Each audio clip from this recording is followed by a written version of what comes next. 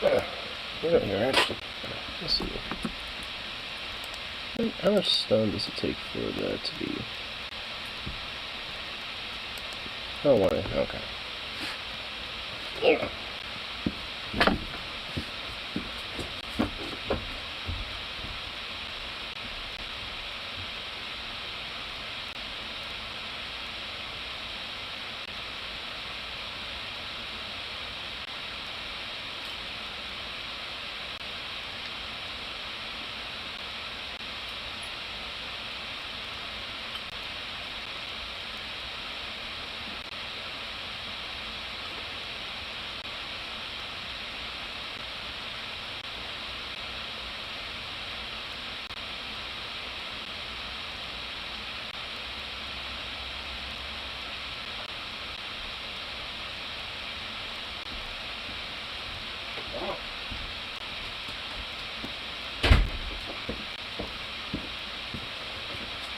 You wanted me to come in today at fucking 11.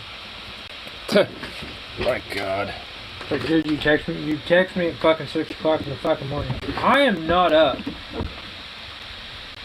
You call my cell phone, you might get somewhere.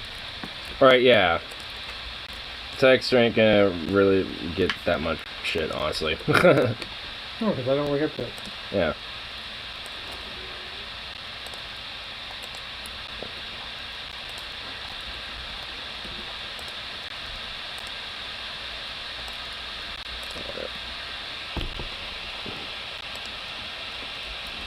Is that how much it is? So, yeah.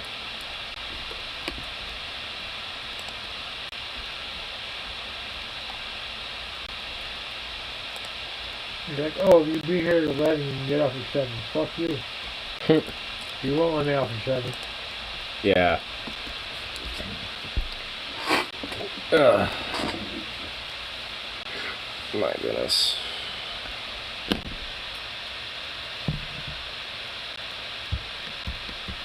It's basically just like a way to, like, just like work you more while not really giving you a little extra compensation, while also getting with a fucking heat wave where it's already hard enough to, like, keep yourself cool and hydrated as it is.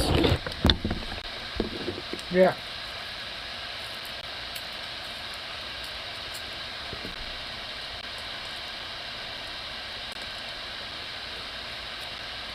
Sweet.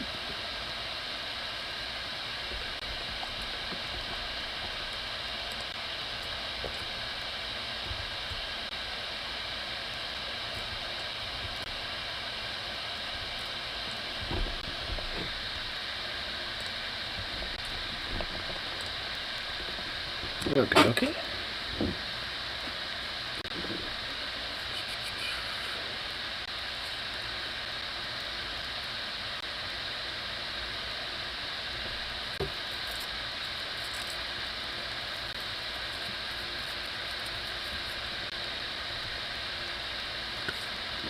Oh my God. Oh, yeah. Let me get some. Oops.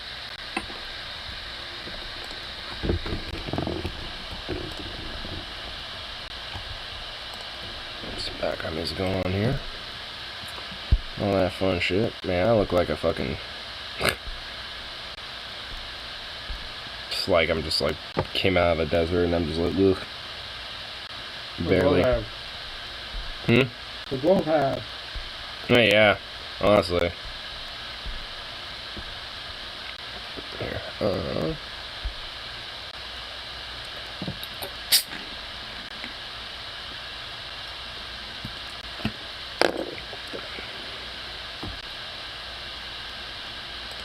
Got freedom.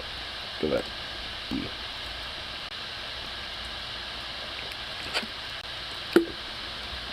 Try to get that house all built on there.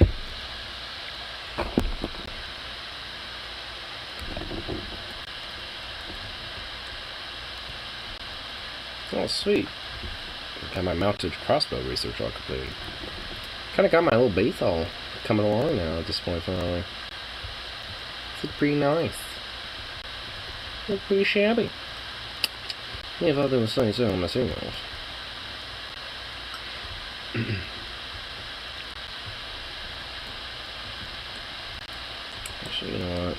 I don't really need that much copper anymore because I already got a lot. So I'm gonna have you go over here. There we go.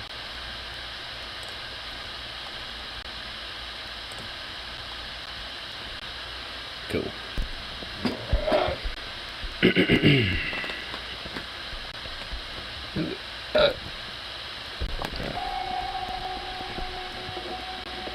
There we go.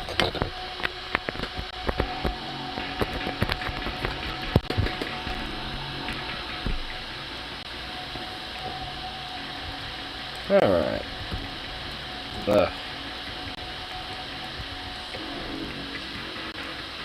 I like how you pretty much have the same mentality as I have with this. Uh-huh.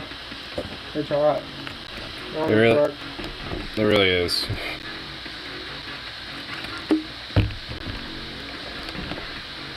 Crack open one of these too. Oh, I can't do that actually. What's fun? I mean, I do too, but it'll help make me not feel as miserable. So. I know if I drink one of those, Mm-hmm. or if I drink my tea, I ain't waking up. Fuck Yeah. Ugh, fuck. But yeah, you fucking text somebody at fucking 6:30 in the fucking morning. They're not up Yeah, no shit. when they fucking work nights. I mean, for fucking real, though. It's just like, I mean, what? It's like, do they expect to just be like, oh, they'll magically hear, like, some little tiny ding and fucking just... Fuck no. Yeah, it's definitely not. Be a little absurd.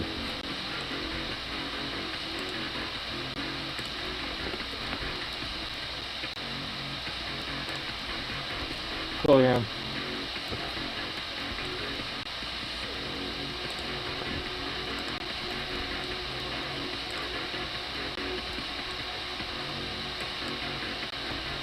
Slow down. Oh my god. Hi. Now, I'll give you a little something. I have a little treat for you. Got the meat. Bringing on the meats, boy. Bring Yeah. him home. Ham. Yeah. There you go.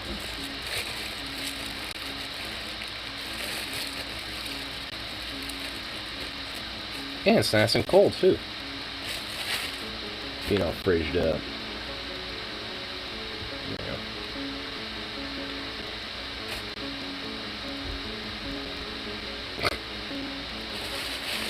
Oh, you goofy dog. He's just a goofy little doggo boy, you know that. Tomorrow's gonna suck, balls. Tomorrow's gonna suck. Oh, yeah. And it's just gonna be a little worse the day after that. It's supposed to be 99 tomorrow. Isn't it supposed to be like over 100? That was today. Well, I know it's today. Isn't it supposed to be over 100 for 2 days? I don't fucking know. Sit. Sit. Good boy. Paw. Paw. Paw. Sit up. That a boy.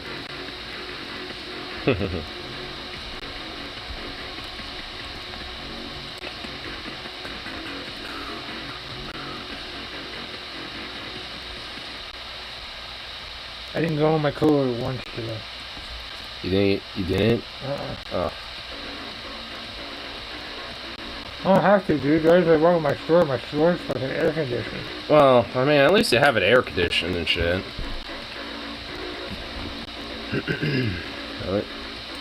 At least that's something. Plus, I'm never next to the hot case either, so. Yeah.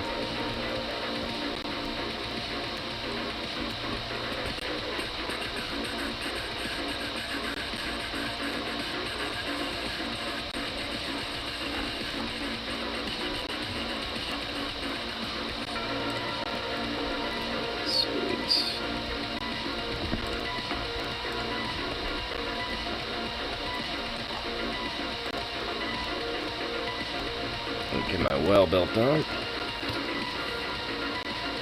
Might be getting me mod on Thursday. Oh, nice.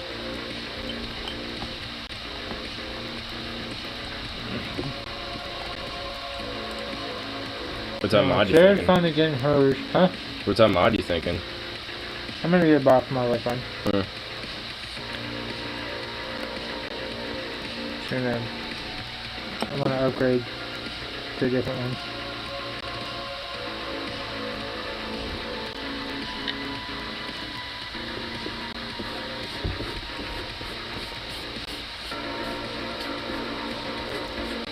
I don't know yet. Sarah's looking at getting an oil slick version.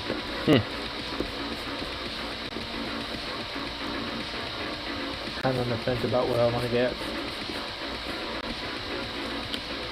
Kind of decisive on my shit. It has to kind of match.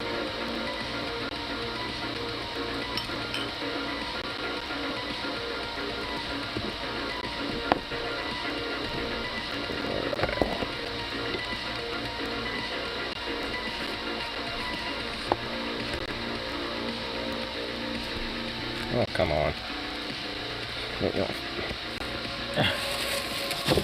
Try to top it off and it keeps falling off. It's like, god damn it. Alright, this guy's gonna have me dispute. So Sarah's new mod's about 136 bucks.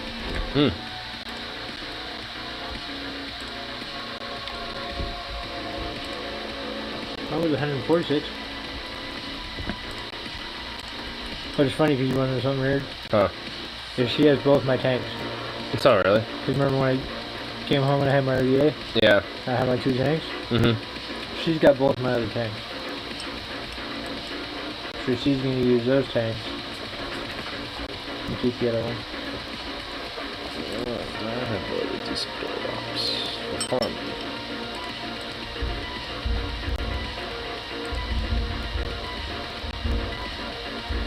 Ooh, alright.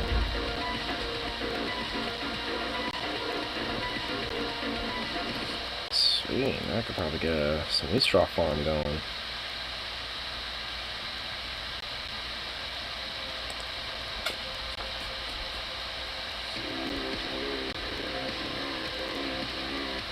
Let's see if this actually can be done.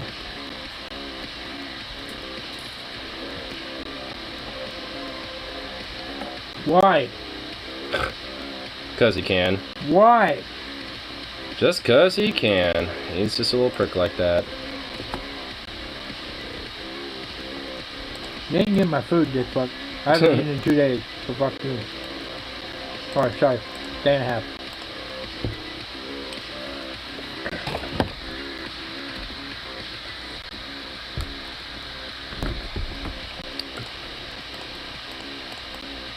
Alright. Yeah. Okay.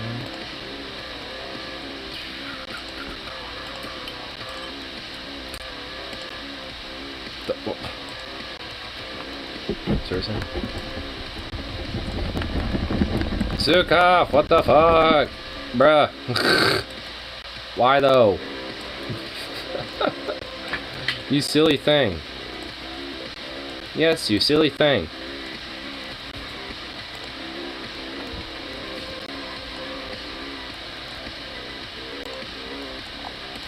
Alright, what is required? 60 wheat straw? Oh my god. So much wheat straw.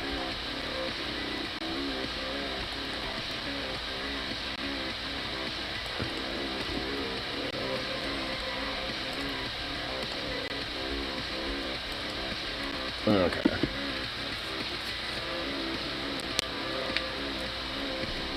Should be able to eventually have a process of, what is... Really?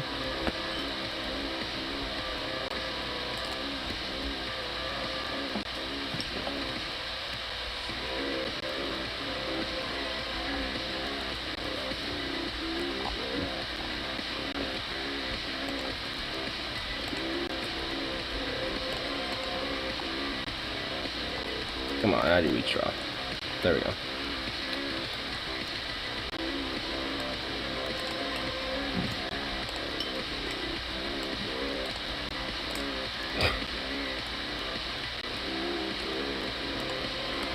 My goodness. What? Oh, this is back and forth of just like the micromanaging. Because now that I'm doing base building operations in Kenshi, It's kind of like a lot of micromanaging type of shit to do now. And with all this wheat straw that I'm trying to plant so I can actually have a little farm going here, it's taking time. I don't think I have enough for one farm, but I should be able to potentially get almost started with one.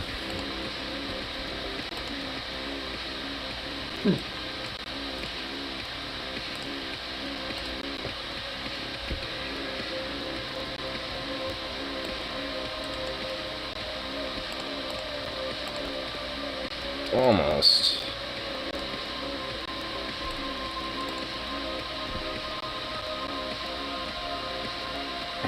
What do you need the wheat straw for? To plant, basically. Alright.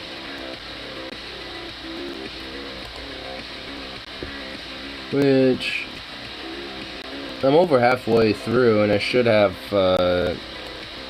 enough. Nah, I'm not gonna have enough, but just barely enough. Oh.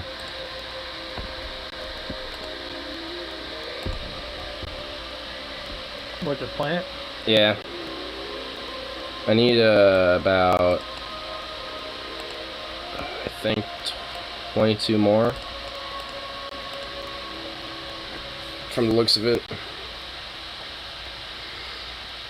Something like that. Let's see. Some outrageous number that you can't fucking remember, and you're just like, fuck, how much do I need?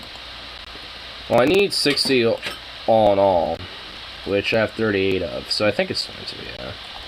Actually, I might have some stored up. Let me confirm that. But well, not of the wheat straw. But I do have another crop. So actually, I'll do this. What's the other crop? Cactus. Which is actually good for brewing things with, so. Do I have that ability?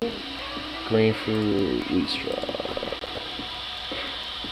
Yeah, looks like I'm gonna need a researcher first. I don't have the research to it yet, so. Do what you're brewing? Yeah. Which I actually have it in the research roster list. I just need to actually fucking go over there and research the damn thing, so I'll just have them go back to researching. Like pack a little chill. There we go. And things are kind of coming along over here. What? I'll dress it. Nah, I'll be okay for now. I got some chicken tendies actually anyway. Oh, you fucker, you've been holding out. They're right over here. Give me shit. Whoa, whoops. Oh. Okay, there we go.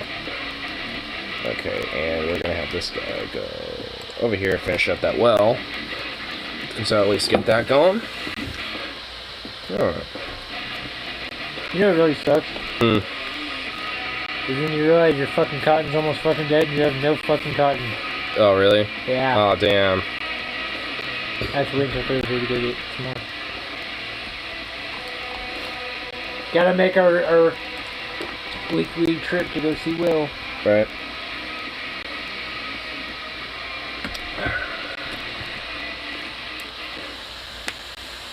Sweet, my well is pretty much now finished. I completed that. So that's a start. Sweet. Well, construction is complete. Think Dipshit would eat it? Hmm? Think Dipshit would eat it? He eats anything. Yeah, just about.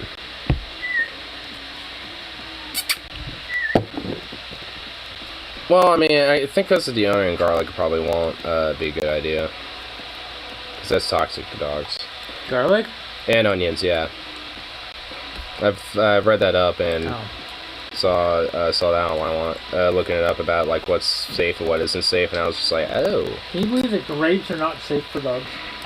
Yeah, I've heard about that because my mom used to feed grapes to our little dogs, and And I was reading up, is that even safe? It wasn't, and I told her, she's like, oh shit, oops. Yeah, you're not supposed to feed your dog too. Yeah. Oh! Remember what I was telling you about Jonathan? Mm-hmm. He's having a kid. Oh, really? Yeah.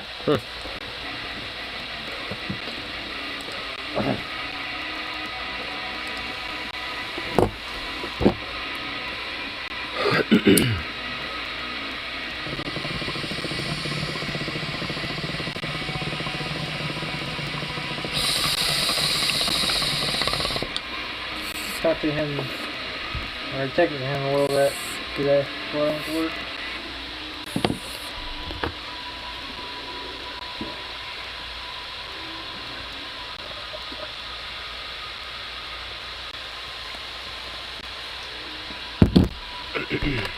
Who was your mid-shift today?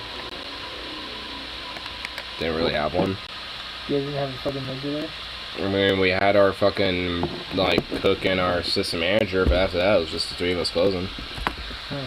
You and Armando? Yeah.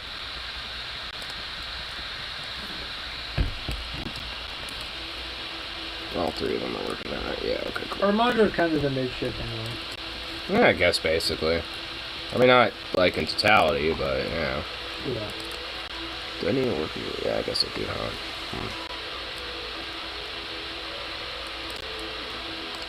Dude, it was fucking weird. Like, for some reason, last night, I hit my vape, and it fucking hurt to breathe in. Oh, really? Yeah. Huh. It was in like a back, you know, you get something stuck in the back of your throat and you have to fucking cough. Yeah. Fucking doing that yesterday, and fucking like, I can't fucking inhale like I normally do. Huh. Now I can. Weird. Well, I learned from Will that if you don't change these out as often as you do, little particles can fall off.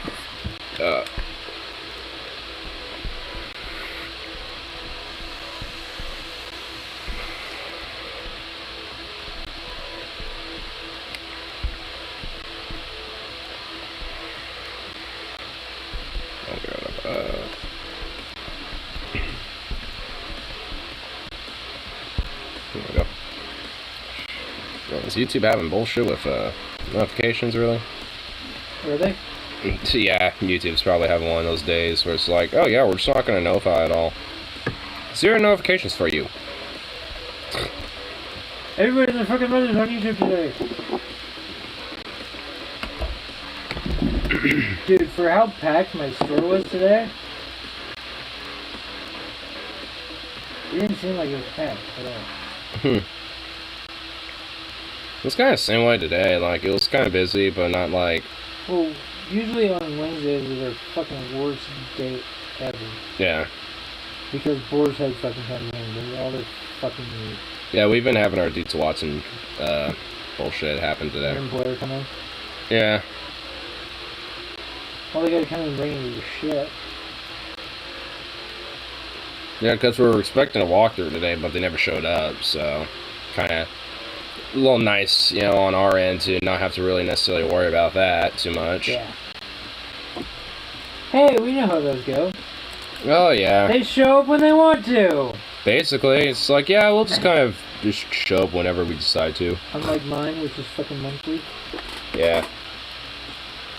Oh, I need 2 books into character. Okay, that's alright. No, I actually don't have an intro. I have...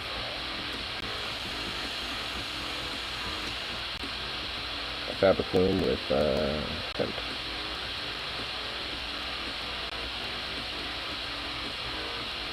Okay, I need to Yeah.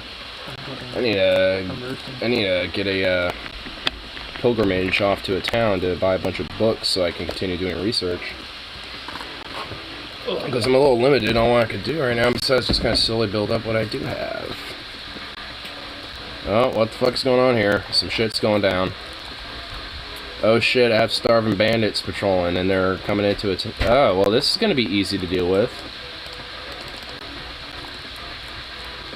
Get fucked, bandits. He's starving wow, Bucky, my goat, just obliterated this. Wow, he's dying already, and he just got creamed by a goat. Wow, get fucked. You're getting literally creamed by a goat. Oh my good lord. These bandits do not stand a chance at all.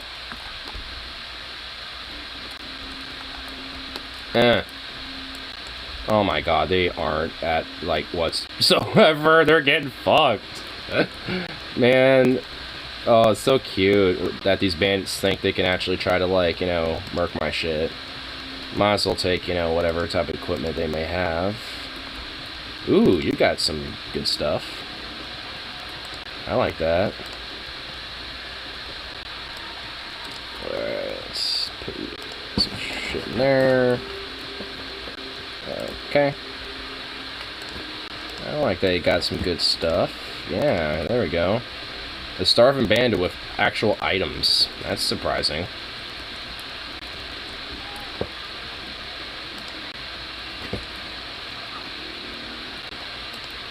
Alright, yeah, they don't really have anything besides just a couple of blunt weapons that are pretty decent for... Sweet. Alright, I think that's all of them. Yeah. Oh, wait, one of them's still alive.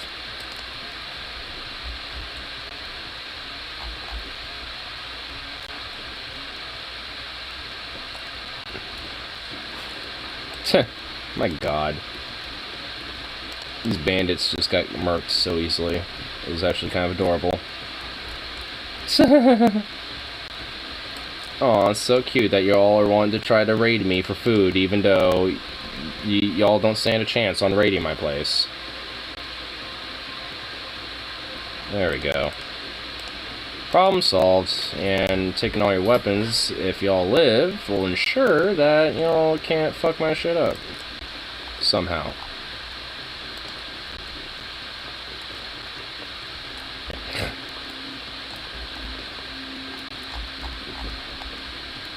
Bunch of starving bandits coming out of nowhere trying to really fuck with my shit. Like, I love it. It's so cute. And of course, you don't really got anything armor-wise or nothing. Just a few batons and stuff. But hey, at least it's some good shit.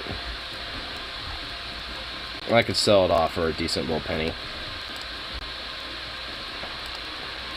Ooh, you got some decent gear on you for a starving bandit. Yes, please. Some gas in there. What the hell happened? Huh? Smells like gas in there. What's the deal?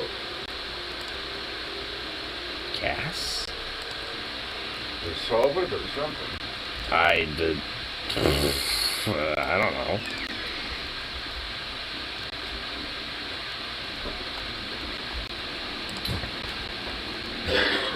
Alright, put some of this gear away now.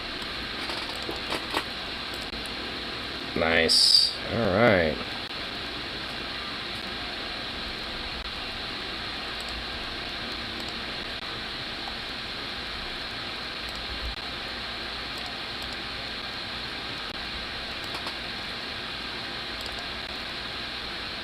Alright.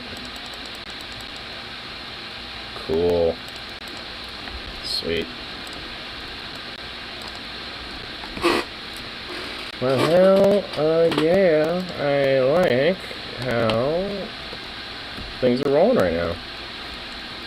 Bandits don't really stand a chance. That's always good. That's always just some good shit. I'd rather that than anything.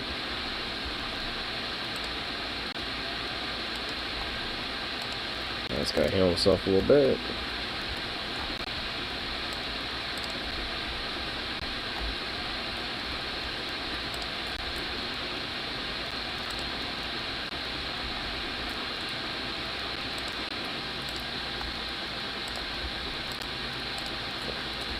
Get some more building materials going here too. I like that.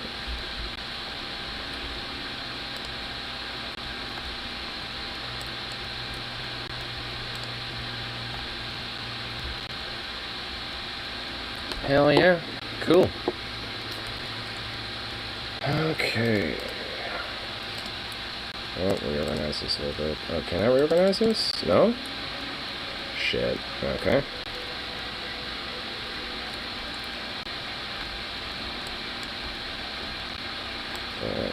Go in there.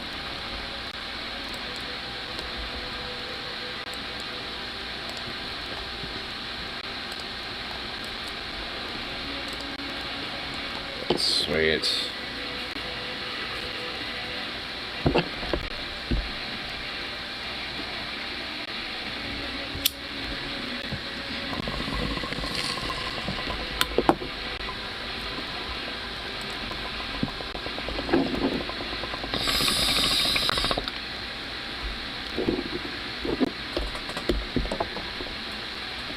There we go.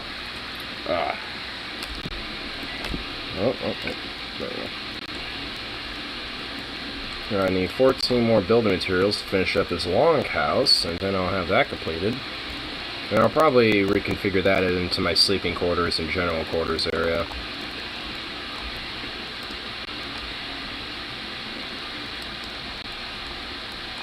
Yeah, these bandits are pretty much dying or dead.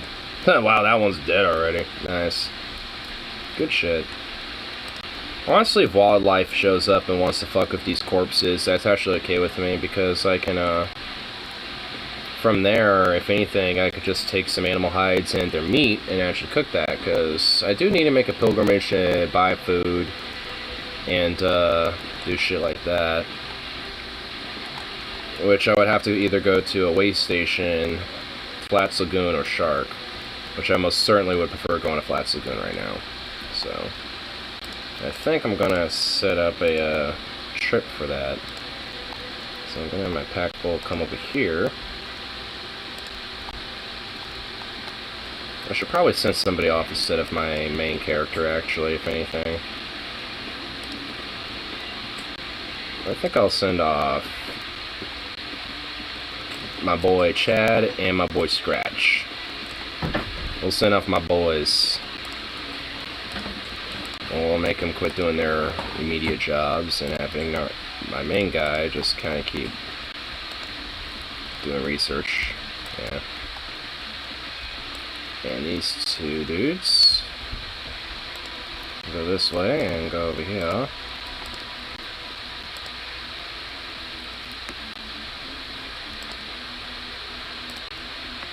Oh, I actually have a spare building material here. Put it over here. Add it.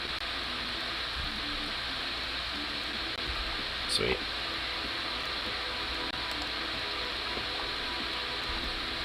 Okay. Put away trade over here. Make sure I just kind of get rid of whatever's on this pack bowl. And put stuff that I can sell in here. Yeah, okay. Actually, why'd I put the weapons away? I'm gonna bring those back to sell those. Okay, put all that in here. No room? What? Okay, we'll sell that. Sell that.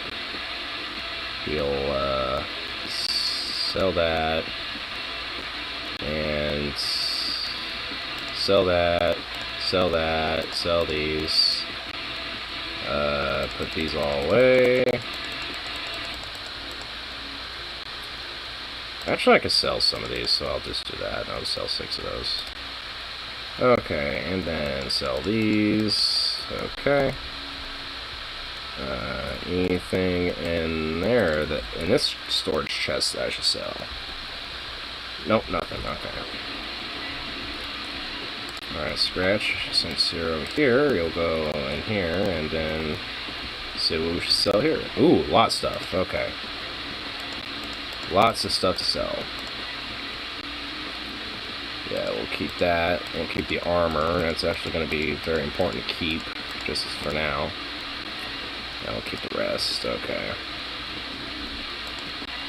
Yeah, a bunch of weapons in here too. I have just a bunch of weapons. I like it though. That's good though. Though it's a little tricky of what to do with all of them. Like, goddamn. I actually barely have enough. So we'll get you to the pack bowl. And pour that all off. Because they don't really need to be holding everything.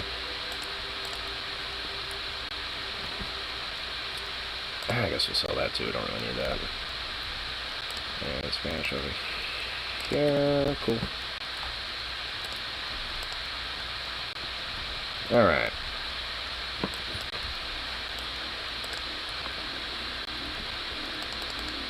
Oops. Alright, move. Alright. And now I'm running out of space here too. Fuck. Okay.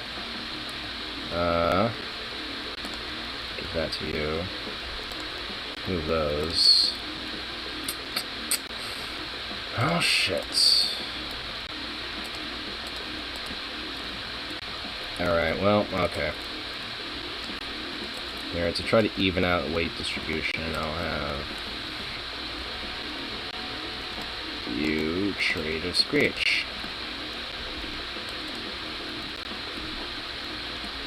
Alright, you haul some of that, and cool. Alright.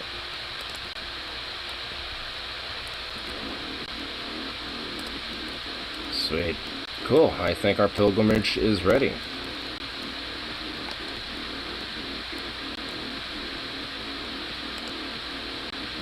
Sweet. Cool, alright, where's the route? Okay, right, we just gotta go this way. Alright, neato, just that way.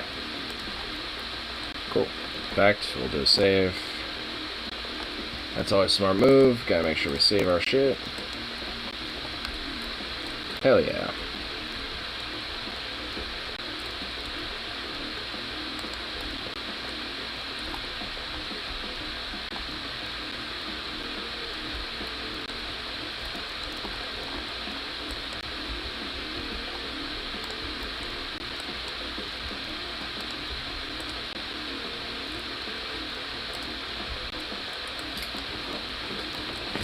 Sweet. Yeah, shit is looking pretty good so far. I'm liking it.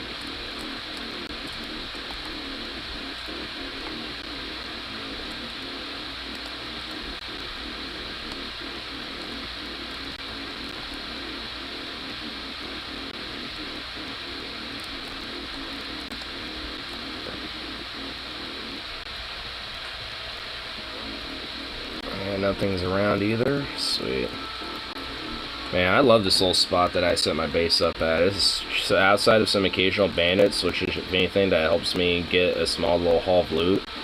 I mean, there isn't really any issues that I have to really worry about or anything at all. It's just nice. I just kind of have to just trek my way onto the Flex Lagoon, and I'll be able to haul my shit and bring some stuff back and make sure all my boys are good.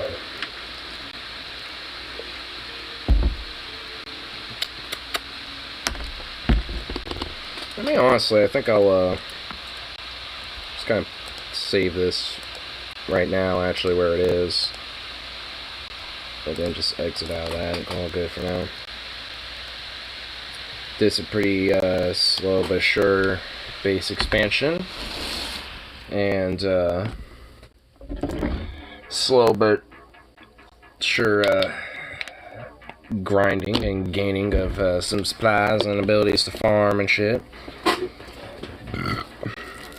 Kind of like my long-term mode for the game is to at least kind of set up a little faction, just known as like the labor syndicates or some shit like that, where it's just like, you know, the populace, you know, just kind of slowly but surely kind of breaking away from the overall, you know, like United Cities primarily, but eventually like the Holy Nations too and shit.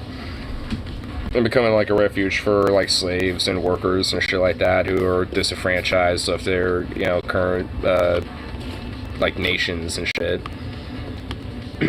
Because so far, if like how my character started in the game is kind of essentially how my character is settled.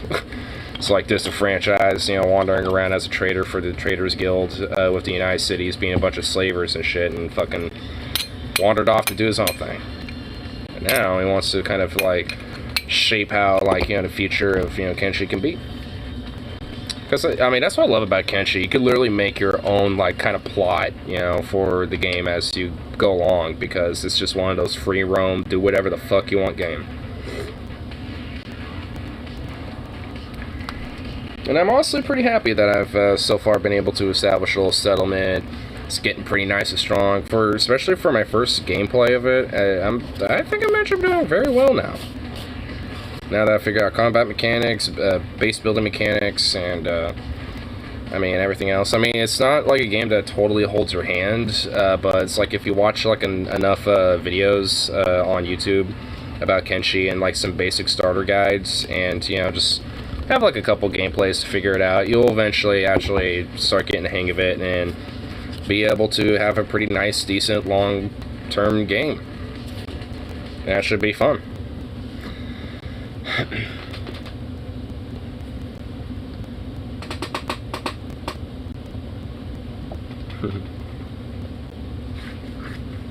Little Zukov. Hi, buddy. Oh, fuck, man. It is hotter than shit.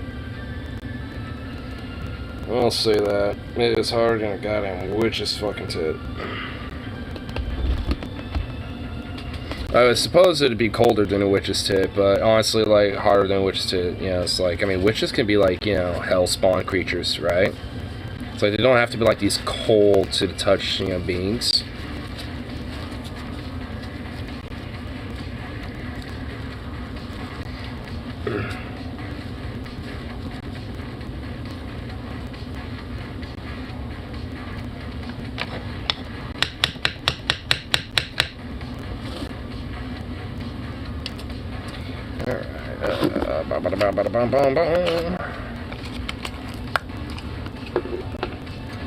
Might as well see what's on the tube here in a little bit. In a little bit, yeah. I mean, YouTube is really being sucky if notifications are, isn't it? Oh, God, I.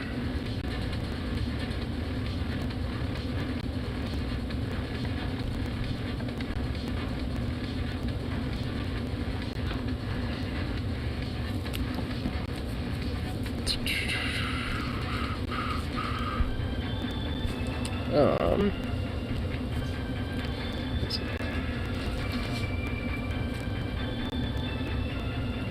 Honest government ad by SCOTUS. Huh?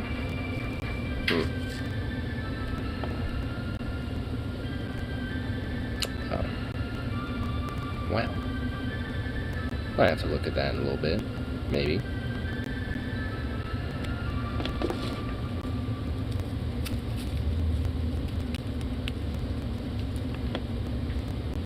Joke off.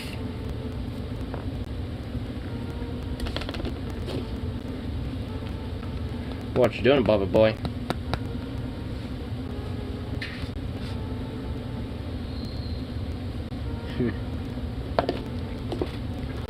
He's poking his head through that little cat door. He's so weird. He's just a weird boy.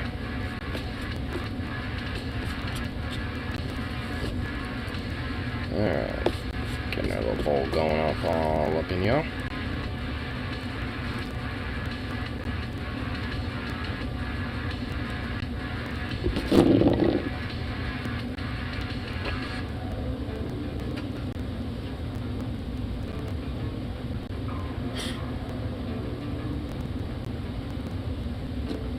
What a goofball. What a goofball.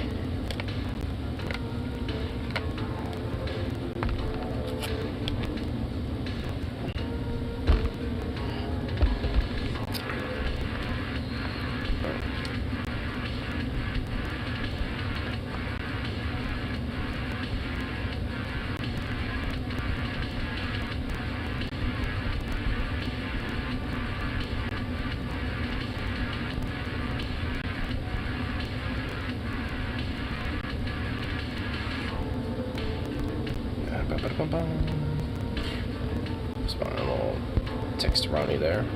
Cool. Alright, there we go. Want to make sure I had that. Oh, what did I do with my hat? My hat's way over there. Fuck. This is my more lightweight summer hat. Ugh.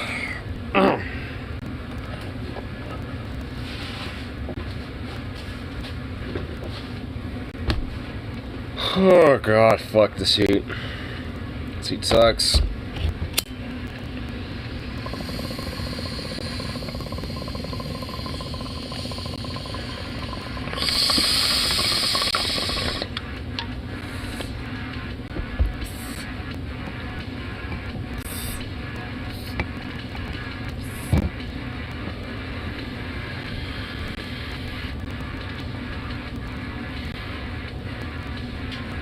What was the best Tom Cruise movie? Mission Impossible, Oblivion, Edge of Tomorrow, Target Fighter, War of the Worlds. Mission Impossible is just kind of cliche as fuck. Don't think I've seen Oblivion. No, I've seen Oblivion. Edge of Tomorrow, Tropic Thunder. Probably would say Edge of Tomorrow, actually. Well, yeah. Never specifies which Mission Impossible movie, so I'm assuming all the Mission Impossibles, and for best Tom Cruise movie, nah. I mean, makes his fucking buck off of it, but that's kind of why. This is easy cash grab franchise. He doesn't have to really put in the work for it.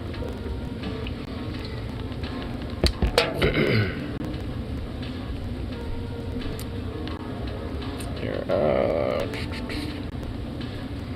TJ releases this video for today, right? Yeah. TJ study. Americans overwhelmed by fear. 52% scared daily. 42% scared to be home alone. Well, that's some unfortunate, troubling aspects of life, I guess, right there. It's like, geez. I mean, I wouldn't necessarily say I'm scared daily, but I guess, you know, in a sense, there's definitely things to have fears for. You know? But, I mean, like on a daily, though? like, on a daily basis, I'm scared. It's like... I mean, I guess, you know, well, you know, we gotta experience the TJ to figure out, you know, the details, right? Any description to it? Nope. Just simple as. All right. Well, let's see here. A poll published by One Poll reveals just how out of control fear has become in America, in the United States of America. Like USA. 52% of Americans think that they're in danger every day, all the time. Oh, at least once a day, scared. Oh. And you would think it'd be worse among, you know, old people, because that's what I always thought. Just like the old, you know, you get old, you start to get fearful of, oh, the crime is out of control. But apparently, it's actually the younger generation that's a little bit more scared. Is 75% of people 25 to 34 scared at least once a day. When really? do we become such sniveling little pussies, guys? Come on. I honestly a little bit. To learn that a lot of people, you know, are fearful when it comes to stuff like, you know, the dark street, the dark alleyway, the neighborhood they're not too familiar with. But what kind of top places Americans feel most unsafe are, and I can't really see there, but like, I mean, honestly, at least before we get too further, it's like, I kind of have to agree, though. It's like, I mean, if you're, like, scared, like, literally every fucking day, at least, you know, to some extent, it's like, I mean, it's like, I mean, kind of being a little bit of a pussy, a little bit low-key. It's like, I mean, it's not like every day I'm scared, but every now and then I'll have, like, some legitimate fear of, like, oh, shit, you know, but... You know, like, I mean, on like, some fucking daily, though, like, for me, it'd probably be, like, maybe every other week, possibly, at least when it comes to, like, genuine, like, scared fear and shit. Like, I mean, there's a sense of, like, oh, I'm fearful of, like, you know, potential future political outcomes and shit like that. But it's just, like, I mean, I don't necessarily place that in the same thing, you know, at least to the same degree. Dog with Canadian bacon is hot as bull's ass out. Yeah, dude, I'm fucking, like, seriously sick of this heat, dude.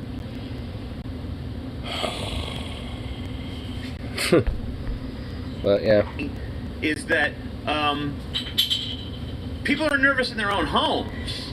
42% of people don't feel safe when they're home alone. Like, oh no, I'm in my house, the scary place that I live in and control. Like, what? No wonder people are no wonder our country spends so much money on, like, cops. Like, cops, every fucking where you look, there's a cop, or fucking goddamn brown shirt sheriff. Guns. Gun store here, gun store there, gun store next to another gun store, more gun stores than freaking Starbucks, right? And no wonder there's so many people going on they're under so much strain that one day they just freaking snap and go on a rampage through a supermarket or a public school or a movie theater or a restaurant or wherever. No wonder that happens all the freaking time. No wonder that we've given up on the truth, and so many people have embraced hysteria and conspiracy. We've literally been deranged by fear. And the funny thing to me is, we're not afraid of the things that we reasonably should be afraid of. We're not afraid of, like, food insecurity, water insecurity, the breakdown of various social institutions, or the acidification of the oceans, or any of the things that are measurable and verifiable, like the legitimate challenges that are looming over us. We're not afraid of any of that. We're afraid of stupid crap.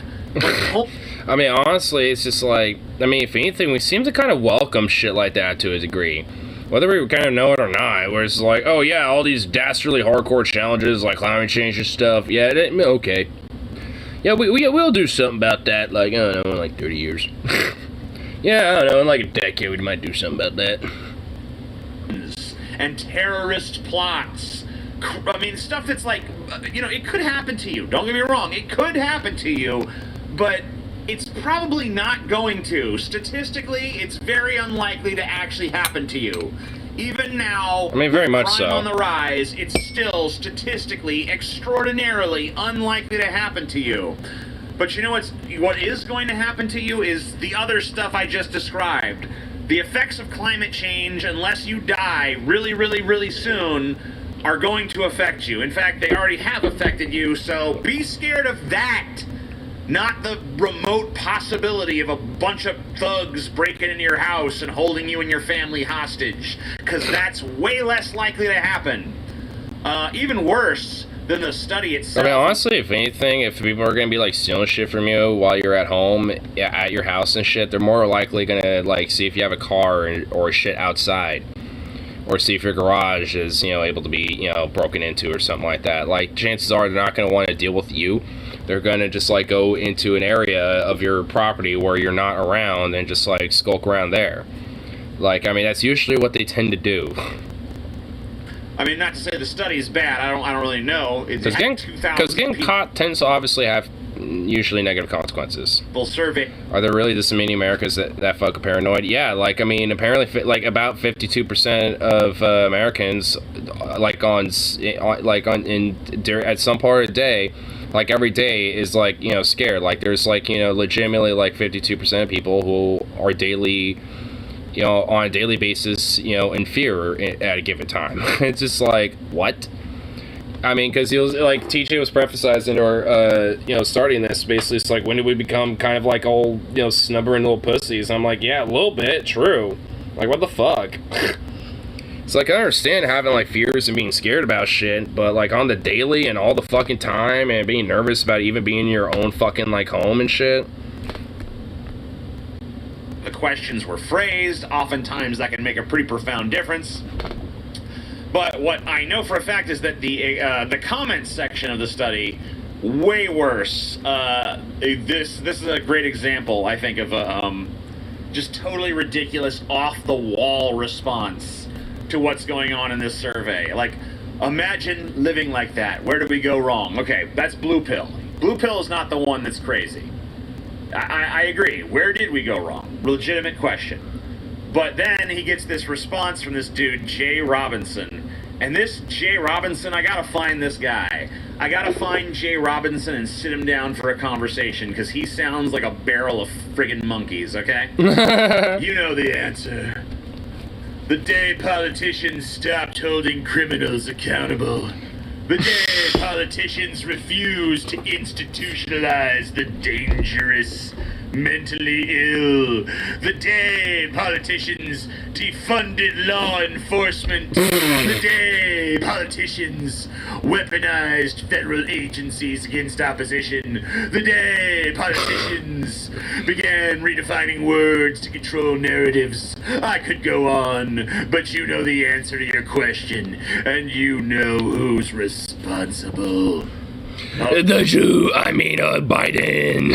Oh my god. What a fucking barrel of crackpot nut, like, just nuttery, dude. Like, oh my god. These people, they never do miss an opportunity to make every given issue under the sun about their partisan red team versus blue team surface level politics, do they? Like, that comment is utter freaking gibberish. So first of all, let's go through it one by one. The day politicians stop holding criminals accountable. When was that? If anything, they're like more gun-ho than ever. Like, they're always gun-ho about, like, lock up the criminals. We need to, be tighter on crime and blah, blah, blah. Like, I mean, they're all, like, every fucking, like, pretty much, like, almost every goddamn politician is always, like, like, emphasizing that shit on some level. Like, it's like, hey, what's your thoughts on, like, law enforcement and, like, crime and stuff like that? It's like, I think we need to rail down on crime, blah, blah, blah. Like, they're always on this shit. Like, no fuck. Know this, but it's like a lord. We have the highest prison population on Earth per capita. We incarcerate way more of our own citizens than any other nation on the face of the earth, including Russia or China. And your response to that fact is, we need more people in jail. Maybe we need less people in jail. Maybe the fact that we incarcerate so much more than any other nation shows that we're incarcerating too much, not too little. TJ, there's actually one problem about that. That's fake news. Then you say something about the politicians who refuse to institutionalize the dangerous mentally ill. First of all, honestly, like, if you really want to blame the fact that there's, like, mentally ill people, like, literally all over the place to where they probably should be in, like, an institution where they're being properly looked after for humanely. Despite a lot of the fucking flaws and problems that were going on in mental institutions pre-Reagan, you could literally thank Reagan for shutting that shit down. Like, instead of doing massive reforms to make it more humane, he just decided to shut them all down and basically just let all the homeless, a lot of these mentally people that frankly can't be independent because of, a lot of their illnesses, no fault against their, no fault of their own. But it's just like, when you get that circumstance, you're going to have a lot of fucking problems in society because of that, unfortunately. Hence why there needs to be, an environment where they have dependency to look after them and be able to, still treat them humanely like fucking people. But, not have, but make sure that they don't end up accidentally causing issues in society because of, their mental illnesses, because a lot of other people aren't going to realize that. And thus causes a lot of social problems. From, like, homelessness to crime and shit. That's why there's a lot of homeless people that tend to have a lot of mental illnesses on one way, shape, or form, is because we don't properly fucking address it. Because a lot of the, like, again, for the faults of what they were and shit, like, a lot of the fucking, what we had going on for, mental health housing and shit, was all taken away. Maybe not all of it, but, enough of it to where it's just become a major societal issue. So who do we blame, though? Weird. It's a Republican that did that, though. Reagan. So, this person, this Jay Robinson fuck, like, like, I'm sure he would probably be all like, wait a minute, what? No, Reagan's actually the best. Bleh. Guarantee you. So it's just like, he wouldn't want to hear any of that, though, unfortunately. Not dangerous whatsoever. Conflating being dangerous and being mentally ill, in itself is also kind of dangerous, because just being mentally ill does not mean you're inherently dangerous. You can potentially maybe, do harm to other people or yourself, but that doesn't inherently mean the mental illness makes you that. Like, just being mentally ill doesn't, that's not the inherent causation of the thing. But even in the rare instances where there is like a corollary, like someone who is like paranoid schizophrenic, and they start to see this web of conspiracy against them, and maybe they go crazy and they shoot some people or something. It was, you know what politician, cut funding to those institutions? It wasn't one of these Democrats like you seem to be implying it was. It was Ronald Reagan who cut funding for mental health. Yeah, like I'm talking about, yeah. Facilities drastically in an omnibus budget thing in like 1981. And he mostly did that, by the way, just as a middle finger to Jimmy Carter. He was just like, well, Jimmy Carter signed like a comprehensive mental health care thing where we were going to increase funding for mental health care in this country. And, Ronald Reagan got in and was like, nope, just undid it. Not because it was a bad idea, but just because he was a dipshit. And he wanted to I'm not like Carter, so I'm going to not do that. Basically just doing the anti-Carter policy. Sounds kind of familiar with how basically Trump rolled back literally like pretty much 90% of the shit that Obama did for like the first year or two. I mean, it seems like it just sounds like pretty much the same thing. Just obviously different people. I mean, honestly, it's just like, I don't like this other person that was here before me in power, so I'm gonna be a vindictive fucking pig dog and fucking, just go against it because fuck you. And here, all these years later, and somehow you're blaming the Democrats for it, even though you never explicitly said that. I think it's pretty strongly implied that that's what you're talking about. So then you talk about politicians defunding law enforcement, which this really, more than anything else, tipped the hand of the side you're on, because that's just utter gibberish. That has not happened. When did that? Not even in like places like in like Minneapolis or in like Portland or Seattle and shit. Like if anything, like like some of these places actually got police like funding like increases, not decreases. Like, I mean, or if anything, there was just a lot of money shuffling around where it's like, oh, yeah, we're defunded, just certain parts of the police, but reallocated that into other parts of the law enforcement. So it's like, we defunded the police, but not actually. And also, we need actually a little bit more funding because there's a lot of understaffing issues and we need other stuff to help accommodate, that type of stuff, even though basically the cops are just not doing fucking nothing. And we were expecting these, releases anyway, because most of these people are just retiring. And we're going to retire in the first place, but we're going to use that as an excuse to not actually do anything and do our jobs at all. Which I suppose, in a weird way, is actually probably a fucking good thing. But that's kind of the problem, especially about the PPB. Like, whenever they are supposed to do their jobs, they do fuck all and basically strike, and not do their jobs. And when they shouldn't be doing their jobs and should be fucking off, they like to butt their heads in and, sniff their little fucking piggy noses in it, and rub it in a little bit. And also they'll be breaking laws too, like they'll just violate traffic laws left and right because they think they own the fucking city. I can't tell you how many times, like, there'll be, like, a line of red lights down the block, and just some cop, will just flick on the lights and just go, bloop, all the way down, even though there's, like, green lights and shit where people can be, like, burnt and get creamed into and shit, because he got, like, some fucking jockey-ass fucking jack-off bitch, fucking wanting to, go drive it down like it's his own personal speedway. You do that, you get a fat-ass fucking ticket. Cop does that, oh, it's totally fine though. Just hope you don't happen to be, rolling up on the fucking streets, creaming down like 90 miles an hour down towards and shit, because he might run into you, and then he'll cite you for getting in his way. And fucking, like, assaulting a police vehicle or some shit. Like, you'll get cited. Not the cop. Cop would be just fine. If anything, probably get a bonus, too. Probably have to do some paperwork. He's not gonna like that, but that's why you're getting cited, because that's punishment for the shit that he has to do after the fact that he fucked up as a cop. But that's just how much the Portland Police Bureau are a bunch of fucking Nazis anyway. That law enforcement enjoys massive funding at every level of government. In 2019, state and local governments spent $123 billion on police, and then that's 4% of state and local direct general expenditures, by the way. 82 billion additional on corrections, that's like prison guards and prisons and things of that nature, and then 50 billion on the courts, which is another 2%. So like, we spend gigantic reams and mountains of money on cops, on prisons, on courts. Yep. So this idea that, and all of them are stacked against you, funny enough, huh? Where's the funding? We've cut the funding. How are we don't even have a criminal justice system anymore. Just the Democrats basically just took it all away there, I tell you what, brother.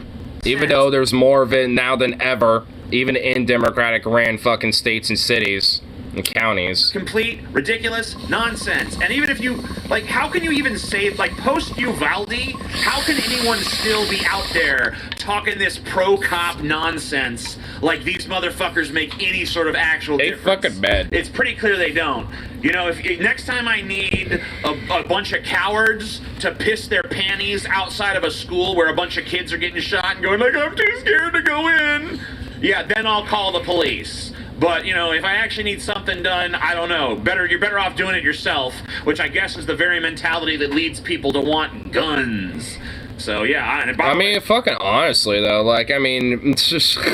I don't trust the fucking cops, you know, like, let's say like, hypothetically, you know, some fucking thug or some dude decides to try to rob my shit and fucking, like, you know, or, like, rob my house or whatever the fuck, like, yeah, I'm just gonna handle shit my way. Like, I ain't gonna fucking call the police for shit, not even after the fact. Like, I'll handle shit my way, and he'll get the fuck out. I mean, he'll be beaten the fuck up, probably, and, you know, bruised up and shit, but he'll get to walk away, learning his lesson. Like, they're, you know, it's like, at this point, yeah, fuck calling the cops for anything. Like, unless I'm, like, outright hearing someone, like, screaming bloody murder, about to get killed or raped or some shit, like, I ain't calling the pigs for shit. And even then, I'd probably just intervene my own way at that point, just because it'd probably be one quicker and two, you know, like, resolved, well, quicker.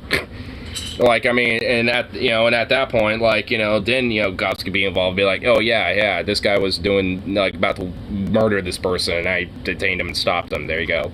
Here, I did your job for you, because I knew you wouldn't be here quick enough anyway. So, eat a dick.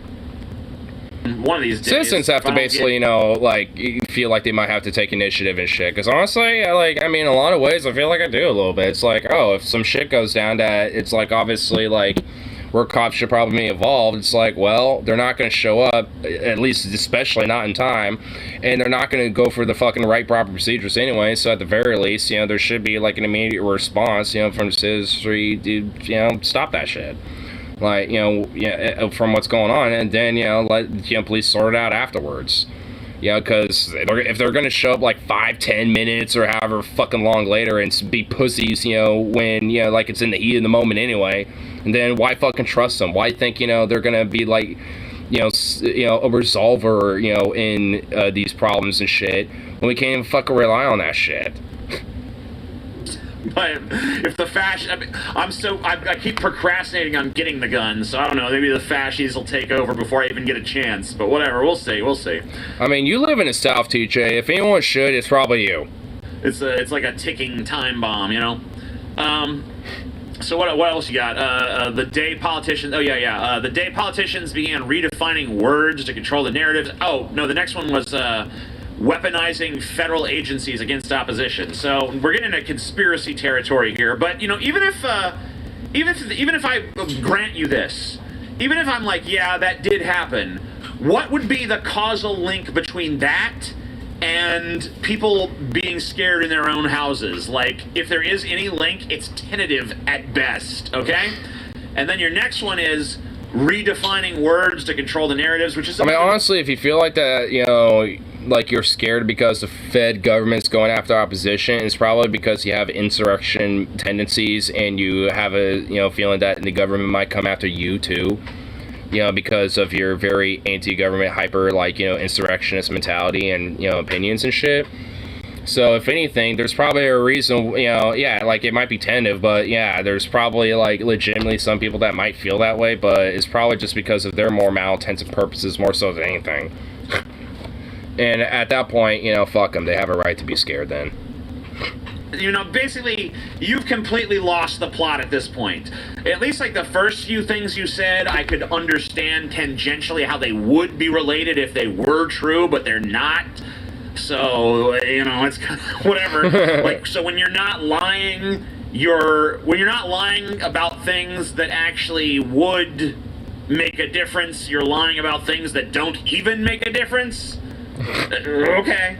And then the last thing you say is that you don't know, that we all know who's really responsible, for this fearfulness in the American psyche. Well, I don't really know, honestly. I was going to say, like, maybe it's the media, maybe it is, politicians probably do play a role, maybe they it's do. Entertainment, maybe... Honestly, it's not one, like, thing. Like, that's kind of the reason. It's like, we all know who is responsible. It's a false premise, implying there's, like, one group or figure, or individual that's, really behind it. It's like, no, not really. It's a multi-webbed fucking, like, octopus, parasitical tapeworm amoeba of a, like, creature that, is doing it. Which is, which ties into a lot of various different aspects about mainstream media, yes, and, probably, maybe not so much, but probably, maybe, like, to some smaller cultural tangential level, entertainment, like, with aspects of Hollywood to a degree. I mean, honestly, there is, like, there's a lot of different movies that come out of Hollywood that have a very, like, anti-Russian sentiment where, like, the antagonists or the bad guys are always, like, some Russian group or, like, some dude who's Russian or some shit. I mean, it's, like, it's definitely something, like, I noticed and shit. So there's at least, some tangentiality with that. I mean, definitely for politicians, because they, are lobbied and fundraised by the same corporate interests that also back the media. And it is a lot of these same corporate interests because it's used as a way to divide and use it as a distraction so they can maximize their own profits. It's religious zealots and, a lot of Christian fascist influencers who are very, while loud, a small minority, that also are part. Like, again, it's just it's a lot of different things. So it's not like one group or person or thing that's, like, responsible for it. It's just like an amalgamation of all this shit. In my case, just outed moron Titan Green. He accidentally raised $50K for a pro-choice group. Well, oh, that's awesome. Thanks, Matt. Thanks, Gates. You accidentally fundraised for a pro-choice group. Cool. What's up, man? What's up? I don't really know what it is. There's something ingrained in our national character at this point that just makes us a bunch of simpering little pussies that are like, scared. Like, isn't this supposed to be the land of the brave? Don't we make a big deal about that in that stupid song we all force ourselves to listen to before sporting events? But we're too scared. We're the land of the brave, where people are too scared to even sit alone in their own houses. Like, that's embarrassing, guys. Like, this idea... The land of the brave, that has no connection to reality. That has even less of a connection to reality than this freaking stupid comment here. Like, this level of fear should not exist. I don't recommend smoking on cam. I live in a legal state. Where I live, it's rec. See? I am down with White Claw. Well, I mean, outside of my roommate, pretty much everyone is. What's this about? Well, it's just kind of shooting shit. Just kind of an average Joe worker, that, does this as kind of like a little hobby on the side. I've been kind of meaning to, I just haven't done it, but, like, I've been meaning to put, like, a little cash up on the side just for, like, I guess a little tippage, like a little tip jar of some sort, but, I mean, outside of that, it's just, like, just kind of shooting shit. You would call me? Call me? No, I mean... I guess it depends on what you mean by that, I guess, because because there's a lot of people that'll be like, anything that's remotely left would basically be communist. So I guess, if by that logic, then sure, but, when it comes to, just, like, the broader, aspects of leftism and shit, no. More of, like, a syndicalist type more than anything.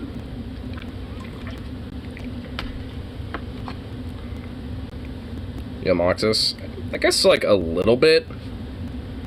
Not, like, entirely. Like, there's definitely, some aspects, about, like, marketing philosophy that I kind of disagree with, but not entirely.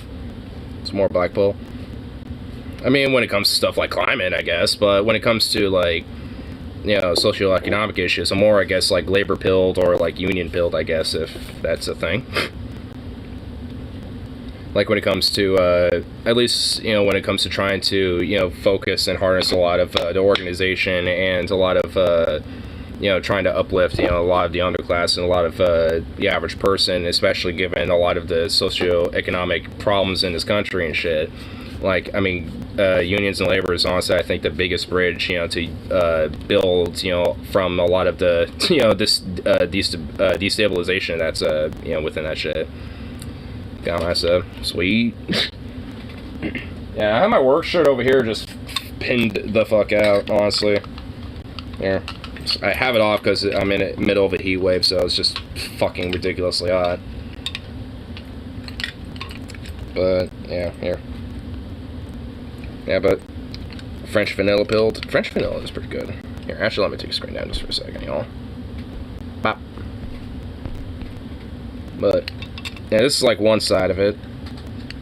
These aren't like from my local, but these are just ones I've bought over time. This one's separate from these, but this is actually kind of like a little vintage one of my little local. Well, not like my local specifically, but I'm part of the UFCW. And here's some on the other side here too. So, pop. Here, put the back up. Pop. There we go. Ah, come back. There we go. Ooh, dig it. Yeah. What's funny is that we actually just got some new. We got a new store director, and like, just before the old ones left, like, one of them came up to me about my pins, like, hey, you know, some of those pins aren't actually corporate approved. Like, some of them are okay, but a lot of those other ones aren't. And I'm just looking at it, I'm like, are you fucking, like, I'm just looking at her, I'm just like, you realize pretty much, like, anything that's, like, union or corporate approved is pretty much, like, outside of those two red pins, like, pretty much are approvable. Like, are you serious? I think it's just because the red ones stick out so much, kind of like a little bit of a sore thumb, though that's kind of the point. I mean, it's just like, they're just like, aye, it's not approvable, and I'm just like, I don't give a fuck. I'm just like, obviously, because I still have them on there, like, because we have a new store director, she don't give a shit, because she knows little rules like that are just frivolous, and, like, that's what, I'm loving our new store director. She's actually legit really cool. I just need to get to time to talk to her about fixing up my wage thing, so I'm actually tied in with journeyman wages and shit, because our old store director, like I said, was a major fucking dick and didn't give a fuck. Every time I try to approach him about it, he'd be like, I'm a little busy right now, talk about me tomorrow and where I'm in and blah blah blah, and I'm like, okay. I do that, and he'd be like, I'm a little busy, blah blah blah. It's just like same excuse shit. It's just like, well, fuck you then. Hello, Trav. Yeah, I actually want to be, yeah, not too bad. I know with mobile streaming and shit, I can't really do it while I'm doing it, but like, definitely I'll work out a little time for it. Because I've been trying to do it actually with TJ, with this guy right here. Because I'm in his little Discord and been wanting to hit him up about that too. Talk about like different aspects of like labor and shit. Damn, they're cracking down on your pins. Well, the new store director isn't. The old ones did. Like, the final week, they had to find something to gripe at me about, and they're just like, the pins. I'm just like, are you... I kind of looked, I'm like, really, which ones? And she's like, well, most of them, and I'm like, most of them are corporate approved, or union approved, like, what the fuck? I'm just like, I just looked at her, I'm like, most of them are corporate or union approved, like, what do you mean? And she's like, well, no, those ones that, she started, like, trying to nitpick them, and I'm just like, half of the ones you're pointing at are fine. Like, I mean...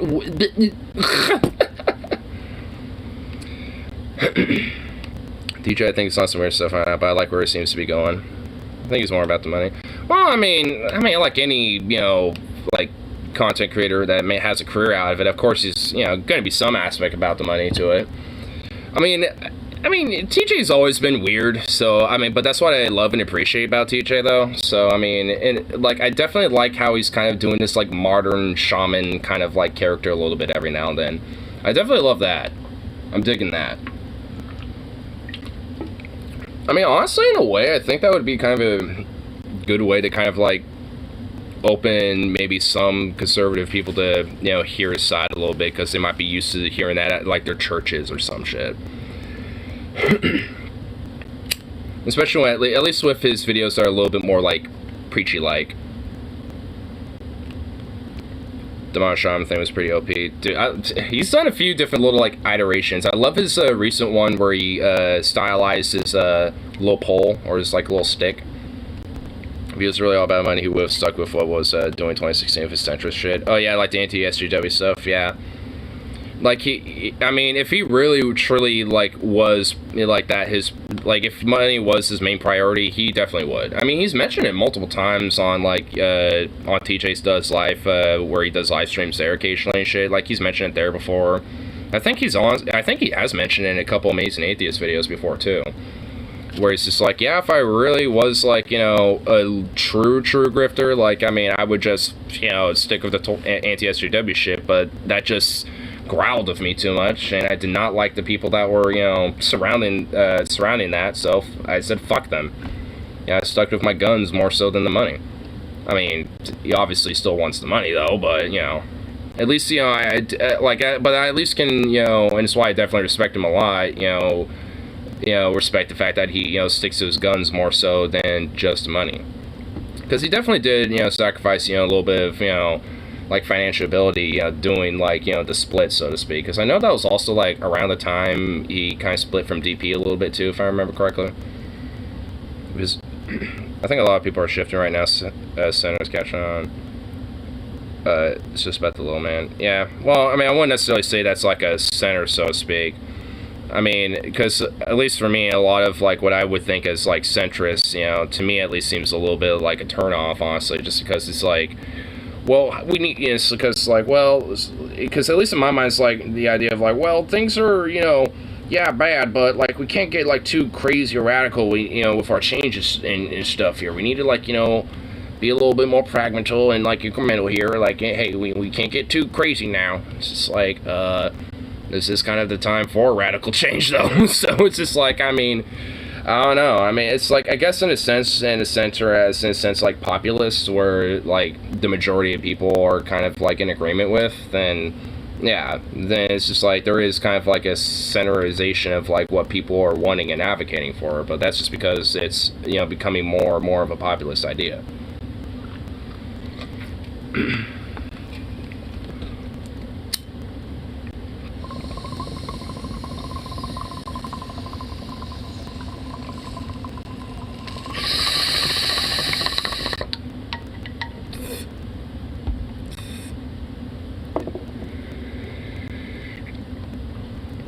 So let's make sure everyone has what they need. Oh yeah, at least that's what, you know, I would want, you know, for an end goal for sure. To make sure everyone has at least, you know, what they need for, you know, basic standard, and then, you know, from there, you know, can be able to, you know, move up with, like, in a legitimate sense of meritocracy. Which, especially in America, we just definitely do not have.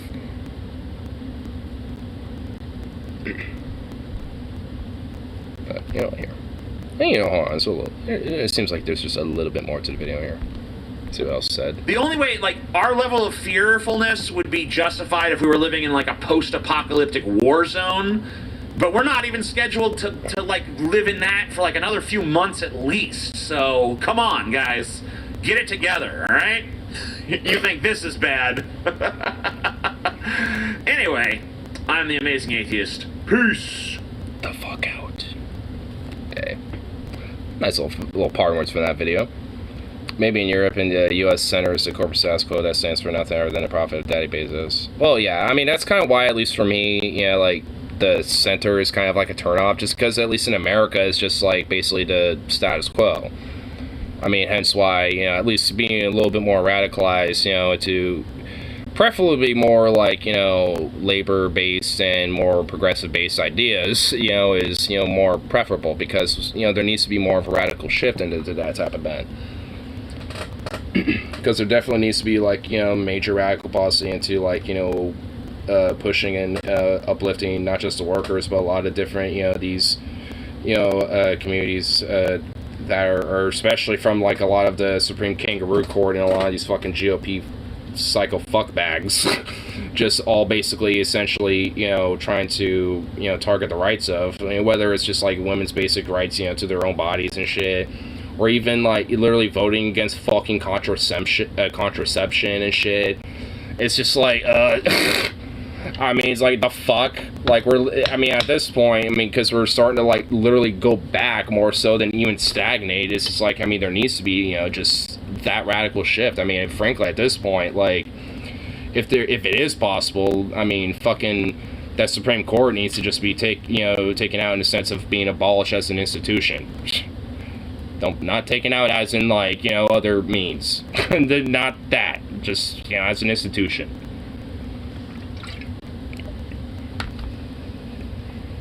Because I frankly wouldn't give a fuck either way, but it's just like, at least as an institution, though. Because, like, if they have such fucking power to basically literally reverse, like, precedent of 50-some years, give or take, or some shit, then it's like, then they have way too much fucking power at that point. I don't think there is much we can do, even if we believe the same thing we need. We need so many people to make an influence. Yeah, like, hence why, workplace direct action, organizing, the workplace in local communities is such an important thing. Like, honestly, at this point, especially with electoralism, yeah, there isn't really much we can do, but, at least trying to, focus locally, whether county, statewide, or, like, just workplace-wide or whatever, at least there is at least a potential of influence. Because at least around here, there is actually, like, legitimate progress, starting to be made, slowly but surely, not just with, these coming midterms, but with, the previous ones as well. All tricks to break it up. And so do we, don't we? And also, there's certain tricks that can't exactly use too much anymore. They can't exactly send gun thugs no more. So it's just like, they do know the tricks, but some of the tricks they know they can't use unless they want to really get the public on their, on the side of, the workers on that one, and they don't want that. So it's like there's also new tricks that they're willing to do as well. So, it's not necessarily, that, we have to be wary of their same old tricks. They're not, they might be old dogs, but, they got, new owners that know how to train them, though. So it's just like, they might have some new tricks that, are up the sleeve, especially with the internet age. It definitely is. And a lot of companies like Amazon and shit basically are doing, policies or, part of the contracts that essentially means that they can literally watch over your fucking messenger boards and text messages and shit like that. So it's, basically, to a point where it's like, if you, talk about labor action or unionization, you can't really do that, on the internet sphere or like on Discourse and shit, because, the company by contract, can fucking watch over you. Because they don't want some pro-union rabble-rouser in the fucking workplace. Might make workers aware that they're getting fucked. They don't want that. Even though they probably know they already are. It's just that that's probably the only thing that they can fucking get, because, at least for the pay, it's better than fucking working somewhere else that, probably it doesn't pay as well. It's like, if you don't give them that much of a fucking choice, it's just like, they're gonna be there whether they're a union rabble-rouser or not.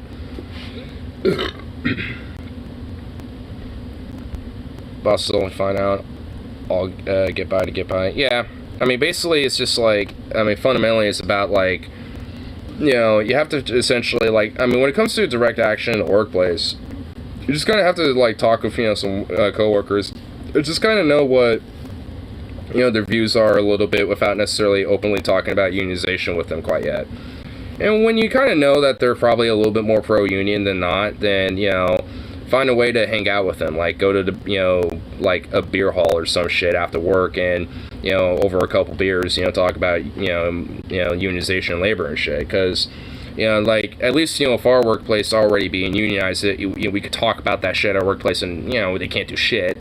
But obviously, so many other workplaces just do not have that luxury. Like, even the mere just saying, like, oh yeah, have you heard the news about this one union or some shit? Like, just even talking about, not even like, trying to unionize the workplace, just mentioning it, like if it's on the news, some shit, and it's like dead time, and you're talking, your coworker and your manager overhears it, or like corporate happens to be walking through, or some shit, though you'd probably be a little foolish to be on your phone with corporate walking through, but just saying, it's just like, if you mention some shit like that, you know, while they're going through, they're gonna hit you with it. If you're in a non-unionized workplace. They're quitting to stop you from any kind of action, give you too much work or so forth. Yeah, because, you know, some, you know, like a lot of companies, especially if they don't necessarily want to deal with repercussions, because people, you know, will do that if they think they're unjustly fired. They can go to the labor board, you know, because that, you know, at least, you know, when it comes to the Fed Gov, there's at least that, you know, at the end of the day. And I mean, I guess out of all the things that, you know, Biden can be given credit for, is that the current labor board under him is actually legitimately very pro-worker. Like, I mean, pretty much every time, like, unions or, like, you know, up-and-coming unions are filing suits against companies and it goes up to their board, they pretty much are with the workers literally every single time. So there's at least, like, you know, some, you know, there's at least, like, something out of his fucking administration that's kind of worth a fuck. Because if it wasn't like that, I mean, a lot of the labor action, a lot of union action would be stifled a lot more. Because at this point, basically, you know, at least with that, it's kind of indirectly saying that, like, unless you give me money, you're essentially on your own. Board of the workers. Yeah. I mean, it's one of the few things that is actually, like, okay about his administration so far, which is also kind of why it's so fucking ridiculous that he just doesn't actually do fucking anything. Because, like, you evidently are capable because you have, like, certain elements about your administration so far that shows that it's capable, but you just don't do fucking shit, or your staffers don't do shit. You got a whole party down, don't do shit. But it's like, even with, like, you know, half-measure shit, it shows that you're capable of at least giving something of a fuck. So where is it? It's just like, I mean, it's ridiculous.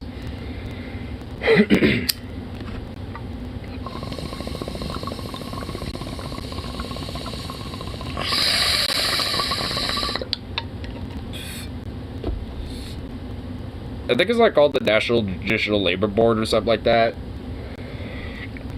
Like the NLRB or something. Like National Labor Relations Board or Bureau or something like that.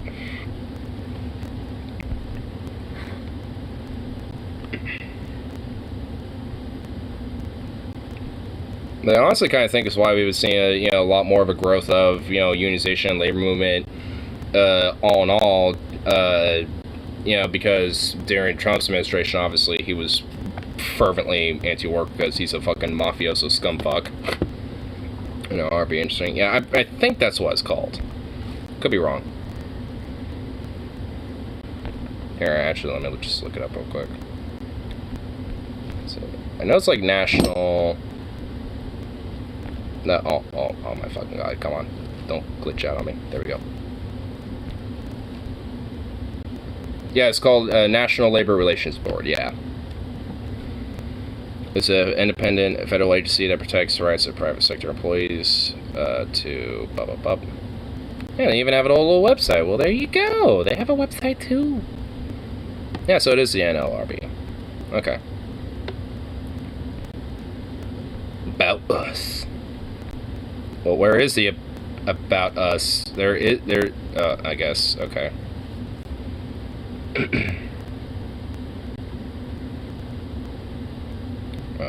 Oh, careers. I guess you could get a job with them. I think it was established with the National Labor Relations Act, 1935. So FDR's time, Congress passed the NLRA, making it clear that is the policy of the U.S. to encourage collective bargaining by protecting workers' full freedom of association. The NLRA protects workplace democracy by providing employees at private sector workplaces a fundamental right to seek better working conditions and designation and representation without fear of retaliation. Well, there you go. Now we need a PRO Act to basically kind of solidify some of that shit too. Because that's something that's basically just sitting in Congress, just kind of like, just sitting there. It's like, can that be something that can just be passed, please? Because that actually would be fucking great. Retaliation, yeah. And back in the day, that didn't mean just like, uh-oh, we're going to send in, you know, some scabs and stuff like that. You know, or, you know, maybe union busting tactics and shit, or like gun thugs. I mean, Retaliation is okay if you can't prove. Yeah, exactly. Like, uh-oh, someone might have been trying to organize a union here. Well, they're fired because they weren't productive enough. What? Well, I guess I'll try to critique that. Well, hey, you weren't productive enough. Like, look, see, these other workers are more productive. Blah, blah, blah, blah, blah. They could work over you and verbally mess with you. Yep. So I gotta have to read between the lines a little bit. There's actually like a whole song about this. Hold on, let me try to find it.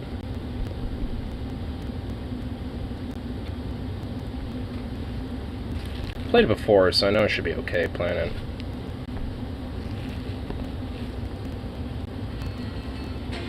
Especially if it's a little quiet anyway. As long as I'm talking over it. That's not retaliation. They could bully you unless you fit into some kind of rational gender disability-oriented abuse. Yeah. I mean, hell, honestly, like, a lot of things they could do is just cut your hours, or, racial gender disability, yeah.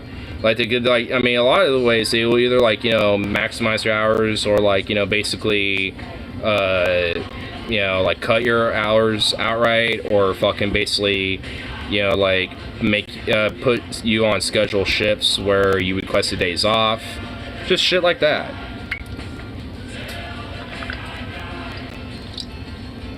Because also, if you quit, the NLRB can't really help you that much. Because it was you that left and not the company firing you. So it's just like, I mean, there is, you know, they play a lot of tricks to basically try to make you quit versus them firing you. I've seen it at my workplace. Like, our old manager literally would not fire anybody at all. And basically would fucking just, like, hope, you know, and just cut the fuck out of people's hours and just hope they leave. And just quit, basically. Then if you leave, you can't get unemployment. That too, exactly. No promotions, no raises. Yep. They can't even give you several bad reviews if fire you. Yeah. Like, I have a friend, he's not on right now, but, you know, he comes on my streams every now and then. He's from Alabama, and he used to work at Walmart, and he was actually trying to get a job at, like, a Dollar General, and he had Walmart on his resume. And Walmart, of course, fucked him over because they're like, oh, he was a bad worker, and we fired him because blah, blah, blah, blah, blah. And basically, essentially guaranteed that he wasn't going to get a job at Dollar General, basically. From what I understand, he does now have a part-time job at, like, a little family mom-and-pop shop, but, like, I mean, he essentially just got fucked over because of Walmart fucking him. You know, they weren't working with him at all, and he essentially said, fuck it, I quit, but, you know, not quitting, but, you know, it's like basically in the process of being fired or let go, it's just like, you know, fuck you, then I'm out. They kick you out of the work, I'm sorry for bad reviews, just make things up. Yeah, even if they don't necessarily have anything really against you, they'll just make shit up. Like, oh yeah, this person is unreliable and, you know, calls in a lot, blah, blah, blah. Even though you might be probably one of the more reliable fucking people or some shit. Can barely call in. It's just that when you do, it's just like, you know, it's a whole big fucking deal because they don't want to work with you. Like, the last time I called in at my workplace was with my old store director, and it was a bitch and a half to just even fucking call in. It's just like, I mean, because he's like, oh, well, you want to call back later to see how you feel, you know, around like 3 or some shit, because I called at like 10 a.m. And I'm just like, are you fucking kidding me? It's like, because, you know, because you're feeling okay, then we'll have you come in at 5 instead. I'm just like, I mean, honestly, I wasn't, like, actually sick. I was actually, I was trying to request a day off ahead of time, but they didn't. So I was like, well, because I was going to go to rafting that day with my friends. And I was like, you know what, fuck it. I'm just going to call in then. You know, because I rarely ever call in as it is, and it's not something that I, you know, do anyway. So it's just like, you know, oh, you know, the one time I call in of the, like, the one time of the year I call in, you know, it's like, well, no, big whoop. But of course, they, you know, they still try to get me in, and it's like, no. It's like, hey, yeah, guess what? This is going to be the one time I'm calling in. I'm not calling back. Like, you know, I didn't say that, but it's like, I mean, okay, yeah, I'll see how I feel. I mean, you know, it's like I'm probably going to be resting, and, you know, because blah, blah, blah, blah, blah. You know, and you know, it's like, all right, okay, well, we'll hear you from later. And I'm just like, okay, hung up. And obviously didn't call him back because I don't want to deal with that bullshit. It's like, I called in. That was my call. Like, I mean, understand I called in, bro. It's like, jeez. I mean, luckily at that, because I'm already in a unionized workplace, I can't do shit. Like, if I call in, I call in. Like, you can't fucking, like, make me come in, unless I, like, hit you up or come in myself.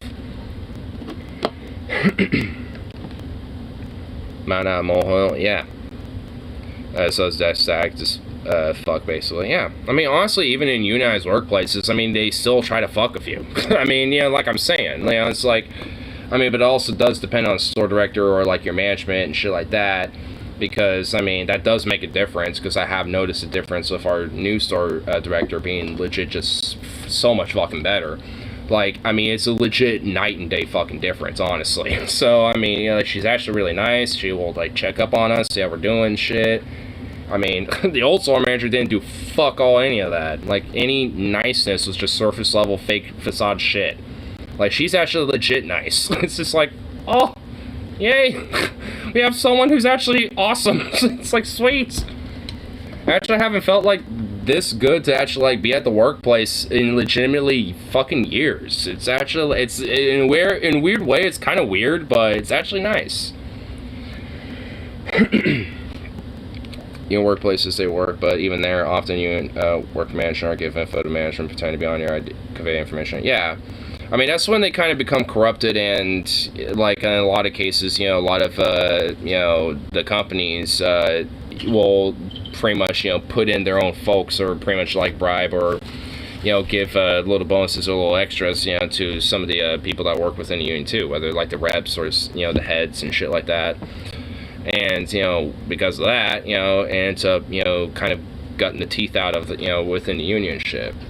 Luckily, ours are gaining some teeth. Like, they got some things back in there a little bit, and they have been a lot more aggressive and shit. Like, I mean, I think it ended up being national news, but just before Christmas, with QFC and Fred Meyers, with, like, Kroger, with the Kroger contract with our local UFC W555, they went on strike for about a week, because Fred Meyers, QFCs, and, like, Kroger abroad were just like, nah, we don't want your contract.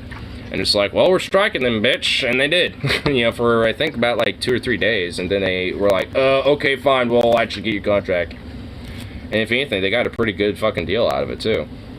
And our contract got a pretty nice, sick deal. Like, here in August, we're going to get $1 raise. And every year is going to be $1 raise, for, like, the next, up until the contract expires, I think, in 4 years or some shit. So it's just like, I mean, it's like all in all, like, I mean, lately our union's actually kind of gained some teeth a little bit, and it's actually fucking nice. And we have a new rep now, and she's actually been kind of coming in a little bit, and I've been seeing some, like, different union reps, not reps, but, like, other organizers and shit like that have been in the workplace too. So I've been noticing even a little bit of change with that dynamic too. So, I mean, all in all, there has been, like, within the past, like, 2 weeks, like, a major shift, and it's just so fucking nice.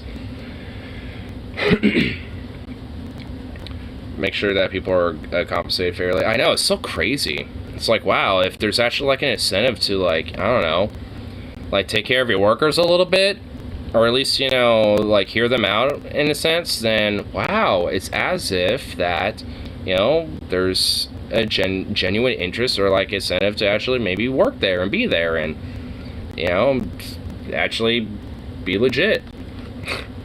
And not like a grinding shithole where you're just, like, only there to just get your pittance and hope for the best.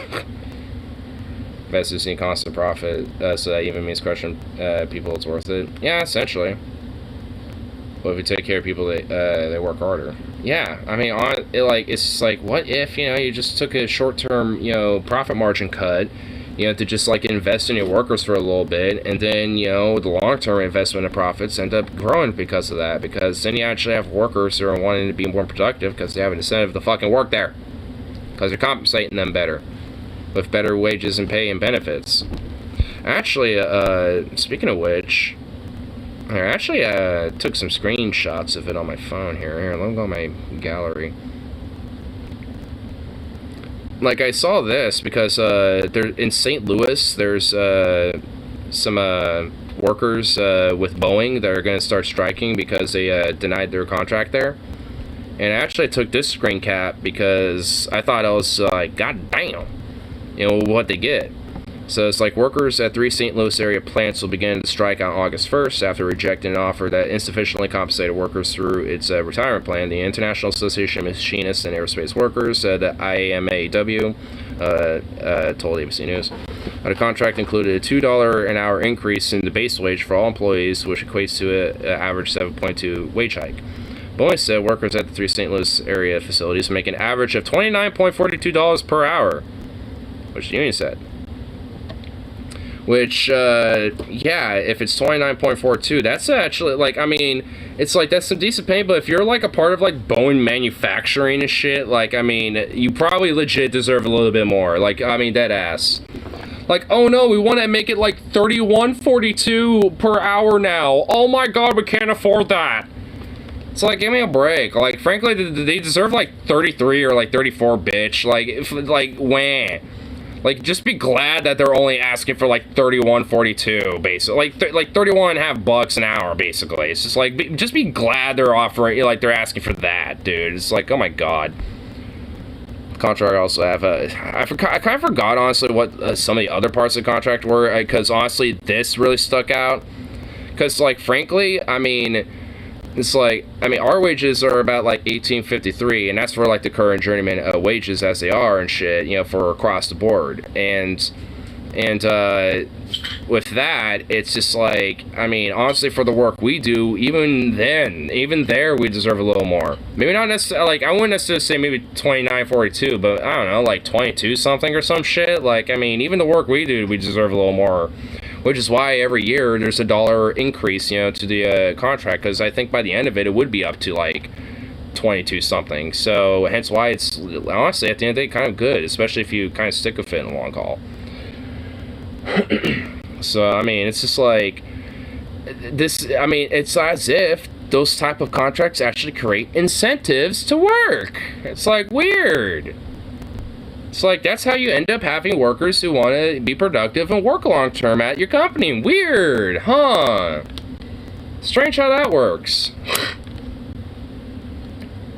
Fair understandable wage. Oh, absolutely. I mean, honestly, like, I mean, it's definitely nothing to be like, oh, this is so minimal. I can barely afford anything. But, I mean, it's like, yeah, I mean, like, especially for the work it is, though, I mean, it's, it's probably about, like, I don't know, probably about average. It's not crazy. Yeah, it's definitely not. I'd say it's probably about, like, an average wage, for, like, what, I don't know what specifically, like, plants are in St. Louis for Boeing, but I'd imagine, like, aerospace, like, manufacturing, so probably, like, aircraft, manufacturing shit there or something like that. Maybe, like, engine manufacturing or something. Like, something like that. I'm imagining, some shit like that, so either way, it's like, definitely some hard work and shit, and you want to make sure that that type of stuff is very precise and, like, just, like, very specifically, tuned right, and, like, made and machined properly and shit. So it's like, to have a very strong incentive and a strong wage, to compensate, to make sure that essentially incentivized to do that right, is like having a little extra definitely makes it even more, like, it helps Boeing too. It's like, because if in a way that could also mean like, hey, we have so many people applying for a job and shit, for these jobs here, that we could probably open up another fucking manufacturing plant here, which thus increases opportunity for more jobs because of, how good the wages are with it.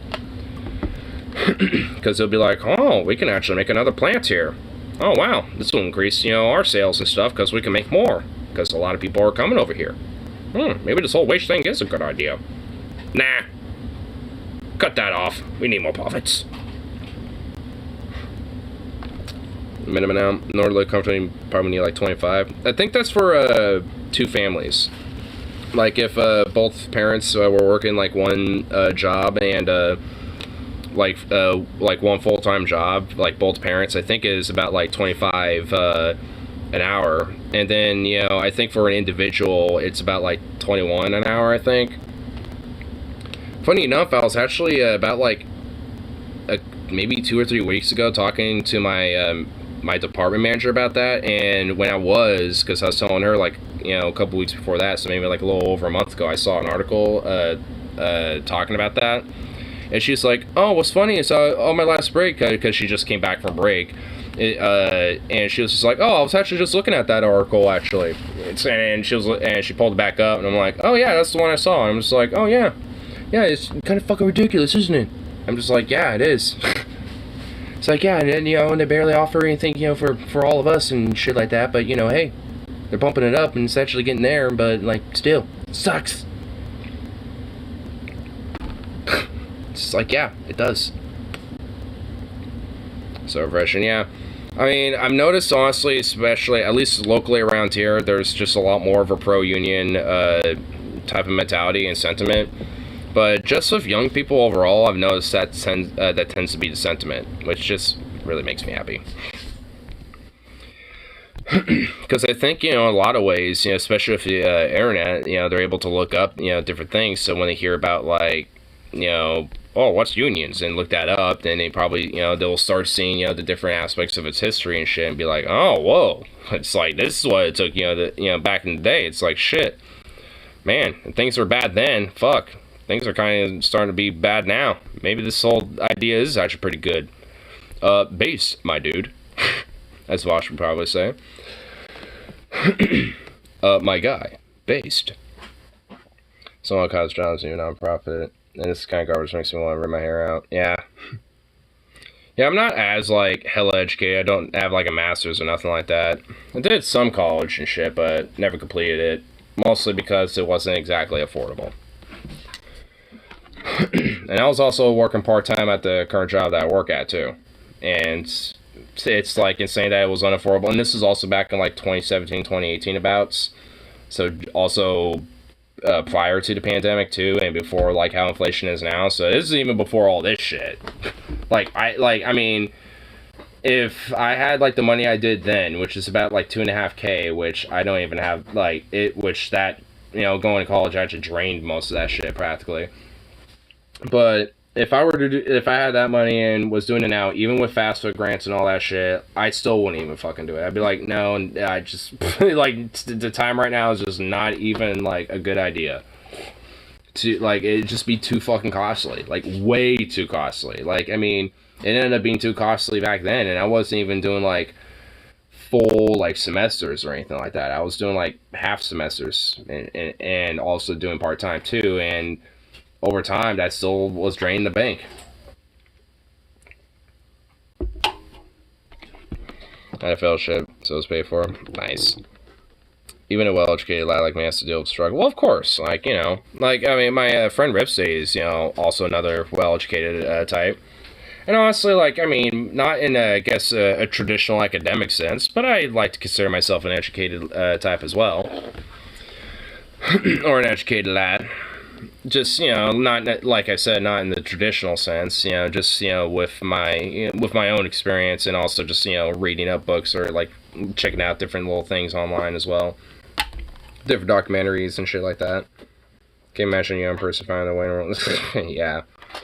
I mean, it's definitely, I would say it's definitely difficult, but, I mean, honestly, at least for me, it's, kind of easy to pinpoint, for my way and shit, but it's just because of, like, how, given my own sense, being a, queer bisexual person, and also a very, lefty, pro-labor type of person, especially considering the problems in the U.S., like, at least especially in the short term, I think, my way is still a little set, in a specific aspect where I'm pretty comfortable with, which is kind of challenging and combating against that type of influence that is, really, it's kind of, slowly growing in this country and shit. And it kind of has been for quite a while.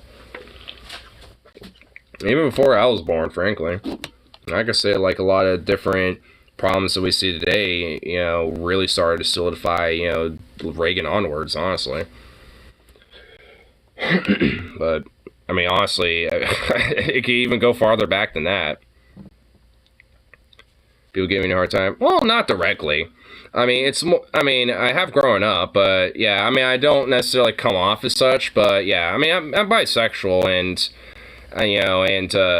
being part of the LGBT, overall and shit, part of the queer community, so it's just like, it's, yeah, I don't necessarily, I guess, come off as such in a way, but, I mean, I guess that's just a part of my general upbringing. I'm more of, like, I guess, a punky, rural, country, slash, hipster, hippie dude. Like, I'm kind of an amalgamation of different shit, frankly.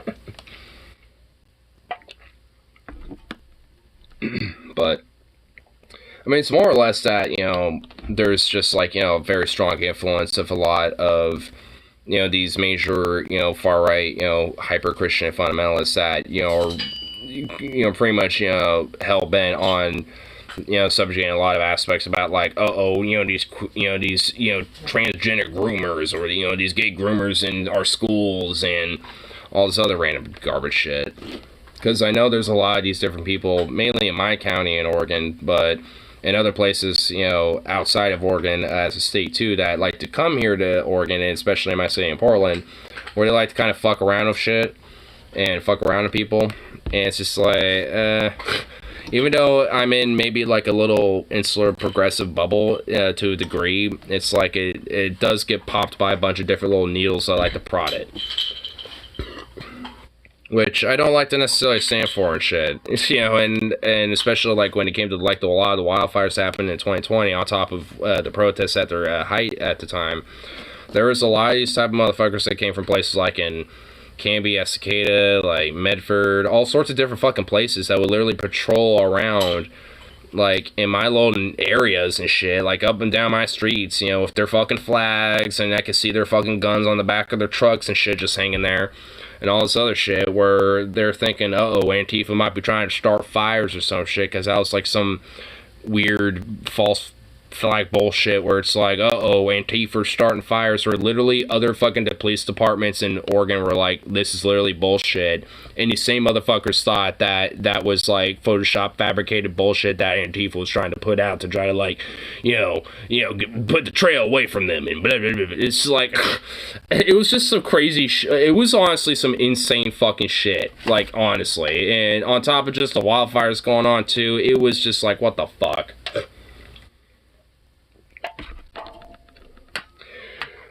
It definitely didn't necessarily make me feel safe during that time frame.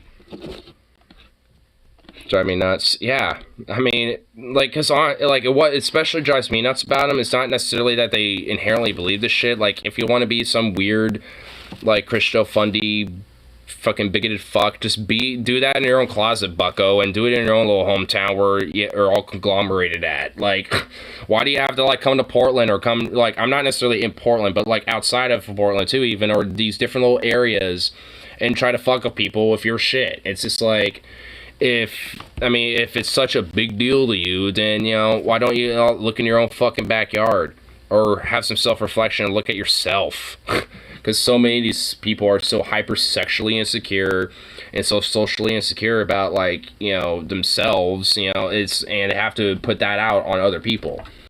And have to put that out and put it forward, you know, against others and shit. And basically, you know, be like, if I can try to control society, then that guarantees and proves that I have control of myself. Ever heard of MGTOW? Men who go their own way? Yep.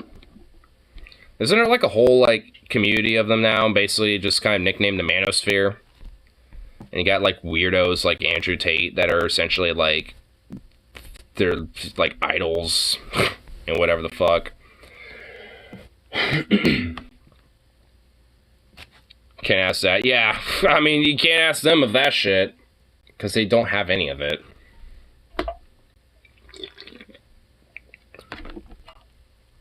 Whole community of people who just dislike women. Yeah.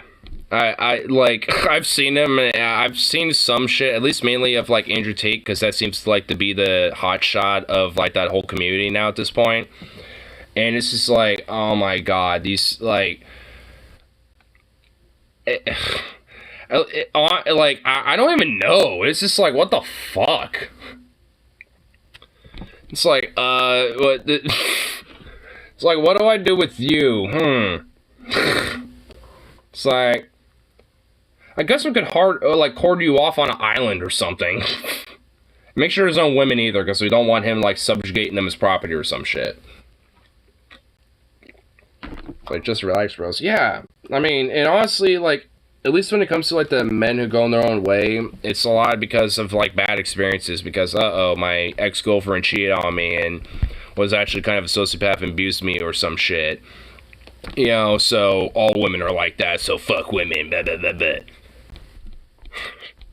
Or go even further, where you have, like, Andrew Tate, who's like, oh yeah, my girlfriend can have OnlyFans, but I take, like, 80% of the profits because she's, like, my livestock property, and, you know, and she can't talk back to me, and blah, blah, blah. It's like, oh my god, that guy, like, I mean, just because, you know, he's been kind of, you know, spreading around a little bit, I've kind of, you know, been delving into that dude, and I've done a couple streams, for, like, the past week, you know, kind of checking him out a little bit, and it's like, this guy is... How in the fuck does, like, a motherfucker like that, you know, just get such a cult, you know, build up? Because he's, like, his most successful thing at this point is basically doing, like, this whole Hustlers University shit. And even then, it's basically just, like, a front, you know, for money laundering, so he can basically, like, fund these closed down casinos in Romania, for some fucking Romanian mafias and shit. And, like, also will, like, you know, basically coerce and groom women into being, like, OnlyFans, or, like, fucking cam girls or whatever the fuck, and basically just take pretty much, like, all, or at least 80 to 90% of their fucking cut, and just, like, leave them with a bare pittance and shit, and just treat them, like, quite literally like property. It's, like, the motherfucker is legit, like, an absolute scumfuck. Like, in every sense of the word. Like, when we're, to be on, belong to people, like, what? Yeah. And there's also, yeah, I mean, it's just like, I feel like it just kind of comes with a lot of this hyper, it comes with, like, this hyper, traditionalistic, biblical sense of, like, man and woman, you know, when it comes to a relationship and shit. Because, I mean, when it comes to a lot of that whole, like, traditionalist nuclear family mentality, so much of it is just like, the woman stays home, you know, makes the food, cleans the house up, tends to the kids, and the man is off the one doing the job and shit like that. And a lot of that, you know, comes from the whole biblical sense of how a woman should be treated, which is basically, essentially, the property of the man. Like, in a lot of ways, there isn't really too much of a difference of how a wife is described versus a slave in the Bible. I got one right here, so, I mean, I've read some of these passages before. Hell, I've read them on stream before, too. That all comes from Christianity, that Bible saw telling people normalize slavery. Yeah. Like, it literally has, like, in the Bible, I think in Exodus or some shit, or Leviticus, I forgot which one, which, like, book in the Bible, but, like, there's, you know, somewhere in the Bible, like, there's literally, like, a whole section of, like, here's how you treat a slave. Like, you know, you can only beat it, you know, you can only beat your slave if you basically, you know, if your slave does this, this, or this. You know, if your slave does this, then they don't, or this, then they don't deserve the beating, and you will be punished if you beat them. Or, you know, or this and that. Or if you happen to sexually, you know, procreate with your, you know, slave, then, and they wanted it, then it's fine, but if they didn't, then, you know, blah, blah, blah, blah, blah, and here's some rules about that, and it's just like, oh my god, it's just like, they basically just have, like, a whole normalized, like, here's how, like, slaves ought to be treated type of mentality. I mean, you know, and also it's the same reason why it was such a normalized thing in the U.S., of why it was such a prevalent fucking, at least on a cultural level, such a defense, you know, when the Civil War was going on. And it's also why slaves were taught the Bible if they were ever taught to read in the first place. That's why so many you know, slaves being sent over to the U.S. or being born and raised in the U.S. and shit were essentially, you know, Christian. Because if they were taught to read anything, it was the Bible and that was it. And even then, they weren't necessarily the one reading it. They were just being read out loud, you know, the Bible to them. I like to believe we're evolving. These are some growing pains.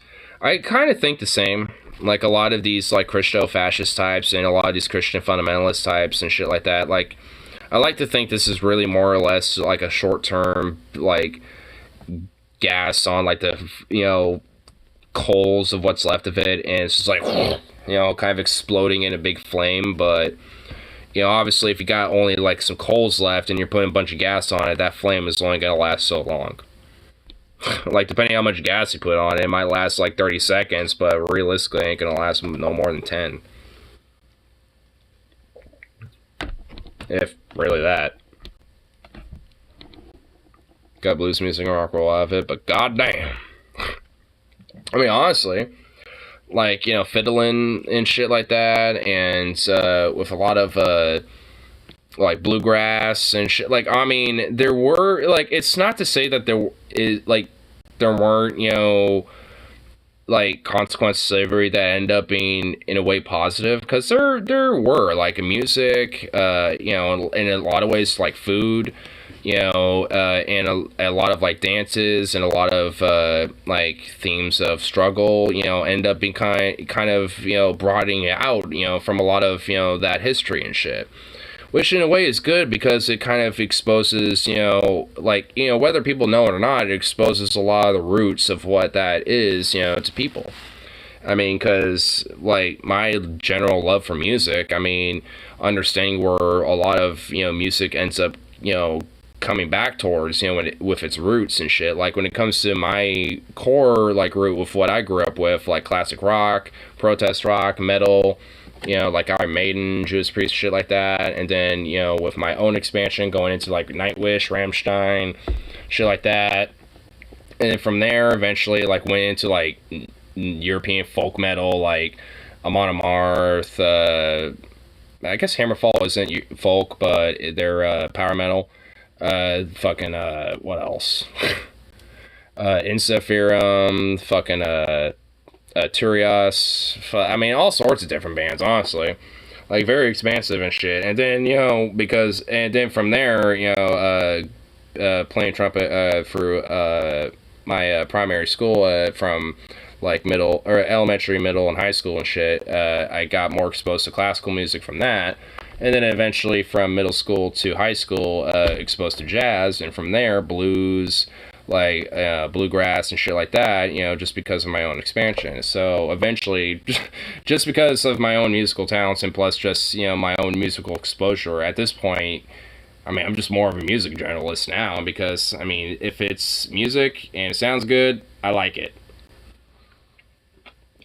Especially, you know, knowing a lot of the roots and how, like, music forms and how genres become a thing, especially with, you know, with context of, like, you know, slavery. It's like, honestly, it's like, at least, you know, for me, I think the fact that, like, you know, these people who are enduring such fucking struggle were able to at least escape with music and bring a very beautiful form out from that, you know, is a really positive thing. Because, I mean, you know, it was a positive thing for them, and it ended up becoming a mass genre, you know, over time that is known as blues now. And that's become now kind of like a genre of, like, you know, kind of a common man struggle type of genre. I mean, honestly, like, I mean, a lot of the songs, you know, very feel like rugged, you know, like, you know, kind of struggling type of music, like, oh, lost a loved one, or like, you know, job's hard, life rough, you know. I mean, hence it's the whole name of the genre, the blues. Feeling down with the blues today, man. You know, you know what I mean? It's just like, that's kind of the whole point of the genre. Gotta mention it. Oh, likewise. I'm actually kind of surprised that YouTube actually had, like, a little random recommended to, you know, to somebody, honestly, because it's just like, at least for the first 40 minutes, it's like, man, YouTube just fucking dropping the ball with no notifications, huh? And then, like, shortly after that, you know, my homeboy showed up, and then pretty much everyone else showed up, and I was like, oh, okay. It's kind of the roll of the dice sometimes. Things pick up. It takes a while to pick it up.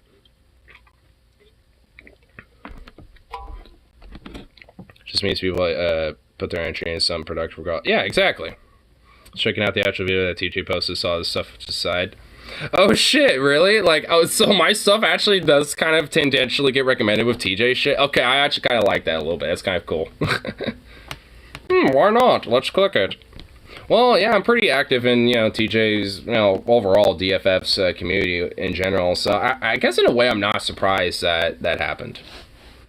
Alright, well, I guess YouTube's the algorithm's actually not, being too shitty with that. All right.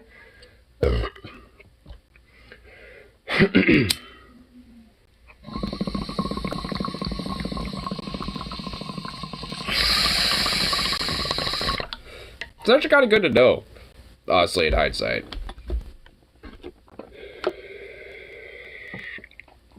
Sure, values, essentially. Yeah. I mean, I think especially, at least on the, for, like, whenever I'm not doing these, the best way it would hit me up is probably either at, like, a Telegram or a Discord. Here, you know what, yeah, I could probably at least find you on YouTube real quick, because I know you said you made your own content, so I'm sure I could find you. Just,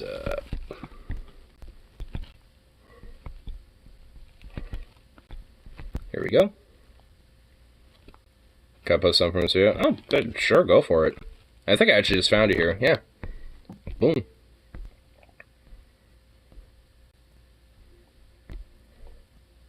Yeah, if anything, I'll just probably, like, maybe post in the comments and, one of the videos or some shit, my Discord or some shit. If you got one, then you can hit me up there, and then, yeah. Then we can kind of go from there at that point. Welcome, let me know what you think. Yeah. Yeah, I subscribed to you now, so I should at the very least get a notification, or at least, through my subscriptions, see it. Used to do Google Hangouts and have tons of people. Oh, honestly, I wish those were still a thing, because honestly, I bet that would legit be a pretty decent way to, do some of this shit, honestly. If I wanted to, like, add people in, because I think that would probably be possible. If it was still a thing. You got Discord anywhere? I don't have, like, a whole community Discord. I just got my own, but, you know what, here, I'll have to go to my channel, but first let me pop my Discord so I can at least see what my, like, the numbers are and shit. Oh, wow. Okay, my chat went all the way. Alright. We're epic. I know. They really were. I mean, at the time, I was more like, an early, like, late teenager, early young adult, so it was just like, I wasn't really doing much content creation yet at the time, outside of maybe like one or two things here and there. So I wasn't really, like, doing anything quite yet. So it's just like, it was kind of like a missed opportunity. I mean, of, I guess, age at that point. And Discord does not want to oh, now finally loaded. Jesus Christ, it took forever. Okay. Me! Okay, there it is. Okay. No spaces in the name. Alright, just gotta go to the channel, and then find my own stream, and pause it so I'm not, like, hearing myself in the background. There we go. And then... Okay, here we go. Here, I'll post it in chat here.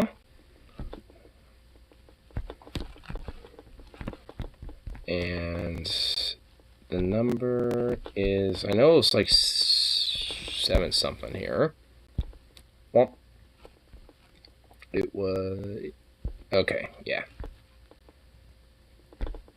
Oh, what the fuck? It took it out. Okay, I remember the name though, or the number though. No. Okay, god damn it. My fuck. That's obviously not it. Hold on. Okay. 736. Alright, that's it. That should be it. Here, let me just confirm. Yep, okay. Yeah, that should be it.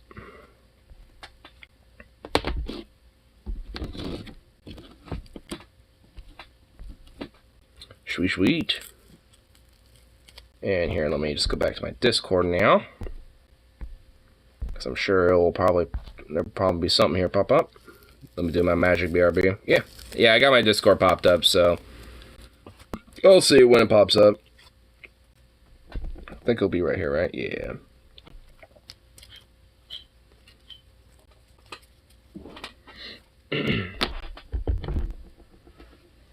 And where's my little fluff boy, Zukov? Zukov!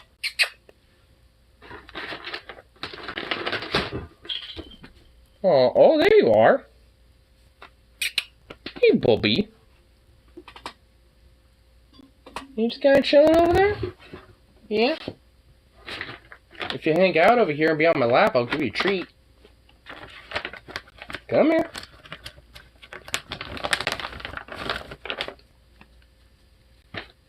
Discord can be heard. Well, I've tried it in the past, and the main issue is that because my with at least mobile streaming, like what in the fuck? Oh my god, I'm getting bombarded. At least with mobile streaming, like the mic will only connect to either the Discord or the Streamlabs app specifically. So there's essentially like either the stream will be muted or the Discord will be muted, basically. And it's just like, I mean, there's unfortunately, like, I mean, that's kind of the major downgrade, at least at the moment.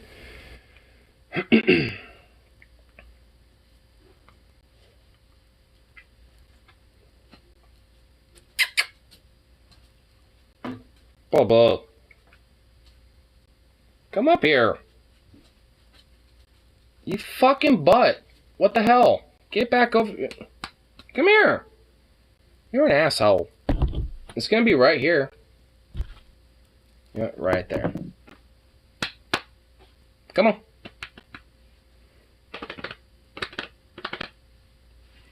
Got a PC so you can come into my channel. We can do a stream and talk about this. Or, yeah. I mean, I have a laptop. I just need I would just have to set up my mobile hotspot for it. So, I mean, I also have a way where I could potentially at least record, you know, from my end, but it would just have to be the laptop. I haven't had that totally set up quite yet. But my main tablet / phone, like you, yeah. Eventually, that's going to be upgraded at some point, because it was at one point, but a couple years back, there was like a massive windstorm, and that somehow surged the power in my old PC and thus fucked it up. And I couldn't, unfortunately, you know, like turn it back on because it all got messed up and shit, and ended up becoming SOL with that one. So now I have to upgrade with another PC, but in the meantime I have a laptop, you know, to kind of fill it in. I just need to, at some point, you know, just kind of get more concurrent internet connection, so it's a lot easier to deal with. Would you get up here? Stop running away! Get over here, you fucking weirdo butt! Come on! You big ass goofball! Come here! Oh my god. And she knows I want to pick him up. Yeah, you know, and you don't want it. You're a weirdo. Oh, she looks so cute. Add in my Discord too. Oh, there it is. Sweet. Cool. Yep. Oh, hello. Oh, you know, you asshole. Come here. Get over, you fuck. You prick. Oh my god. Are you else in Cali? Oh, no. It's Oregon. I mean, I'm on the West Coast, but just one state up. I mean, I was mentioning earlier, I pretty much live just like pretty much right outside of Portland in Oregon, so I mean, at least when it comes to like location wise, I mean, I just say Portland, greater Portland metro area, because that's realistically, that's pretty much where I live. So, I mean, all in all, it's not like a major concern. Obviously, a direct address would. You know, and I mean, because at least where my county is and shit like that, you know, because sometimes, at least with certain things, you know, it comes contextual to bring it up. You know, it's like it's not in Portland, because Portland's Multnomah County, and I'm in Clackamas, so it's just like that's a little bit of a, you know, little different county, and just right outside of Portland, basically. So, Portland metro area, you know, above Portland, just right around the corner. I'm just literally like a few miles away, if that, from like the Portland metro border, essentially. So, not that far away. Do you know Carpo 719? The name doesn't strike me at all, so I don't believe so. I'll look him up, yeah.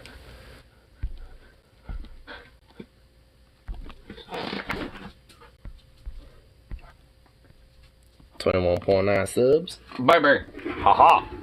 You were not expecting me to just grab you so quickly. Yes. Bubble.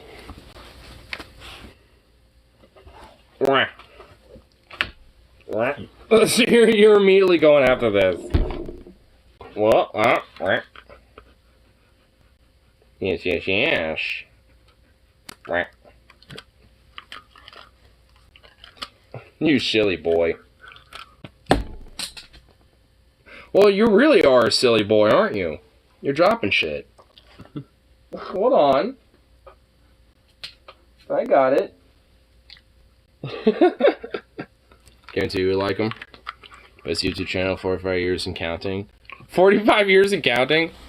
So subscribe to the channel before it's too late. A clay bath. Oh.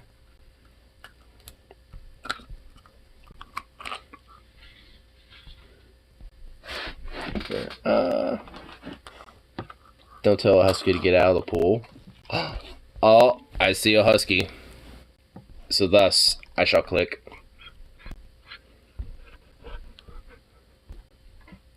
What do you think you're doing? Yeah, what are you doing, huh? You're not supposed to be in there. Get out. Just want a cool little bath. Get out.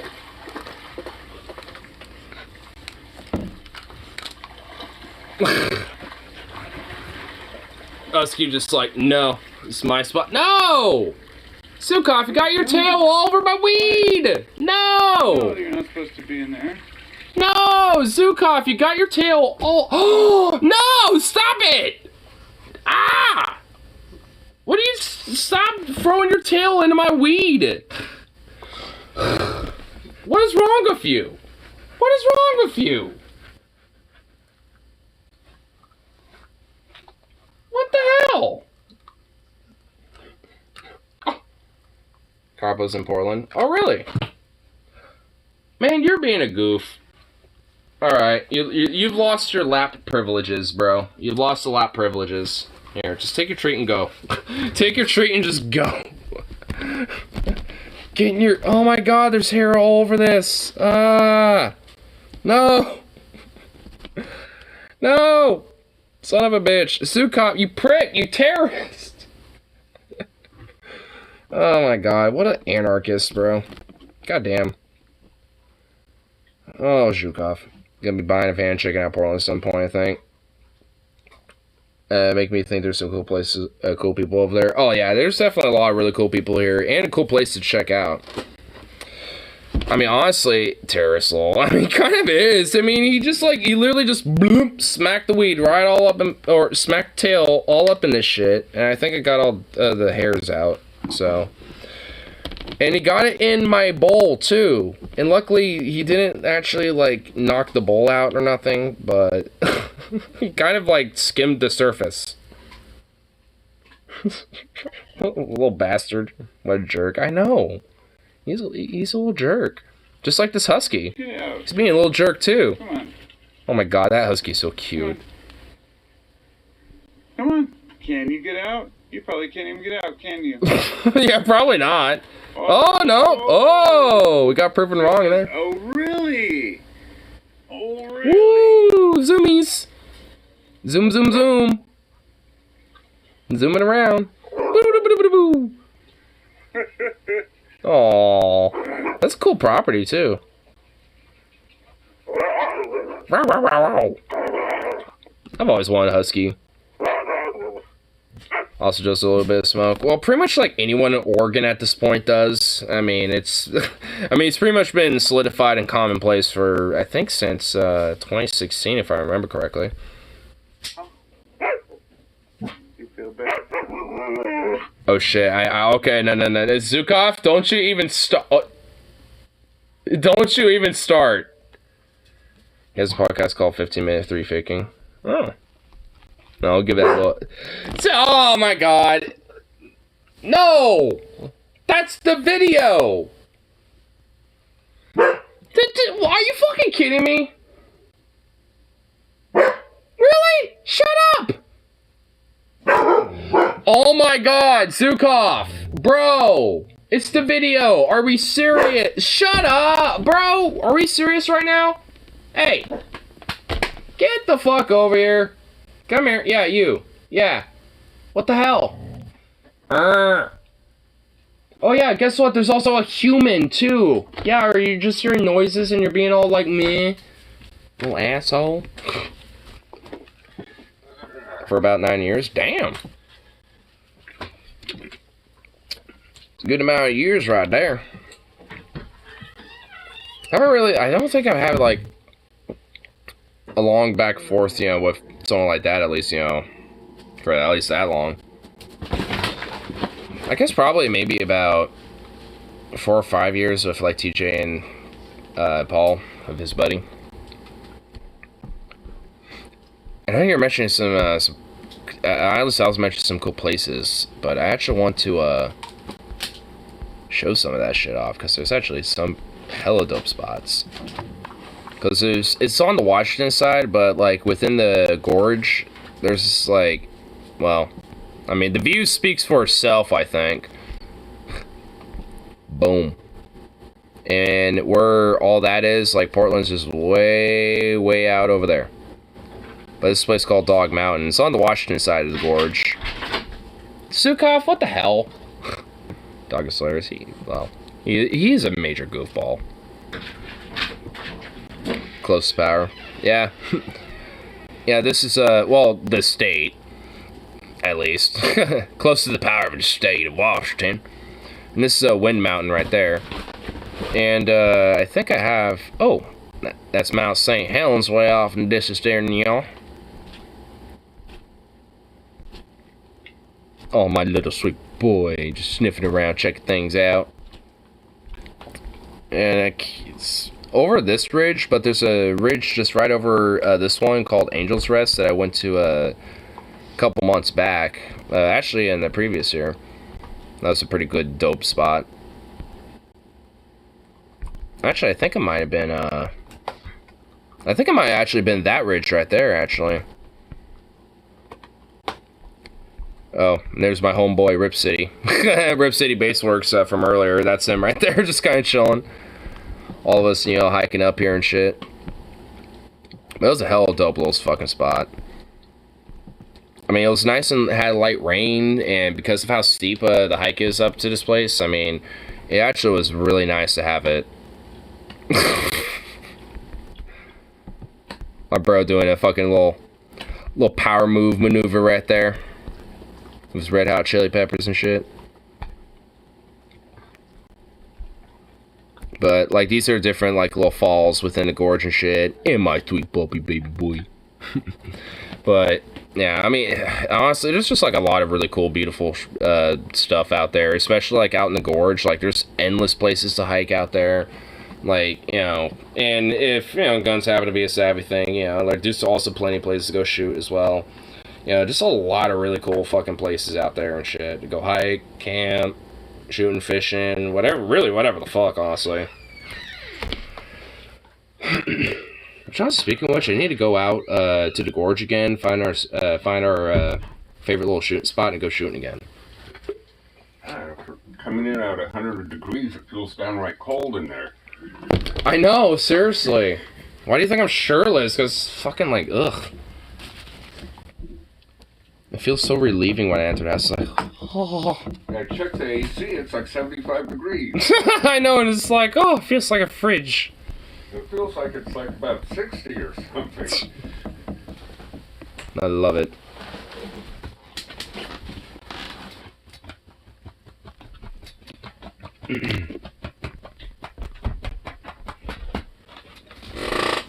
What are you doing? Got side living space on. Well, this isn't like where I sleep. This is kind of like the little smoking den. My actual room is actually pretty chill because it's in the house. Oh, is it cold? Well, I mean, I'm in a heat wave, but the house itself is actually pretty chill. Honestly, like, it's actually not really that hot in here anymore at this point. I mean, it is still warm and hot, but, like, not like it was earlier. Like, it was really, really fucking hot. But now that it's sun's down, cold and shit, you know, with the, well, not, like, cold, but, like, you know, with it all being dark out and shit at nighttime, it's cold in comparison to what it was today. Say, Pops. Yep. It's him and I, and then used to work at my workplace, but one of my roommates who's a former coworker of mine.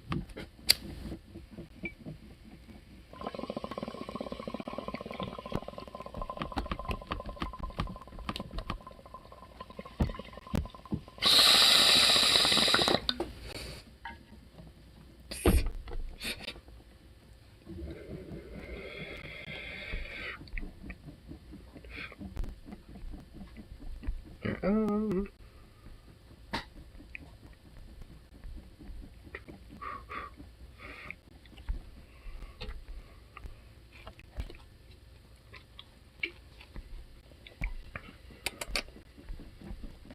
see what I can check out too, man.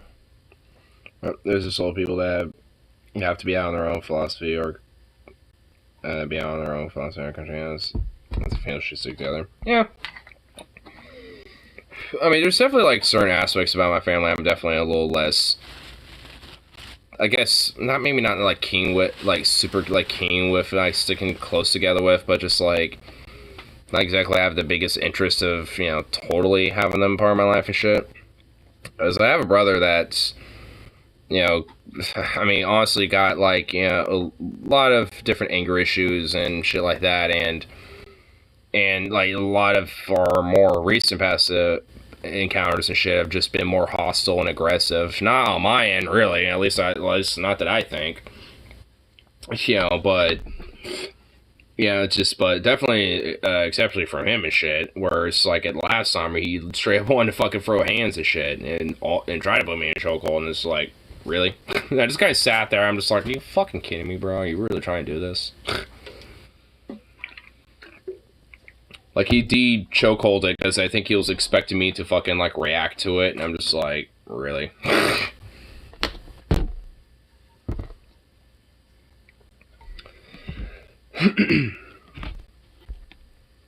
But, yeah, it sucks. My brother is kind of emotionally complex, too. Yeah.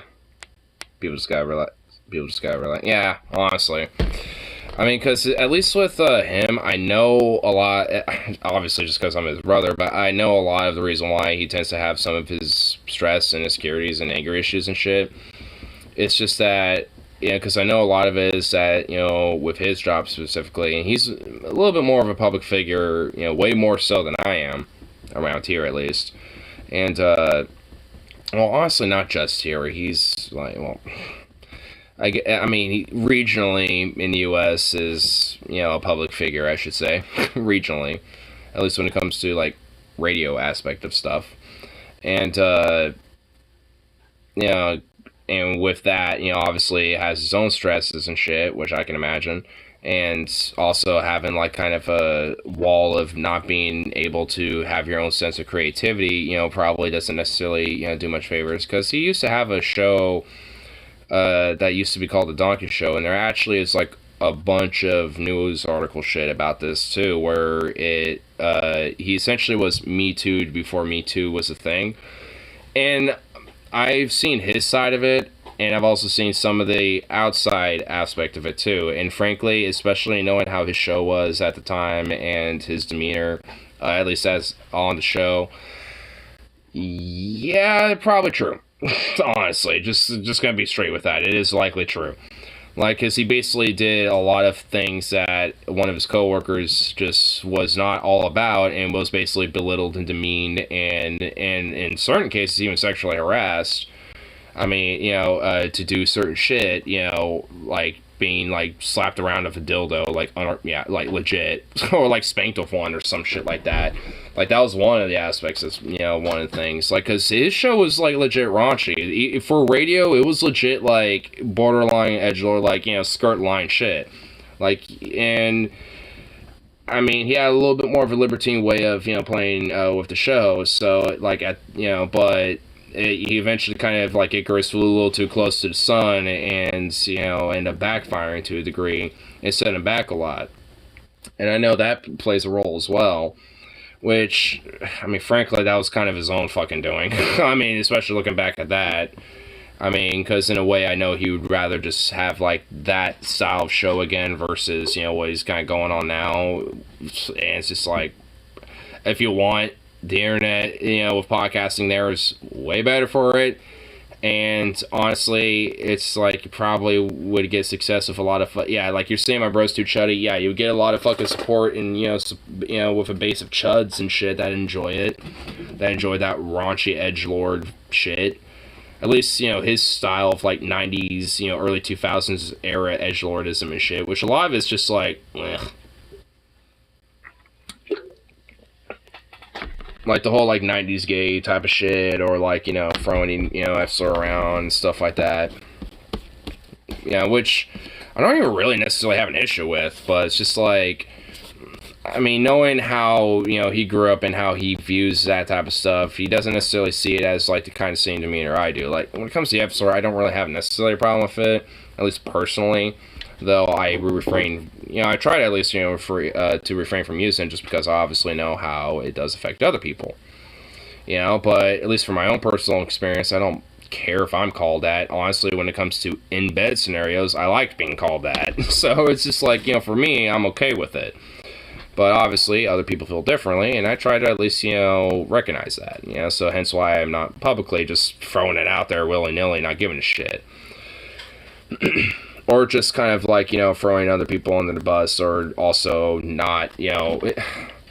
Like, I mean, he's, like, okay with, like, gay people and stuff, but when it comes to, like, you know, other aspects of the LGBT, like, you know, transgender people and shit like that, he thinks they're just, like, stupid, you know, mentally ill and fucking just, like, in a phase or some shit. Like, he's just one of those types. So it's, like, definitely a little partially out of touch, and I also think, you know, some aspect of that is also due to the wealth. Like, I mean, he definitely had to kind of struggle a little bit, never went to college and shit like that, you know, to a degree, but also was at a time in an era where, you know, struggling a little bit actually gave fucking fruits. Like, these days, you barely get shit for a fruit. You get, like, a dried out prune. It's like, oh yes, this dried prune, delicious. Like, at least, you know, for him, he can at least get, like, some plums, let alone a singular dried out prune of a plum. So it's just like, I mean, you get, yeah, it was at an era, like, in the late 90s and early 2000s, you know, just fresh out of high school and shit, where some form of social mobility, if you're just fresh out of high school, even without a college degree, you can at least, you know, still potentially make something of your fucking self. Potentially. While, you know, the successes and the outcomes of that were far less than the past previous generations and shit. I wonder why, by the way. You know, but, you know, because of that type of shit, you know, it's like, you know, it was just being slowly gutted away. And he was just a part of the era and the generation that didn't see all the gutting. My generation and generation coming up and shit, well, I'm kind of like a cusper. I'm in between, like, the Gen X millennial aspect where he's at and shit, and I'm like cusper of like the millennial Zoomer era and shit. So I'm kind of like in between gens, but like Zoomers, which partially at least, you know, tandem with, you know, are fucking pretty much got all entirely gutted. Those were the days. Yeah.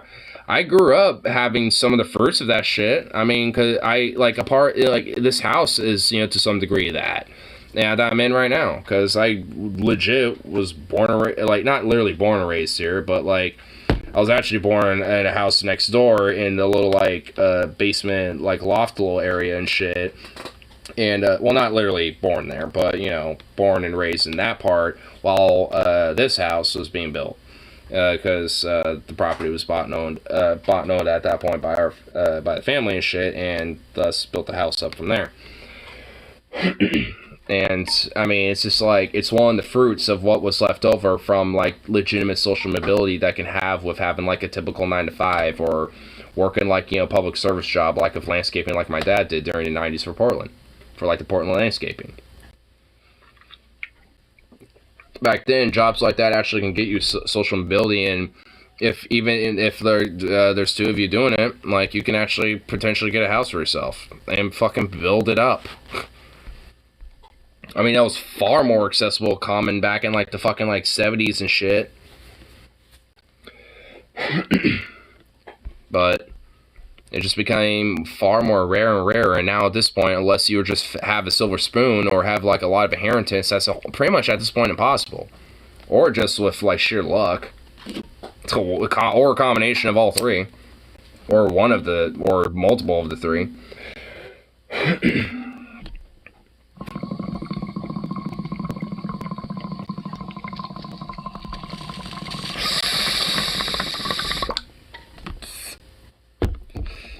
They're for they so more profit and expense everyone's dude. Yep.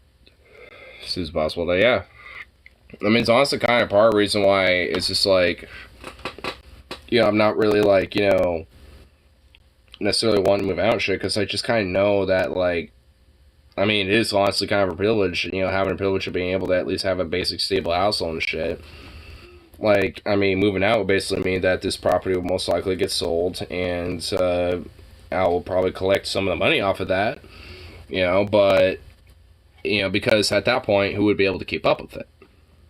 I mean, it's just basically me and my roommate, because my dad's incapacitated because he did a lot of landscaping work, including, you know, with the city and with private contracting for fucking decades, and broke his fucking back. And of course, he isn't exactly fond of going with healthcare or whatever the fuck, because he's a weird libertarian huckapoo. So he's just like, I mean, so he just doesn't necessarily, you know, is fond of actually, like, you know, the whole, like, sick, I'm gonna go get help by going to hospital type of shit. So it's just like, I mean, you know, you got that, you know, and on top of, you know, just like, just the current social economic conditions of other factors of medical debt because of with my mother and shit, with her aspects of medical complications. If anything, really, what really kind of set us all back was because of a lot of her medical complications. And obviously, it's nothing, you know, against her. It's no fault of her. Like, I mean, it's just what the fuck happens. But because of how the system is in this fucking country, that type of shit will set you the fuck back, and essentially, you know, even if things are alright and somewhat stable, even if you have to kind of rough it out for a little bit, that essentially guarantees you're just stuck in, you know, being in the rut.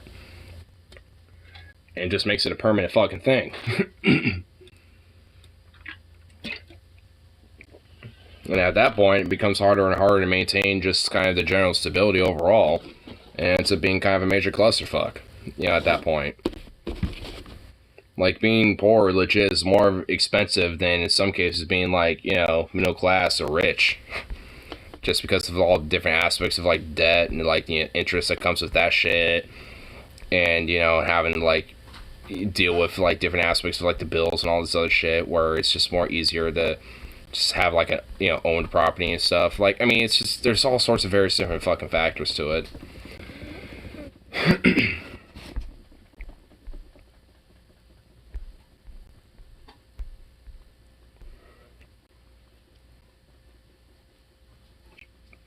I watched my parents blow out the hundreds of thousands. Jeez. Luckily, that wasn't really necessarily the case with mine. I guess maybe with my dad, because he was also kind of an alcoholic. I mean, he still is. But, I mean, like, with him, like, I mean, it's not necessarily something that can just inherently put you right in poverty, even if you're in a stable, like, socioeconomic conditions. If you're an alcoholic, that doesn't inherently mean you're going to go straight to fucking poverty. So it's just like, that wasn't really the main impetus. So it definitely exacerbated his alcoholism because of it, though. Which frankly doesn't exactly help his own general health and well-being, because it just, you know, makes his body break down even worse. So it's just like, yay. Yay, more so because this is like, instead of him helping himself, he just like, this is more important. Though, for, you know, instead of just like, hey, you know, every now and then, you know, letting it be just kind of like a casual, just like, fine thing. Because for me, it's like, I couldn't even really imagine trying, you know, somehow making, you know, alcohol a problem, just because I think, you know, because of my general upbringing, you know, with that type of shit. Because it's like, you know, there's one thing from, like, social drinking, whether doing this or going to the pub with some buddies, or even just by myself or some shit, and having a couple drinks there and interacting with people, or just having some by myself here, you know, and shit, and, you know, like 1 or 2 or something like that every now and then, or maybe, like, 4 or 5 days of the week or some shit, like, that's, like, basically, like, generic, like, typical working class shit. You know what I mean? Like, that's not really, like, you know, like, alcoholic level status type of stuff. Like, I mean, alcoholic type of shit would mean, like, I'm getting, like, a 6-pack and drinking like that every day, practically, type of shit. Well, maybe not, yeah, like, I mean, yeah, it's probably more of, like, middle ground shit. Like, if I was doing, you know, like, drinking maybe, like, 3 of these, like, literally every fucking night, yeah, probably alcoholic status right there. Functional, but, yeah, I mean, probably. But, like, having these, like, every 4 or 5 times a week, if that, really, even, it's just, like, it's not even, like, that's not a big deal. That's just like common social drinking, like working class type of shit that people do. But it's also kind of thing about like alcoholics. Like, I mean, plenty of them are functional. Like, they can, you know, like drink and drink and drink and handle their shit and be fine and be functional and do their shit. But it also, at the same time, it's just so many people that just use that more or less as a crutch, and that crutch ends up becoming more and more of like an actual crutch, you know, like physically more, you know, at the end of the day, because instead of actually trying to like look down at, you know, or at least like look, or not look down, but like kind of self-reflect and look at what their issues are and try to actually like, you know, fix them, or like, you know, whatever, however that may, you know, need to be done. They would rather just be like, oh, this is easy.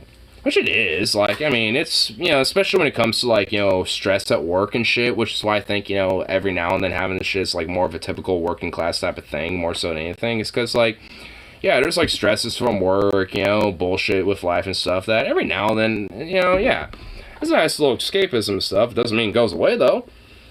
I mean, you know, it's like maybe some of it, like, yeah, like the stress of the work today, yeah, it's going to be gone and over with and don't have to worry about it anymore. You know, that's all flushed away, you know what I mean? But, like, when it comes to other aspects, like, you know, walkthrough and that type of stress at work for tomorrow and, you know, like, you know, other life bullshit, or, like, you know, if my own personal things I might be thinking about and want to work on. Like, there's other aspects that aren't going to go away, though, obviously.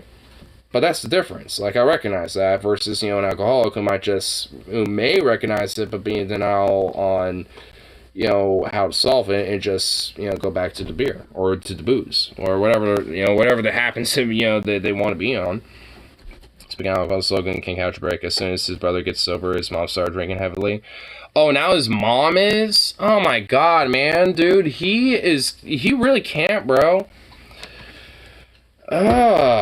Dude, our boy can't catch it. Like, see, this is why he needs to, like, just, like, detach himself a little bit. Like, honestly, because, like, that's just dragging him down, bro.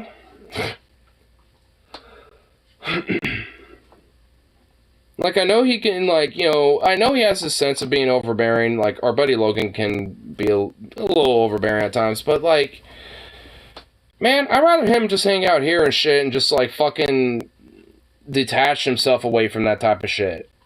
Because Logan himself is honestly a great guy. Yeah, he is. Like, I think a lot of his stresses and a lot of, like, his issues, you know, like, whether it comes to worldviews or, like, personally or otherwise, you know, just comes from a lot of these problems that his family legit just, I mean, not necessarily inherently to faults of their own. Well, some of them, yes, but not, you know, all of them. They kind of suck. I mean, it's just like, oh, some of you guys know. Yeah, he's a friend of ours. A long-term friend that we know since high school and shit. Like, all of us go back, you know, since high school and shit, basically. Actually, I could probably find a pic of him. Because he's been on streams. I mean, he comes on in the chat and stuff, so, you know. I don't think he has an issue with me showing him what he looks like. Because I know I got a pic of him. Somewheres. Here, let me see here. Oh man, my little cat bandit. I miss that cat. I know you just, like, you know, showed up for the night, but I had a cat, and like about a month ago, he was eaten by some goddamn fucking coyotes, and now I want to unironically go coyote hunting, even though I'm in the suburbs and I can't actually legally discharge, but goddamn, I seriously fucking because I'm still pissed off about it. But anyway, but yeah, just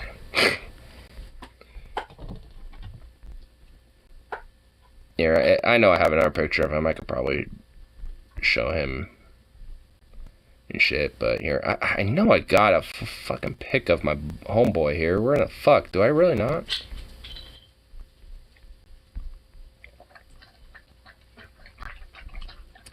I guess I don't. Man, I have so many pictures and shit that honestly, like, I'm starting to realize that maybe... Oh, you know what? I know where I might have a pic. in here somewhere. Oh, he wasn't with us on that one. Fuck! I know I have one somewhere of this son of a bitch.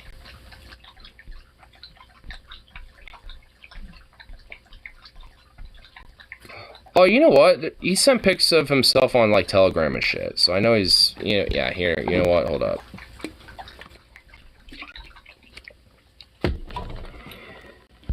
No, that's Discord, not Telegram. God damn it.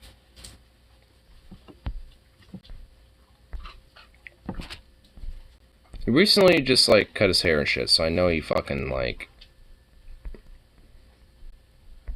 Oh, here, you know what else? Yeah, there we go. Oh my god, we sent so much shit. Bop, bop, bop, bop, bop. Ba-da-da-da-ba-da-ba-da-bop. So many memes. Random pics and food and gardens. Where's the Logino selfies? Oh my fucking god. I'm sunk cost fallacy at this point, so it's like a little late now. Balls deep in this shit. I know I motherfucking do. Where in the flying tit son of a bitch? He has pictures of his dogs, and then I have mine. And then it's like memes or other random shit, but it's just not him. God damn it. You know what? Fuck it. If it's not within like these next couple, I'm just gonna say boo and be darned. I'm almost at the beginning of all of our picks. How in the hell? Oh, here we go. Finally. Ah! Okay, this is perfect. Yes. Yep, here we go. You know what? That's how you're gonna remember him as now. Just as this fucking face, bro. Just like, oh. Oh my god, yes. You know, I'm glad I saw cost fallacy that shit. His fucking face. Oh wow, I know, dude. I'm glad I saw cost fallacy that shit. That was a fucking amazing selfie that he has. Just, oh. Don't mess with the claw. The claw. You know how alcohol fucks me over. Oh, yeah, I mean, not so much for me, because I kind of like it myself a little bit. Yeah, White Russians, oh, I love those too. Like, Jack and Cokes, can't really go wrong with those. Because some girls must be chasing after that dude. He talks about it a lot, but, I mean, not so much lately, honestly. Like, he talks about how he wants to, like, you know, go out there and find some, you know, find some ladies and shit, but it's just, like, he's a bit too focused on other stuff. If anything, like, one of our other friends that we nickname Metal T, like, he's unironically become a fucking man whore. Like, I'm not even kidding. Like, he's gone to, like, underground, like, sex clubs in Portland and fucking, like, you know, doing three-ways and all sorts of other shit. It's just like, what in the fuck? Like, how like, honestly, all of us are kind of surprised that our friend Metal T is actually the man whore out of everybody. Like, I'm honestly surprised. Like, I mean, I thought, honestly, in a weird way, me or, like, our one of our other friends named Harley, or, yeah, like, or even, like, Logan, honestly, like, like, I felt like, you know, literally somebody else, you know, could fucking, like, you know, could have been a man whore, but no, he is. He's the man whore. But honestly, it's getting a little too far, because he will literally talk about, like, oh my god, it's a little cringy, even try to, like, you know, reinterpret, but, like, he'll be always constantly talking about, like, his boy pussy and some shit like that, and it's like, dude, okay, like, look, I mean, we know you're a man whore, bro, but you're a little too far, man, even for my norms. Like, I'm a weird, like, I'm furry, I'm weird, like, I'm a fucking promiscuous bastard, too, but, like, dude, like, I mean, even for my standards, like, you gotta, like, you know, take a couple steps back a little bit, just a little bit. There is a thing called decorum. Like, I know when it's an appropriate time to talk about my bull pussy versus when it's not, you know what I mean? It's like, come on, dude. He already got mono or some shit. He's probably immune. Yeah. And if like worst case scenario, he could just get the smallpox vaccine. And honestly, like, I just hate how like yesterday when I was streaming, like we were kind of going in how like I kind of bit the bait on like reacting to a song clip about is monkeypox the new AIDS, and I'm kind of glad I did because it kind of solidified, you know, my skepticism, not really my skepticism, but like, I mean, solidified the idea my skepticism was kind of wrong, and that like, oh, you know, because like that monkeypox, it, you know, might be, because it really is, like, to a degree. Because of, you know, it spreads via close transmission, and at least because there's a disproportionate reported cases of monkeypox when it comes to gay men. It's, and mainly the reason why is because there's more of an encouragement to like test yourself after sex and shit when it comes to you know, within the queer community. Like even I personally noticed there's just more of an emphasis on like, you know, safe sex and sex ed type of stuff, you know, where it's like, hey, you know, if you feel like you might have an infection or something like that, or you're not 100% sure, or even if you are, it's just a good, you know, safe bet to make sure that you're tested and blah blah blah blah blah, you know. And here's like the best ways, you know, to protect yourself and yada yada yada, you know, and it's just like all that type of shit. So I mean, overall, I mean, you know, because of that, you know, there's just going to be a higher likelihood that because of especially close transmission, when it comes to that type of shit, it's likely that if people are having sex and one of them doesn't know they have monkeypox, the other person by proxy is probably going to get that. And because, you know, there's like, you know, monkeypox can, you know, be more like concentrated in things like, you know, when it comes to like mucus or seminal fluid and shit like that, you know, like bodily fluids and shit. Like, I mean, because of that, you know, anything including, you know, sexual intercourse makes it monkeypox a very high likelihood to transmit when it comes to that. But because of that, you know, yeah, it's just like, you know, people who are having like, you know, some butt sex or some shit like that, yeah, you know, maybe there might be a little bit of a likelihood, you know, to spread, but that doesn't mean that like it's the new AIDS or some shit. Because like I remember the movie Straight Outta Compton, and it's because it's a little bit based off of Truth and shit, where it's like where Eazy-E was diagnosed with AIDS. He was like, I ain't no fucking F-slur and shit like that, basically being in denial that he had AIDS, because he was fucking around a little too much unprotected, basically, and he was notorious for doing that. He essentially, you know, just denied it. It was like, no, that's like basically, you know, like a homo thing. That's a F-slur thing. That ain't me.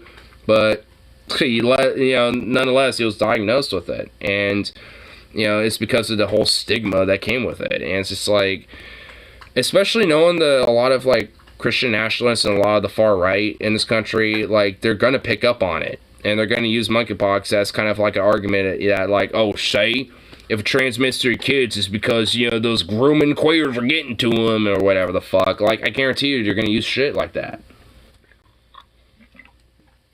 Maybe not necessarily right now, but especially as midterms probably come up.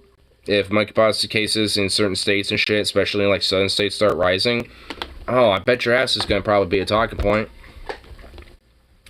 It's too bad. I mean, it really was.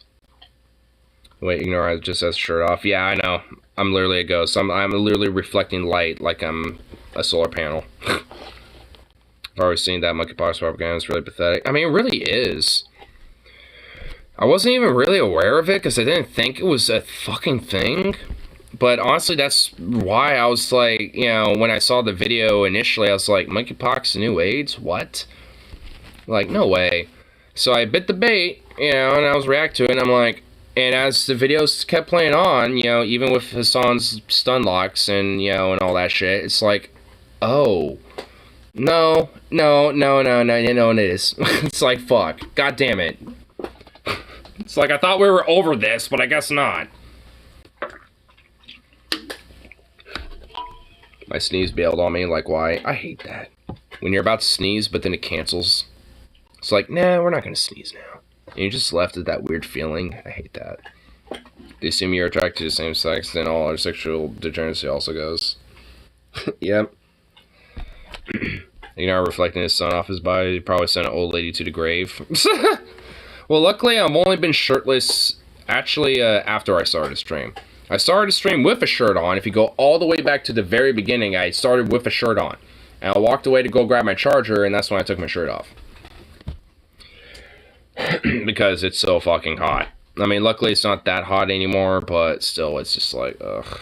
It's fucking miserable still. And tomorrow it's just gonna be worse. So this is still gonna be a thing for at least another day or two.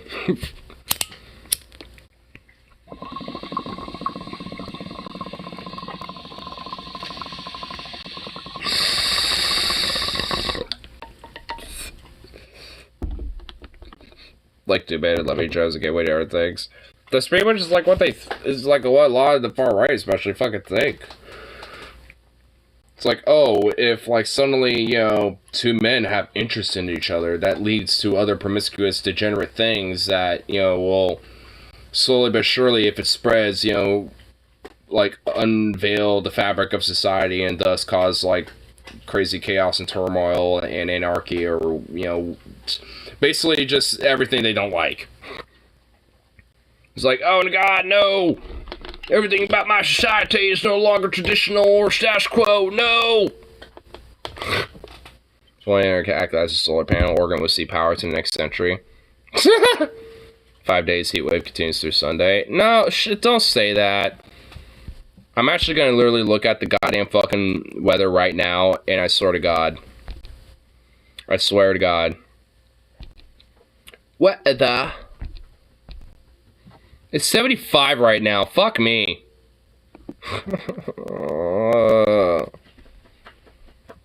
Okay, next Sundays. Today. 99. Bullshit. It was over 100.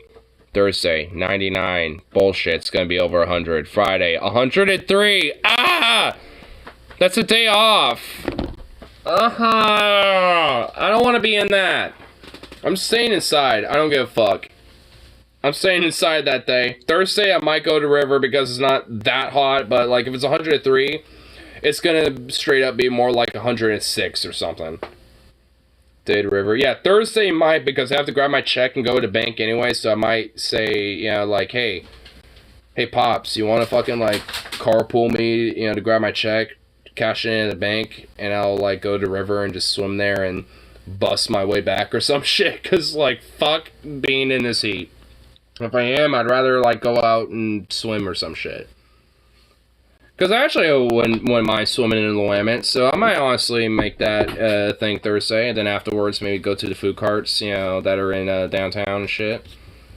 Not downtown Portland, obviously, but, you know, my little downtown. So hilarious, really. Everyone's trying so hard to protect their values, being shared by everyone else. Yeah. Especially when it comes to this hyper, like, Christian thing, it's such a fucking bubble, too. Dunks who cough in the river. Honestly, I might, because he's weird about water. He doesn't like being near it. So I might honestly just, like, pick him up and just, like, honk, go in the river, swim, bro. You're capable of it, because I know he is. He's done it. He just doesn't... He doesn't, like, hate water. He just doesn't like being wet, I've noticed. It's kind of funny. But honestly, for him, he kind of low-key needs to, you know, be in the water. Because, I mean, honestly, right now, like, I need to, like, get him in a bath and a flea treatment again. Even though I did that, like, a week ago.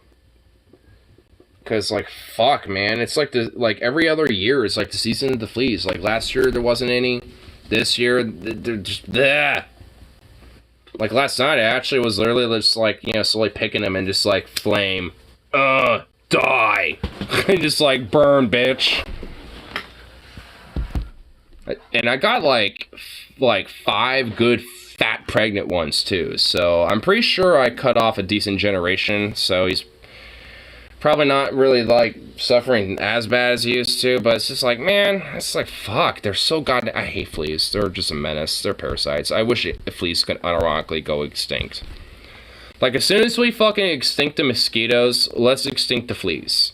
And then let's extinct all, like, internal worm parasites as well. Let's do that. And then, what else? Ticks. Because, I mean, frankly, like, what the fuck are they ever good for? Like, oh yeah, a couple birds might pick them off if they see them on a deer or something. Like, oh wow, yeah. Like, I mean, it's like that and every other fucking bug they're picking off on the ground.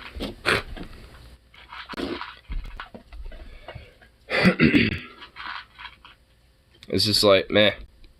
Like, there's definitely certain things about, like, the tree of life that can be pruned. I mean, mosquitoes, and, I mean, the whole list I was just referring to. Like, I mean, that for sure. I mean, I'm sure after that, there's probably some debate that could be made, but I think for the creatures that was, like, internal worm parasites, like, I think everyone can agree that they can go extinct. Fleas, yes. Mosquitoes, yes. Ticks, I mean, I guess I could see maybe potential debate about that, but, I mean, come on, let's just be fucking real. Yes. So at least 4. Well, technically a whole bunch because of, like, internal worm parasites. That's, like, a whole, like, branch of life right there. There's, like, all sorts of different, like, worm parasites, so, yeah. Fuck all of them. Unless you have organizations that fight mosquitoes. Yeah, that's what I mean. Like, as soon as we are done with the mosquitoes, we gotta go tackle the other list. And frankly, I don't know what I want to hit first. Fleas or ticks. And honestly, fleas, because they're more common. Like, ticks are around here, but they're actually kind of rare. I've only seen 1 tick ever in my life, and it was because, it was back when my dad was doing private contracting. He, how he thinks he got it was probably he brushed up against a shrub that happened to have a tick or something like that. And it was like a deer tick, basically. And, I mean, it wasn't really, like, that hard to get rid of and shit. I mean, you know, I looked up, alright, how do you get rid of a tick? And it was like, oh, yeah, I mean, if you want to kill it, put some alcohol in it, and that makes it at least a little easier to get it off and out, because then it's dead and not trying to struggle to keep its fucking head in. Lyme disease. It's supposed to suck hard. Yeah. Which, luckily, my dad didn't. You know, so he didn't get Lyme disease or nothing. He ended up being fine. He just had a little bit of blood suckage. And once the tick was removed, I actually kind of took some time to be like, what the fuck? Let me look at this thing in person. I've never seen these before. And I was kind of like poking at it because it had, like, you know, a gut full of blood. And I was like, let me poke that a little bit. I was being weird, honestly. I'm not even gonna lie. Like, as soon as I got rid of it and it was on, like, you know, a little paper towel and sitting on the counter, just dead, I was like, let me just poke at and prod your body. Because you're fucking a weird-ass little creature that probably deserves extinction. Everyone should swim. Maybe the world will be better off. Around here, I'm not even gonna lie, like, if it starts to get sundown, there's a high chance that you might see people, you know, start swimming nude. Because at least last summer, there's been a few times that I went swimming at the Willamette. And there's been a few people, women included, that will just strip all the way down to the bare ass and just go swimming for a little bit. And then just, like, you know, after a while... Are you fucking kidding me? Shut up! Shut up! Shut up! Hey! Hey! Get over here! Are you fucking real, bro? Get over here! Hey! Get over here. You little asshole. Get the fuck over here. Come here. Come here. Come here. Yeah, fuck you. Far from mofos. This is my turn. I know, dude. What the fuck?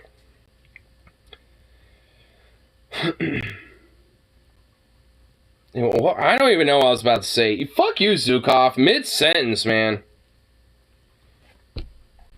Nickelback ride usually ends in swim. Oh, yeah. I heard certain things crawling up certain areas in lakes. Well, luckily, ours is a river that goes north. The current is north instead of, like, south, like most rivers. I think it's, like, one of the few rivers that does that. And I also think in Oregon, we have the shortest river in the U.S., too. I think the D River in Lincoln City. And it is very tiny. Like, I can literally see where the river begins and where it feeds into, like, this little pond area. It's so small. It's basically large enough to have a bridge over it. That's basically about as big as the fucking river. Like, I'm not even kidding. It's so small. In cases of sharks going up in freshwater streams, but it has to be close to the ocean. Bull sharks mostly. I don't think bull sharks are up here in the Pacific Northwest, but I could be wrong. Most cases in Australia, maybe Florida, I think. Yeah, so definitely not up here. Too cold. Even in the summer, would it be a little too cold. The current of the alignment is generally south, but it flips depending on the wind and the moon. What? Really? I thought it was like one of the rivers that, you know, mainly flowed north just because it fed into the Columbia, because that's, you know, where it feeds to and shit. Like, just considering how, like, geography is, like, I mean, okay. Well, I mean, you're the more educated, smart guy over here. So, I mean, I'll take your word for it.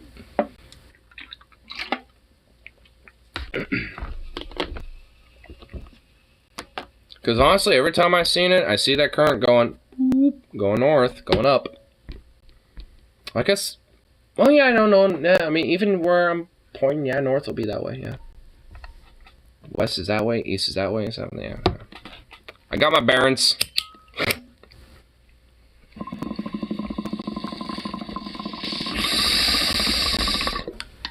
I know geography.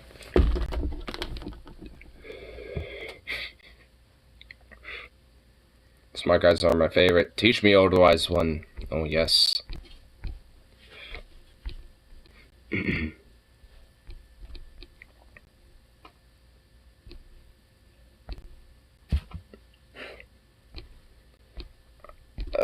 Feeling the bladder. No. Come on here. Smoke a toke. Go to the bathroom real quick. Then come right back. Because I'm feeling a DEFCON situation building up down there. And I did not prove that, to be frank, but unfortunately it must be the case. Where the salamander must, you know, be released out of the bunker. It needs to spludge out its spew. That's like, Jesus, I just realized how visceral that fucking description. The salamander, like, splurging out his spew, dude. Oh my god. That's a pretty visceral description of just taking a leak. Your desk, duck, and cover, then be vaporized.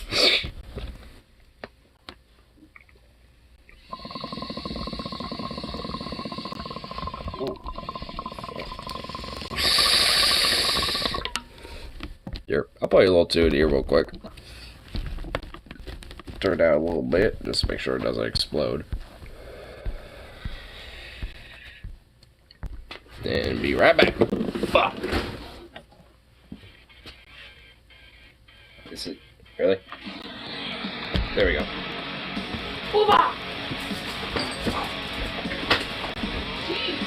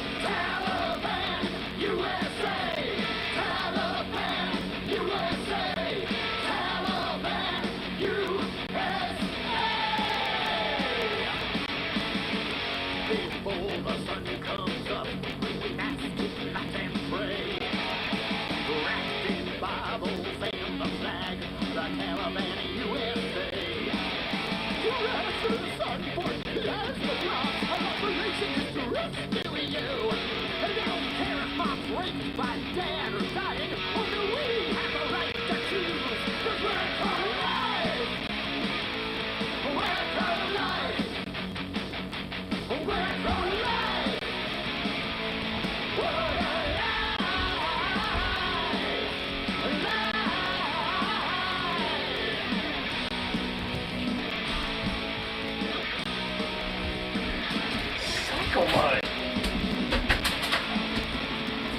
Calm down, boy. Jeez. You're crazy man.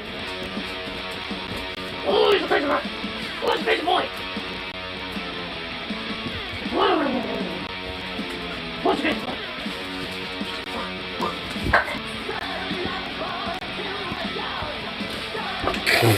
Crazy boy.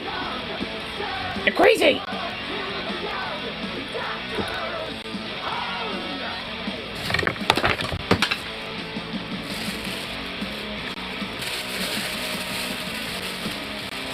Yes, the areas.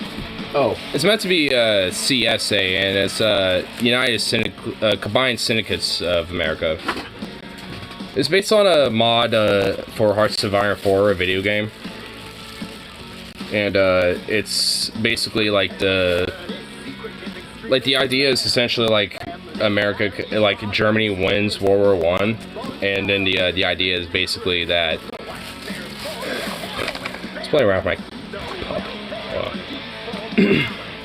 But basically the idea is that because of that turn of events, being various being fundamentally different in comparison to obviously how it is now, like a lot of different aspects about American history also changed a lot because they never got involved in World War I as well, because things like Lusitania and shit like that didn't happen. And thus they were essentially more isolationist, and thus didn't necessarily get like the fruits of like the whole like, oh yeah, we won the war type of thing, because also the intent lost the war instead of the Central Powers. So it was kind of like a lot of rich alternate history to it. It's pretty cool, because I'm kind of a fan of the whole game Hearts of Iron 4 and shit, and a lot of the aspects about the Combined Syndicates of America and shit, obviously, at least ideologically wise, would be more agreement of, so. And it's like such a, community fan base to it that, there's like a whole website, I think, Kaiserreich and shit, that essentially, basically, has like the entire, like a little shop, various different stuff. I have their shit bookmarked, I believe. Here.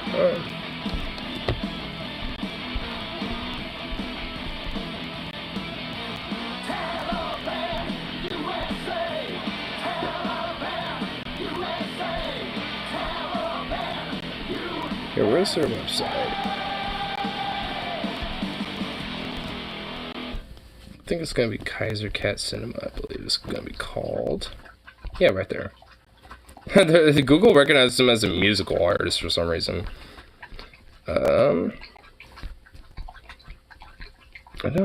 Yeah. So yeah, I guess their website's just called KaiserCatCinema.com. But it's basically like a general place where kind of like some of the community kind of is bolstered around. There's another alternate history flag of the American Union State, which is basically the Confederacy 2.0 Electric Boogaloo. And there's the one I have. Oh my goodness. Let's go look at it. Oh my goodness. So let's look at the reviews, see what people think. Oh, funny enough, hey. There's me and my my picks of the reviews. But yeah, a lot of people got their shit up there. But yeah, they got like a whole fat web shop going on here. Not just flags, but like patches. Those are new actually. Those last time I looked at a shop, that was more of a newer thing, and I'm just like, ooh, definitely gonna invest in that, because I got a vest, tack vest, so definitely want to patch that up. Got posters and oh yeah, well here you go. Yeah, got maps, stickers, prints, mugs, fucking all sorts of different apparel, shirts, hoodies, just all sorts of shit, all sorts of goodies and goodness. It's amazing.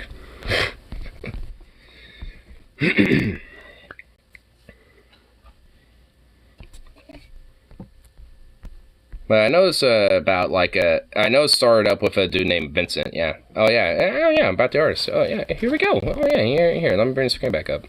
Boop. There's the dude. There's that charming young looking fella right there. I tell you what. Vincent will get into trouble. Drawing tanks, German tanks on math test. Oh my! You know what's funny? In elementary school, I got the same thing. Because because it was around the time I kind of got into YouTube and checking like YouTube videos, and I got into like the what if Germany won World War II, or like, you know, the what if German tech type of shit, of World War II type of shit. And I would draw that and doodle that type of shit on different stuff in elementary school, and for like fourth to sixth grade. And there was a period where they're like, are you believing in certain stuff? And I'm just like, what? No. And I would just, you know, being a kid, innocent as I am, would just casually be like, no, I just like check these videos out and I think they're kind of cool, and I'm just kind of drawing, you know, what I've seen and stuff, blah, blah, blah, blah, blah, you know. Like, that's basically, like, just being an innocent kid, you know, that's what I would, you know, be doing. And they'd just be like, okay. And also, whenever there happened to be like a swastika carved somewhere in the school or some shit, they would come to me for some fucking reason because of it too. During that period, I was like, what the fuck? They'd be like, hey, where did this come from? And I'm like, I don't fucking know. It's like, what, do you think I'm doing that now? It's just like, what the fuck? It's like, I mean, there was a weird period during like 5th grade mainly, but like 5th to 6th grade where there's like this, like, just casual, like, not like casual, but like kind of soft, like, are you kind of into Nazi stuff? And I'm like, I mean, I guess technically, but not like, you know, for his ideology, but for like the what if technology shit, you know what I mean? Like, oh, what if they, you know, had like, you know, this jet tech and shit or whatever the fuck, and just doodling that type of shit, you know what I mean? It's just like, I mean, obviously as a kid, I'm not gonna know what the fuck their ideology was about. You know, it's like, obviously I did later, but, you know, growing up, but at that time, I mean, no. I mean, so it's just like, I'm sure there probably were kids that were aware of it, but naive little me wasn't, at least yet.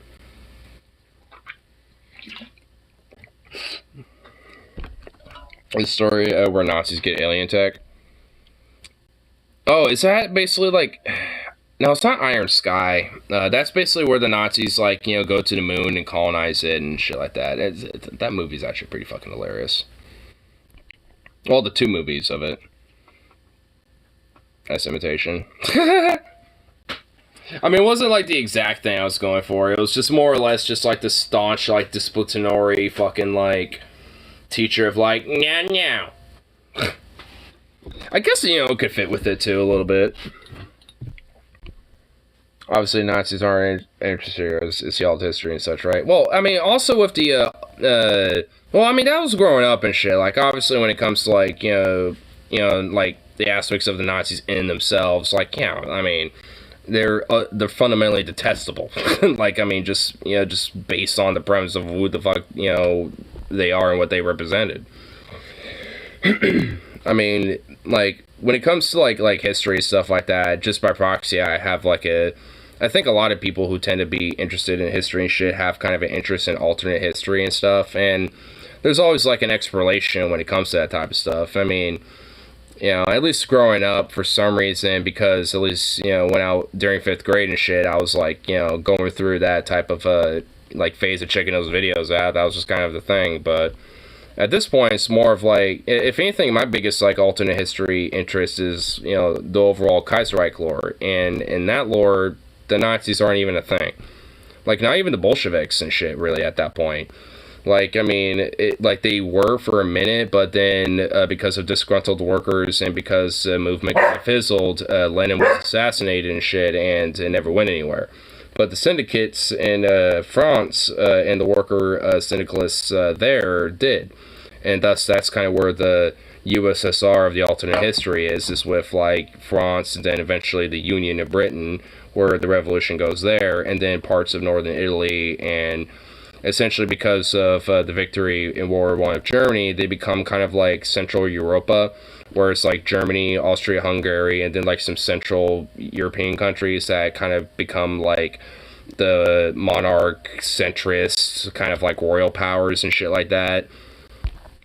I mean, if anything, I like, you know, like the alternate history of like, what if the Nazis weren't a thing? Like at this point, of like, what if like history trajected in a way to basically where Nazis weren't a thing? I like that type of old history, because the old Kaiserreich lore basically, and also in a weird way, was actually pretty closer than we might have thought in a sense and shit. Because like a lot of the aspects of how the Kaiserreich lore begun, it was very pinnacle events within World War One, when it came to like the naval combat and like, you know, the like the trench warfare and shit. Where essentially like certain factors like the sailors' mutiny in Germany, which that kind of spread amongst the entire Western Front overall, not just on the Central Power side. And then, you know, a couple other things like the failed offensive in 1918, and amongst other things. Like if there were certain factors that, you know, which could have potentially have, you know, flipped the other way, you know, did that, you know, could have, you know, changed the course of history fundamentally and shit. Whereas, like, there, you know, maybe like a fragmented U.S. would have been far more earlier than potentially maybe that could be. Because, I mean, there is, I think, an offshoot chance that that could happen at this point. I guess, yeah. I mean, here, there's actually like a whole, like, I mean, Kaiser Cat Cinema has a whole YouTube channel and shit. Starship Trooper style art. Well, here, let me, pull up like a little bit of something from Kaiser Cat specifically and shit. Just kind of get you an idea a little bit. Let's see.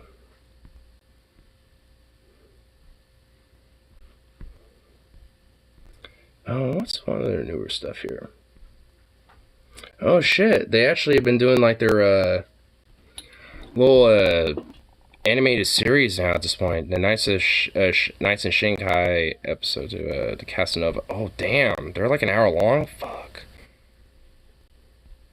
Here, you know what? Here, I'll just play little bits of the first episode of The Divided States to kind of get you an idea a little bit.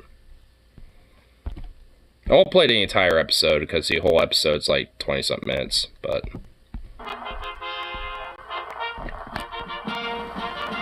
it was probably intriguing alone. Yeah, making it more of a taboo probably made it more intriguing for me to delve into. I guess fundamentally at the end of the day, what sprouted into shit like this. Crowdfunded alt history series set during the darkest time of human history. The show contains scenes of gravity. Yeah, okay.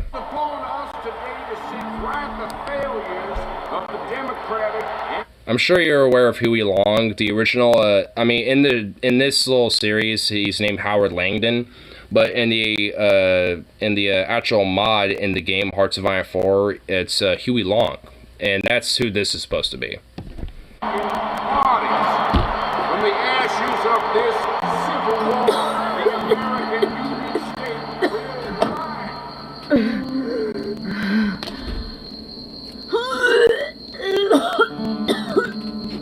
Jesus Christ. Sawyer, we don't have time for this. Peterson could be right behind us. Just give her a minute, Albert. She needs to catch her breath.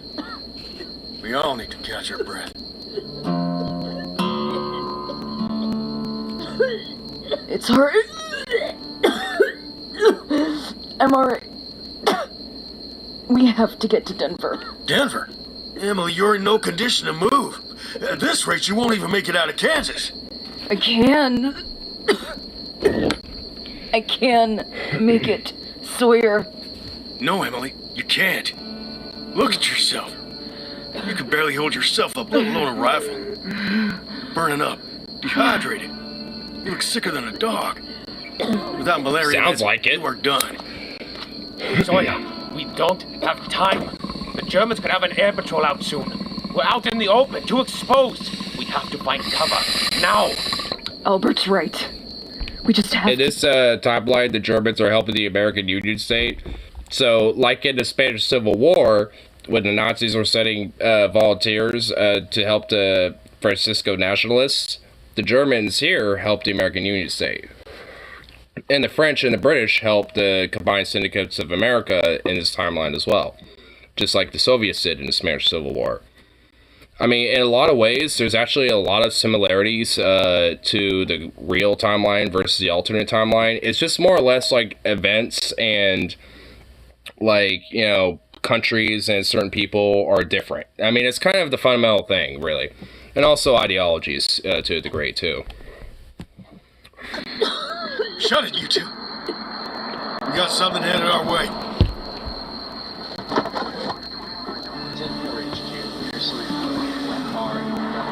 Oh, Did you recognize some Is it Peterson? some German equipment there?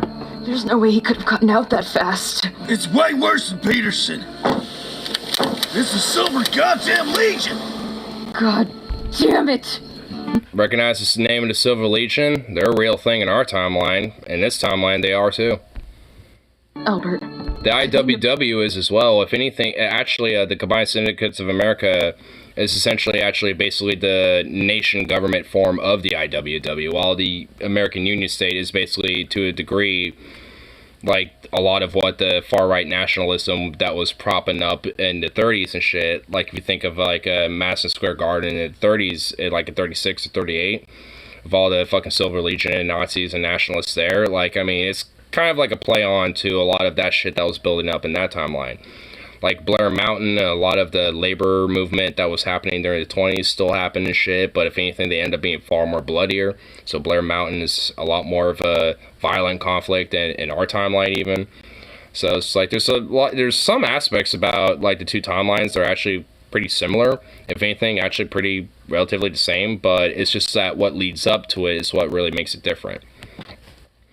And oh my god, I don't understand. I don't know Japanese kanjis, so it's just like, oh shit, what's going on here? Oh no, oh no. Japan kids who are rebels don't fall in line are called Yankees. So really, huh? Damn Yankees. Probably never changes. Vanilla, chocolate, strawberry, whatever. Yeah. If anything, yeah. Okay, I'm all caught up now. What? The briefcase, Albert. Do they know about what's in it? Don't be ridiculous, Emily. The plans are a state secret. The Kaiserreich wouldn't go telling some local goon squad about such a device. Yeah, well, that local goon squad has a half-track. Probably half an army of your people with them. My people? I am standing on the same side of the road as you are, Sawyer.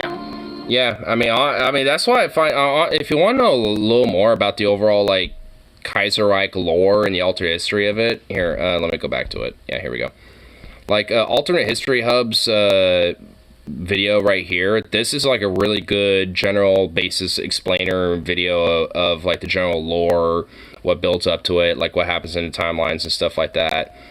Like, it's a really, really good in-depth video, like if you want to kind of get a general idea.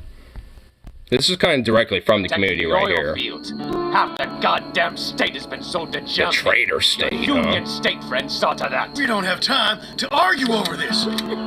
Emily, take the detonator. You and Albert hide in the car. He has a Cryotherapy 43 too, which I find interesting how that gun is earlier in the timeline, considering it's a Cryotherapy 43, meaning model 1943.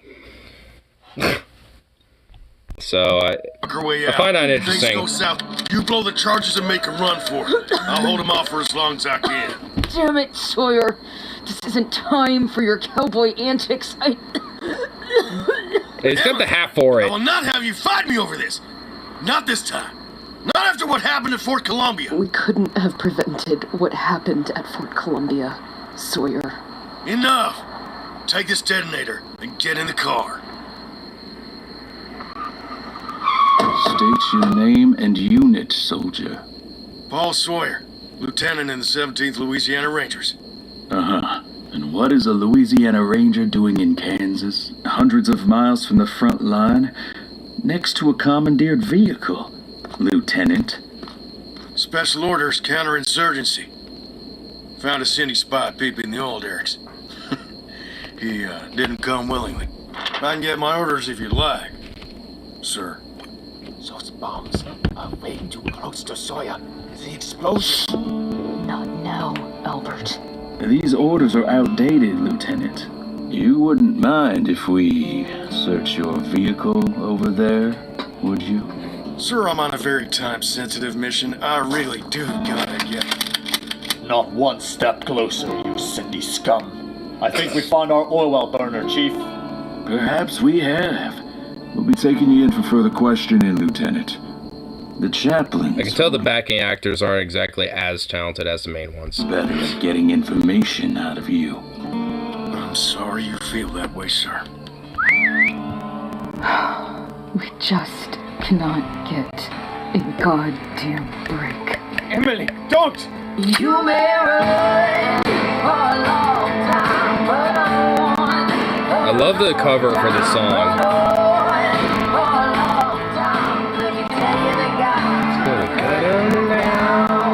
I mean, for a whole fucking community-based little project, they got like a little fucking thing going for them. I mean, the cover itself is community-made fan song too. I mean, not fan-made, but a fan-made cover. It's like it's actually got a little shit going for it. It's like, it's a really cool little project that they have going on. That's why I definitely support it financially by just buying some of their shit. I mean, I also, I have kind of like a more like future lore Syndicalist flag as well, which is this one. Which I love this design. This is probably my favorite, where it still has like the 13, stripes, but in the blue, but it also has like the 13 stars a little bit with the Syndicalist logo there as well. So, I mean, honestly, I think that one's probably my favorite. Honestly, I'm probably kind of have tempted to flip them around a little bit. Flip that one, put that one right there, and then that one right over there.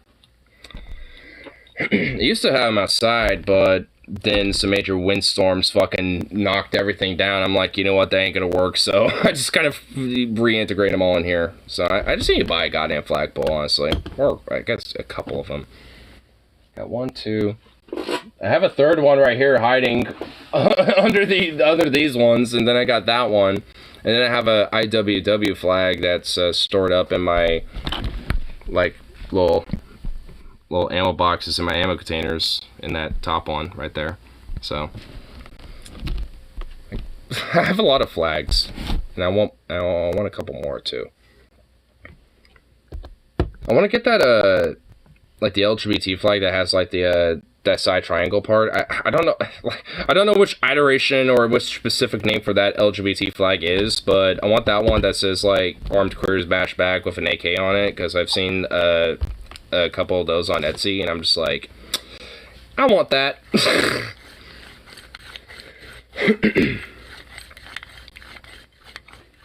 Everything is based on human creation and imagination anyway. Yep. I like storytelling by picture. It's an appreciation art form. I like the idea. I might try it. Yeah. And they also, I haven't checked it out myself yet, but they also have the Knights of Shanghai, which is like a little, like, kind of precursor to some of the events that lead up to things like the Divided States within Shanghai, within this timeline as well. And it looks like those are actually longer in some cases. And like I said, I haven't seen them yet, but if anything, I definitely want to check them out. Because it definitely looks interesting and procures my interest. I know they were going to do their second episode for the Divided States, but they never did it yet, just because when the Ukraine war started, a lot of the people that are a part of their project, especially specifically the Divided States and that project with that show shown, a lot of them happened to be in Ukraine. And when the war broke out, most of them obviously either fled or stayed and fight and couldn't keep up with the project anymore. So they kind of got set back significantly because of that. That's why they have that, when I was on their website earlier, they have those whole things about the Ukraine fundraiser, because in some aspect, that's also kind of trying to help out the people that directly help the project, too. Whether, I mean, maybe not directly, but at least indirectly. Impressed. Yeah, I mean, honestly, like, there's, obviously, it's, for an indie project, there's going to be, like, flaws and shit, but it's kind of expected. So, like I was mentioning about, like, that one guy's like, no, what's up, Cindy Scum, like that, it's like, yeah, okay, a little like, but, I mean, that's kind of the charm of it, though, like, because a lot of their, like, a lot of the artwork as well, like, some of the faces are, patrons as well, that, are, that will, like, they'll get, like, a slot, when it comes to, like, certain, art, pieces and shit, like, for background characters and stuff, so and potentially those might be used for like posters or things like that. So in some cases, you know, patrons might be able to have a potential to kind of like be in the show kind of indirectly to an extent. Like, I mean, just, you know, so it's a very like heavily community based type of thing. I mean, that's what I love about it. Honestly, like, at some point, I would love to see, like, either a actual, like, live-action show or, like, a movie of it, honestly, because if they, you know, if they had, like, a budget for it, they could probably, you know, make a pretty decent one, even if it was, like, B-movie status type of shit. Like, even if there was, like, some cheese and shit involved, like, I mean, I don't give a fuck, like, it would be pretty cool. Like, honestly, there's a lot of, like, I'm kind of a sucker for, like, B-movie style, like films and like schlock films anyway. So I mean, because in a lot of ways, I mean, just the fact that there's just like the passion and like the interest, and you can just tell that people are actually, you know, enjoying the production of everything and all that. Like, I mean, it's sometimes just, you know, knowing that that kind of vibe is there, you know, amongst the making of the film and shit once it's all done, you know, just kind of makes it a little bit. Because there's just, like, a lot of schlock films that are exceptionally fucking horrible. Because it's just, like, an obvious cash grab paycheck thing. And just, like, just so surface level, just like, yeah, I'm here. I'm acting now. And then, you know, and then there's, like, you know, people who just love doing it. Like, I think Birdemic is actually a pretty good example, because like, the person who was making it, you know, like, the movie is so fucking horrible. It is, like, it's kind of a meme of the internet now. Like, I mean, I'm sure people, even if they haven't seen it, know of it. Like, I mean, I'm actually kind of shocked if no one knows of it right now. But, like, a Birdemic, like, I mean, it's so bad, but, like, the people who are in it, like, I mean, even director, there's kind of, like, a little, I don't think it's by a director, but it's, like, a little documentary about, like, the making of it, and everyone's having fun. Like, I mean, everyone's having a great time and, you know, enjoying themselves, and it's, like, and just because of that, it honestly just kind of makes the movie better in a sense, you know. It's just, like, it's ridiculous, it's schlocky, and it's fun to mess with, but, I mean, but sometimes, I mean, a movie like that's needed, where it's just so bad it's good. There's another one that it's not on Netflix anymore, I guarantee it, but it used to be, called Attack of the Killer Donuts. I shit you not, it is like the most ridiculous fucking horror movie I've ever seen in my entire life, but it's the most best thing I've ever seen in my entire life as well. I think actually there's a stream of me and my friend reacting to it, and I think it's now lost to time, unfortunately, but, well, maybe not actually, but I have the original recording of us reacting to it as well, that I was going to make for a video movie commentary thing, and basically put, like, me and my, you know, the live stream, like, thing as, like, the camera of us reacting, and just kind of, like, sync it, basically. But and honestly, just because of how YouTube was with, like, you know, movie, you know, copyright shit, like, it just never really came to fruition. But the stream part of it, where me and my friend were directly reacting to it, and at least maybe kind of partially having it on screen, kind of, like, that's still up. So, I mean, the movie exists, and it's absurd. And I know, like, here, you know what, is it on YouTube at all? Attack of the Killer Donuts. I can't believe I'm...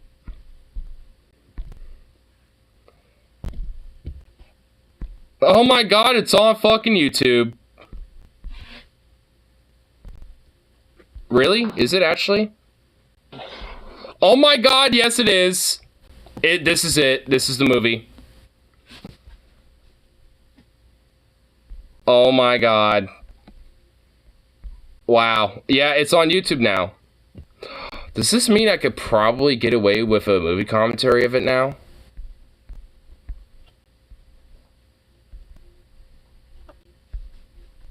Maybe.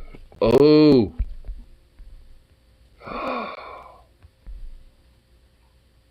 Oh, we might do a revisit. We might have to make that movie commentary a real thing. We might have to, like, complete that. We might have to complete it.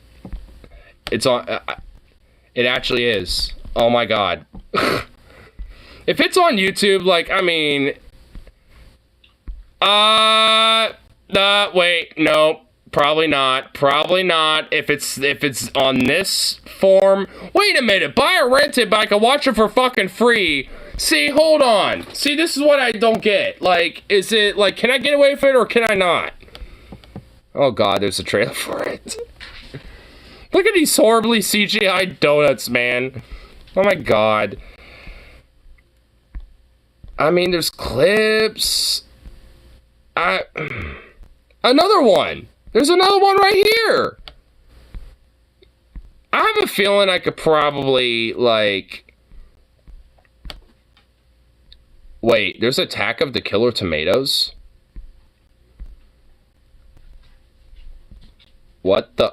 is that the full movie of it right there? Oh yeah, I think it is. Oh my god. I guess we could watch it in... French? La France? On grenadier me séparé. Or something. I don't know. I feel like... Is that French? I don't fucking know. But hey, it's Attack of the Killer Tomatoes. What fucking thumbnail is this? Like... what the fuck? Okay, and random news. Okay, yeah, so I guess, like... well, it's up here. I don't know. See, can I get away with it? I bet I could. Like, could I? No, I don't know.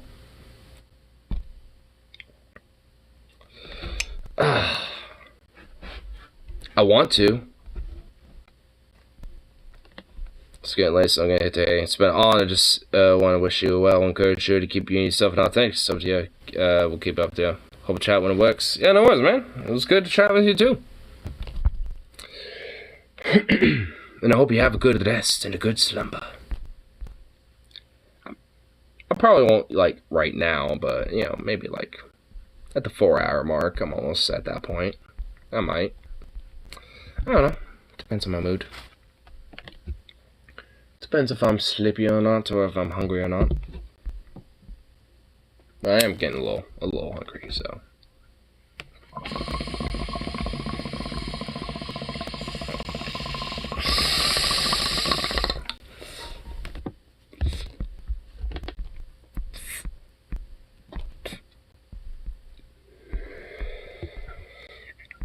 Not as just us. Even though it says there's 3 people watching right now. And yet, apparently it's just us. Curious. You seem to have ghosts with you. So, nice garage, man.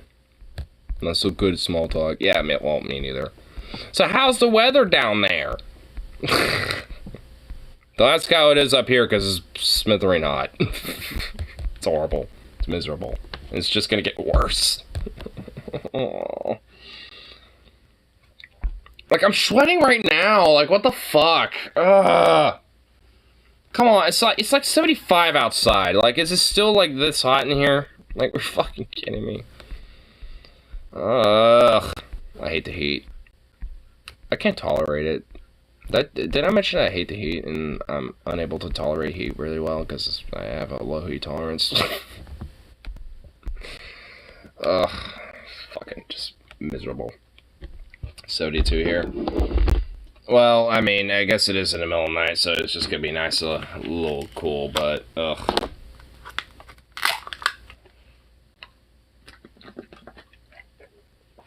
I stuck this in the fucking freezer. And almost goddamn 4 hours later, it's not even that cold anymore. What the fuck?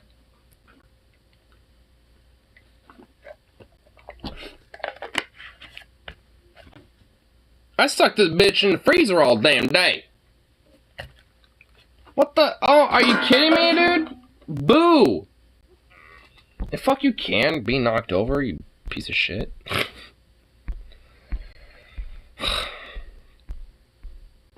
Man, see how it is? I stuck that shit in the freezer for like 8 hours. And fucking, it's already warm, like goddamn, like 3.5 hours later. Go figure. So I wonder if I'd rather have an endless summer or winter. You know, which one doesn't have ecological disaster? Winters. Summers seem to have like the wildfires, a lot of hurricanes. Well, maybe not hurricanes, but like tornadoes, droughts, heat waves, heat domes. You know, yeah, like winter, like, I mean, it doesn't really have a lot of shit besides, like, you know, blizzard shit, and, you know, like Texas getting fucked up occasionally, but they don't normally deal with that anyway, but yeah, I don't know, what. Rainy summer for crops. There's crops that are hardy enough for winter. We just have to adapt and overcome. I like how you're you're implying winter is the ecological disaster, but I'm just thinking summer is. Like, Jesus Christ. We evidently have different ideas about ecological disaster.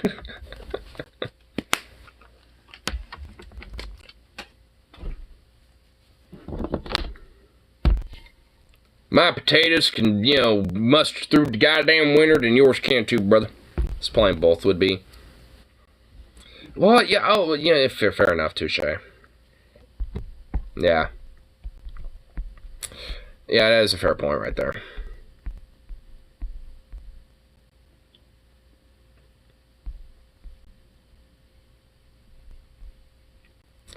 Well, lovely. Hyundai supplier busted using child labor in Alabama factory. Well, when you see this, Talon, how do you feel? How do you feel living in Bama? You probably want to just move to Oregon that much quicker. Quit stalling, boy.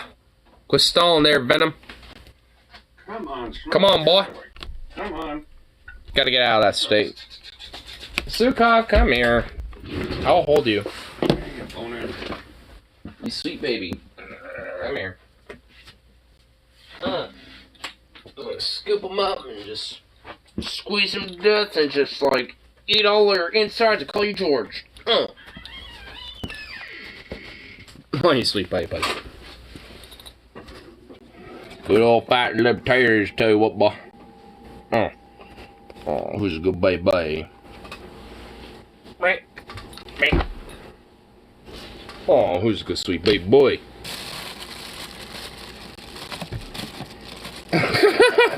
Oh my god, your head was so attentive. Hold on, hey! I'll rip chunks off for you. Hold on. I'll rip the chunks off for you to eat. There you go.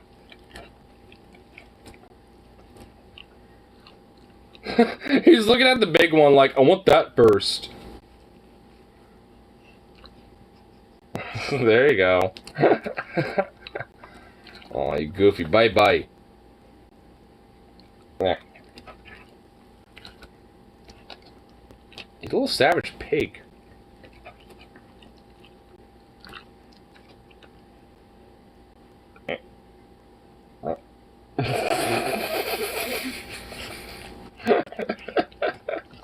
Oh, you goofy baby. See? I'm all out now.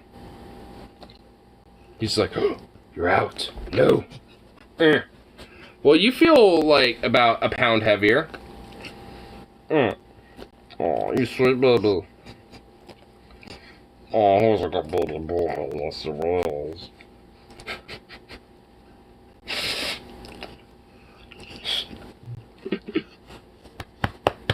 Oh, who's a good baby? Who's a good baby boy? Well, what the hell is this? You goof. Right. Oh, who's a sweet baby? Oh my goodness.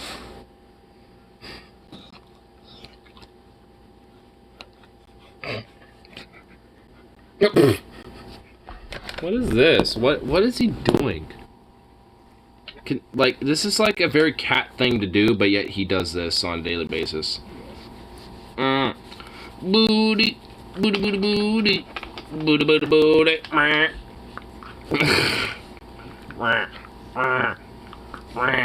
Yeah, show those little chompers. Yeah, look at those teeth. Yeah, spicy little chompers. Spicy, healthy little chompers. Yes, he is. Booty, booty, booty, booty, booty, booty.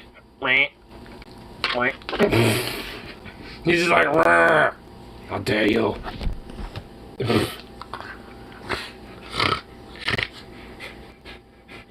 Oh my god, what a goofball.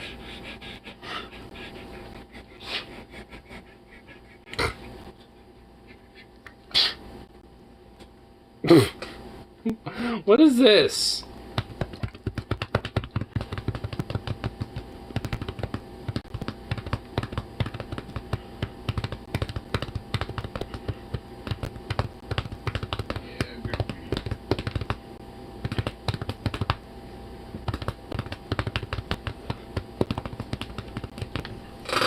Ugh. You fruit. You fruit loop.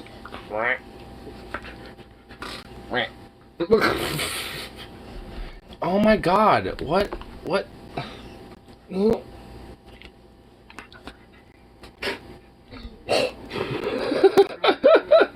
You sound so exhausted. Oh my god, you cute little goof. Oh. You cute little goof. You're so cute. Wow. Why are you so cute and sweet? Oh. Keep that sneeze over there. He sneezed on me this morning, and it went all over my face. I don't need that. I don't need that shit. Nuh-uh. Well, what the hell? You goof.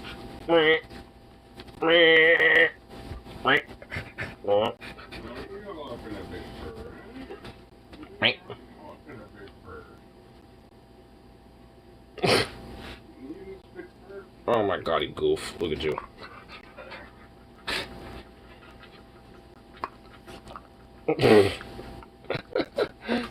You little worm. You're a little worm. You're a little worm. Look at you. You goofy little worm.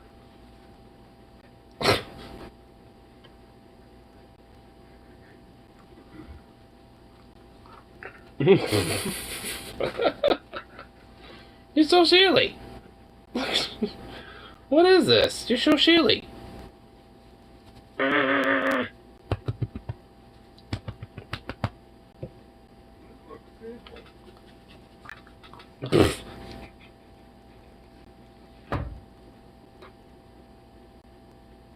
What is this? What is this? What the? Did you just like die? Like, you just become a corpse? It's like, I shall now imitate corpse. You worm! You little worm! You worm! You little worm! Oh, we got a little foot. We got a little foot going. Oh, we got a little foot going. No?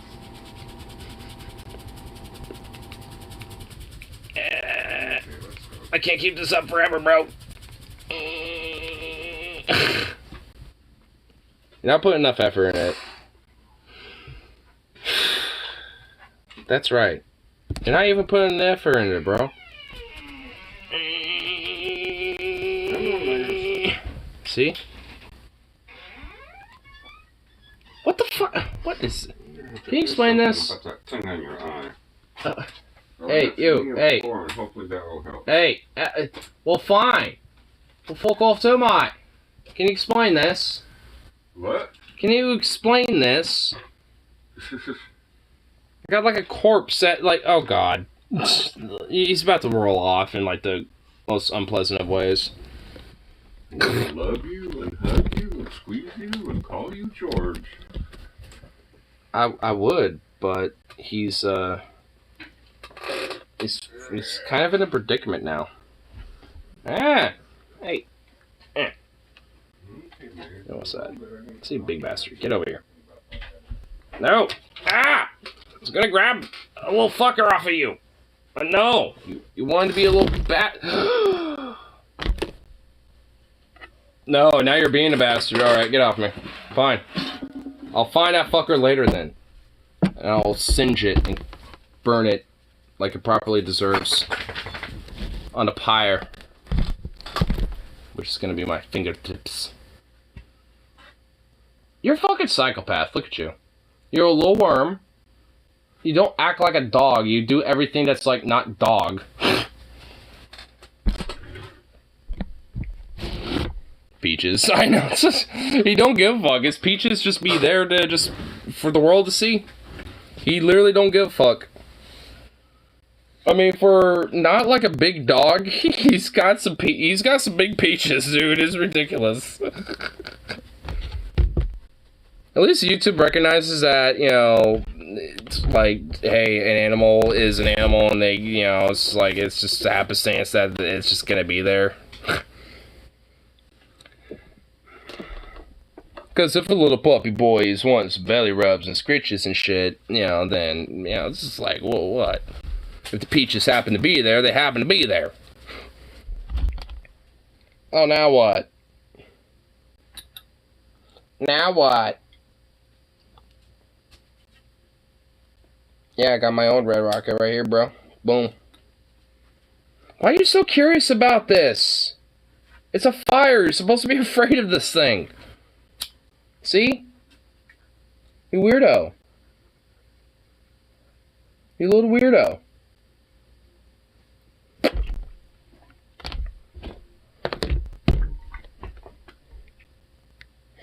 You know, I just realized, I'm pretty sure the pet shop that's like right next to my workplace has like some flea meds and shit that actually might work.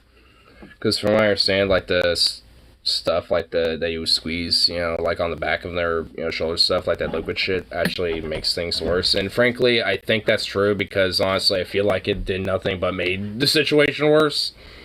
So I'm gonna see what, you know, they have over at that little pet shop that's right next to my. It's like in the same like spot where like my work is right around the corner. So I'm like, you know what? Next lunch break, I'm gonna swing in there and be like, hey, will it be good, you know, that isn't like that skin / fur stuff that I can use on my pup when it comes to flea shit. Because honestly, like, every tiny little, like, because of whenever it becomes like a flea season situation, I always feel like every tiny fucking little thing is one of those little bastards. So I always, like, have one of these on hand, because then I could just be like, because I don't mind, you know, having, like, a 2 to 3 second little, you know, like, flame right on my skin and shit, because honestly, that doesn't even really hurt. It's like, nope. Be gorn, bitch. I would try to pinch those little bastards with my nails, but I kind of have the habit of chewing that, so that's, unfortunately, that weapon is out of the picture.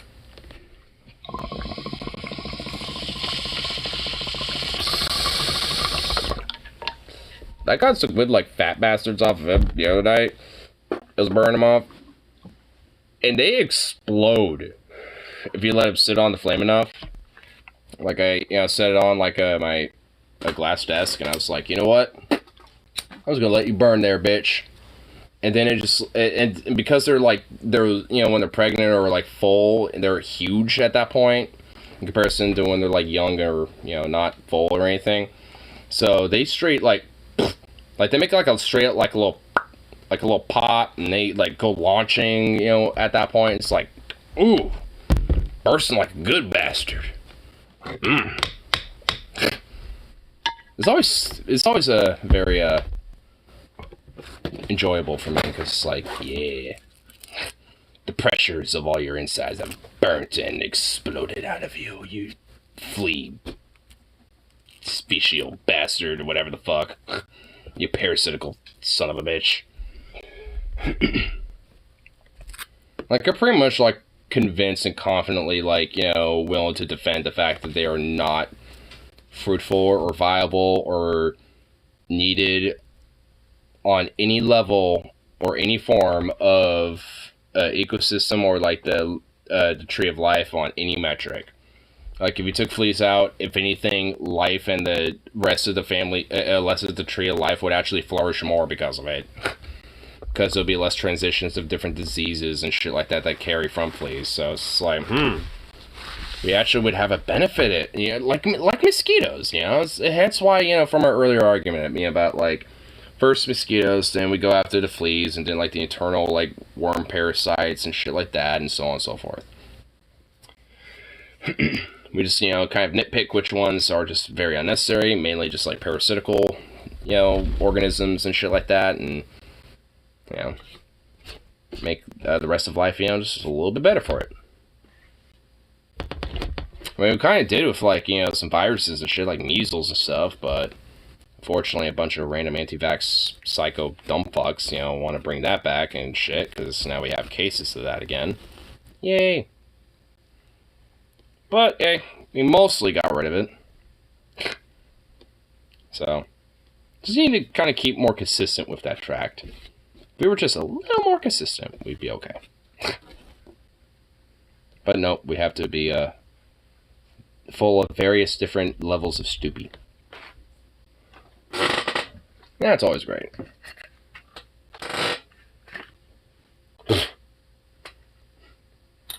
Sticking his head for that little cat door again. He recognizes it's colder in the house, so he's like sticking his... Because he was on my lap earlier, and now he wants to like stick his head for the door to be like, it's colder in here, yay! Don't worry, bud, I'm gonna get me some food. Aww. He's giving me a little blep. He stared at me like, He just did that to me. It's like, you little bastard. Oh, you're still doing it. Stop being cute. Stop this. I forbade you for being so fucking cute. How dare he? Shame on him. Little prick. But, anyway. Feeling like me, need to get some food, so get this last little smoked up, call good for the last little bit of the evening, and suffer further with the heat wave getting worse and worse, yay. Because that's gonna happen for like until fucking Sunday. Oh my god, I'm gonna need like a towel in here by tomorrow for sure. Because oh my good lord, good grief, oh my sweet god, wow.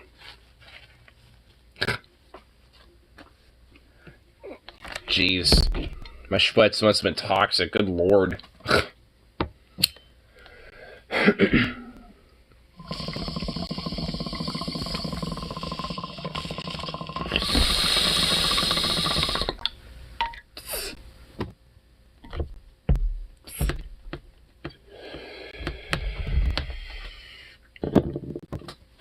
Ugh.